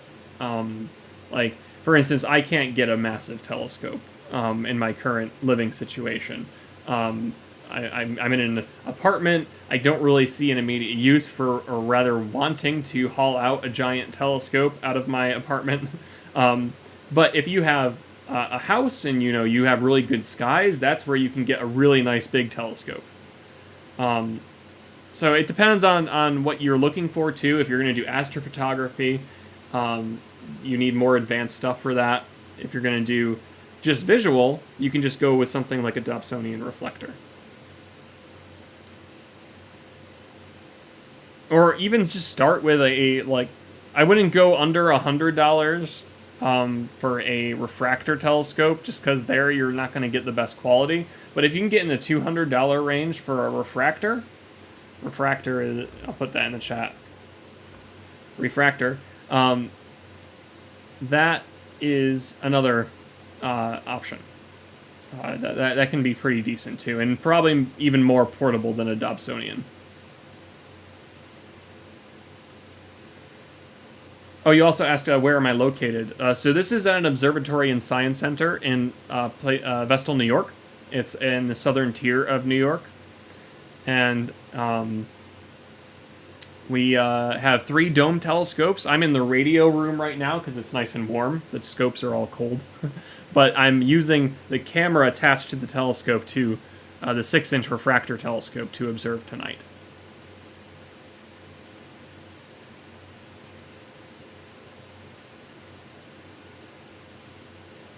Yes, happy to help with any scope tips as well. Shelton asks, sir, what is your website? The website is kopernik.org. It is in the video description if you'd like to explore there.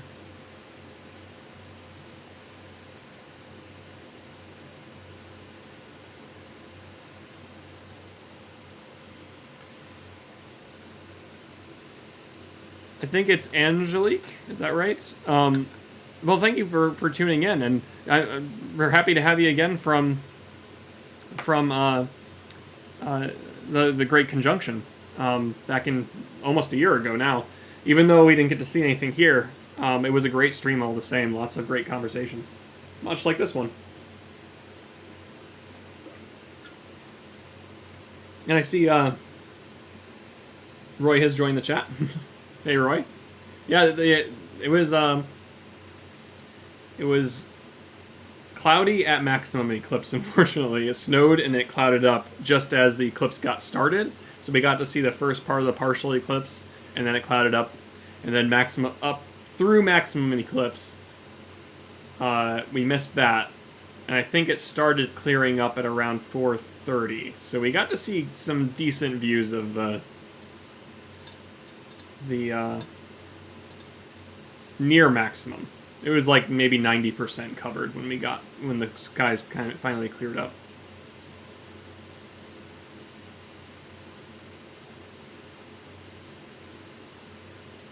I can do that. I can put our website in the chat. It's really you see the name of our channel's Kopernik Observatory. Our website is just kopernik.org. So I'll put that in the chat for you. There you go.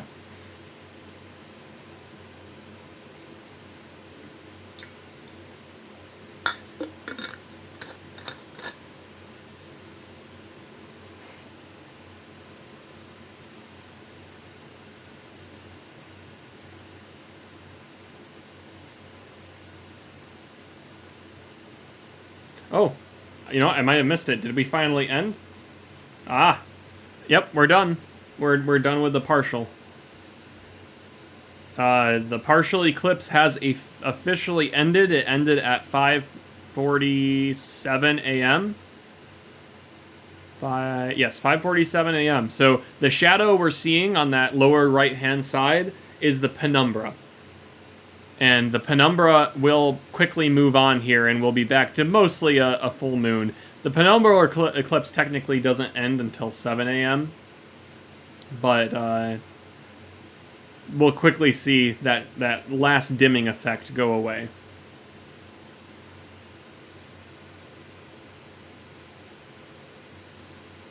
Yeah, the clouds across the northeast seem to have been a little bit bothersome for us.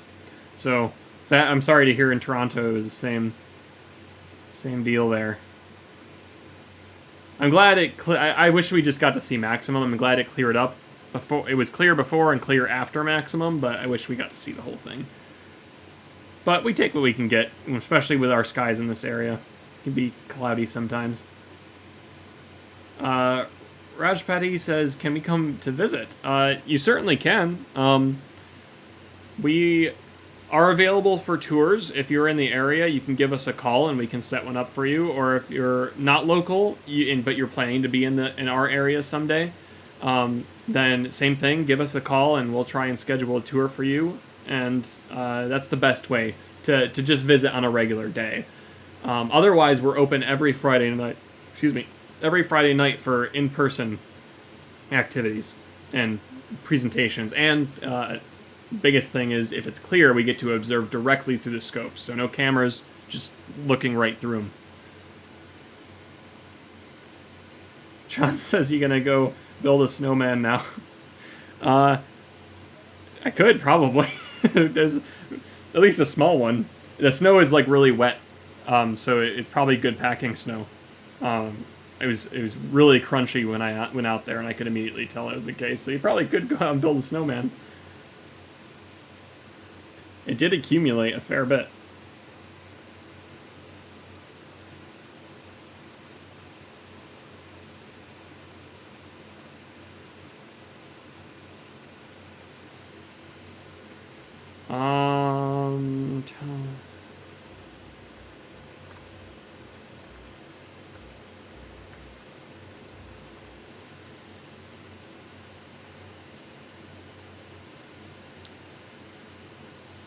I see. So, oh, it's actually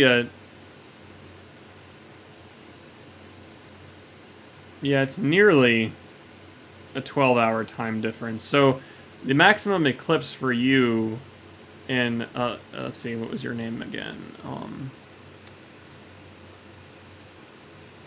Adina says they're from India, and please tell me the time in Telangana. So our maximum eclipse was like an hour and a half ago. So your maximum eclipse would have happened at 3 p.m. But the thing is, the eclipse was not visible in that part of the world because it was daytime. And you couldn't see the moon, the full moon, like we can here. You'll be able to see the full moon tonight, but the eclipse, unfortunately, will be done at that point. So this eclipse was only, in general, seemed to only be visible in the Western Hemisphere easily this time. I think that was the opposite, the case of the partial eclipse that happened in May. That eclipse was visible more on the Eastern Hemisphere. But I'm glad you're able to join us here. Mohammed says, what time for Sri Lanka? Let's see.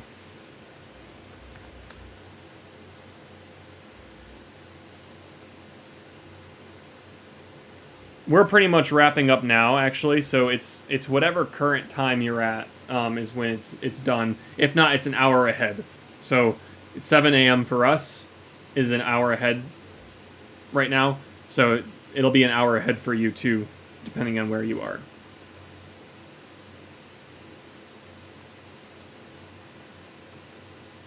Yeah, it was sort of a unique event, Breeze, because yeah, you had it. You know, the length of time, the duration of this eclipse is the longest since the 1400s, and the 2600s are the next time this happens for this length of time. But partial eclipses are still incredibly common in relative terms. It cleared about, I think it was probably around 4:30. Wait, no, not 4:30. Is that right? No, yeah, it would be, 4:30. I'm sorry, I've lost track of time, I think. But, yeah, just after the maximum eclipse, so around 4:30 a.m. is when we got to see some clear skies again.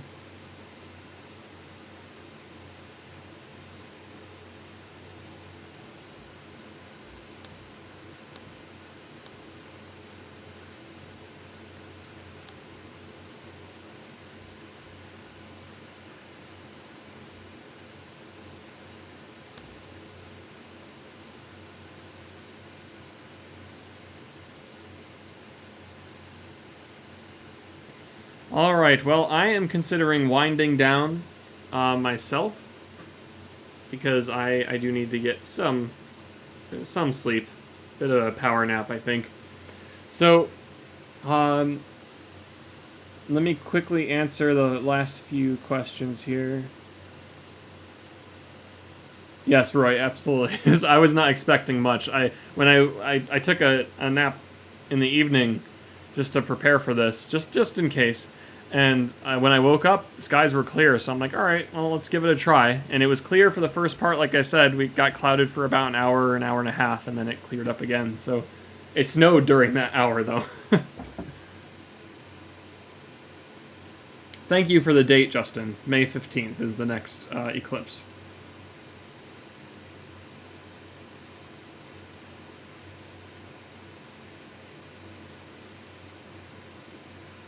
Okay, yeah. If you're in Queens County, I guess that'd probably be New York City, right?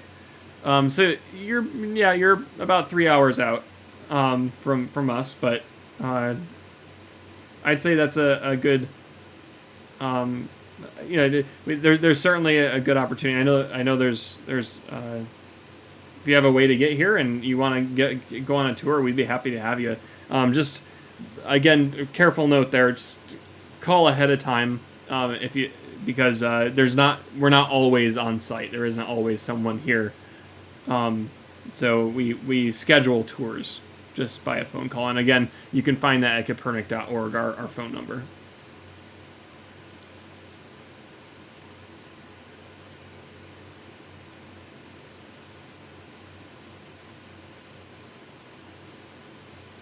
Franco says the way it went from full black to just bright red was simply beautiful watching from Mexico. Yeah, it's really neat. You get that that blood moon effect. Breeze, thank you for tuning in. We're happy to have you tonight.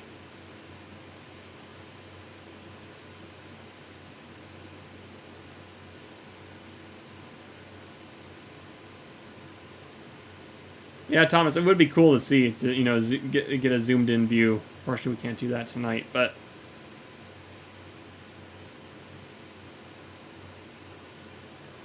got to see from the Rajpati says I got to see the eclipse from my back porch. Oh, good. I'm glad you got to spot it. Yeah, I think we lucked out here. It was going to be pretty cloudy, but things cleared up.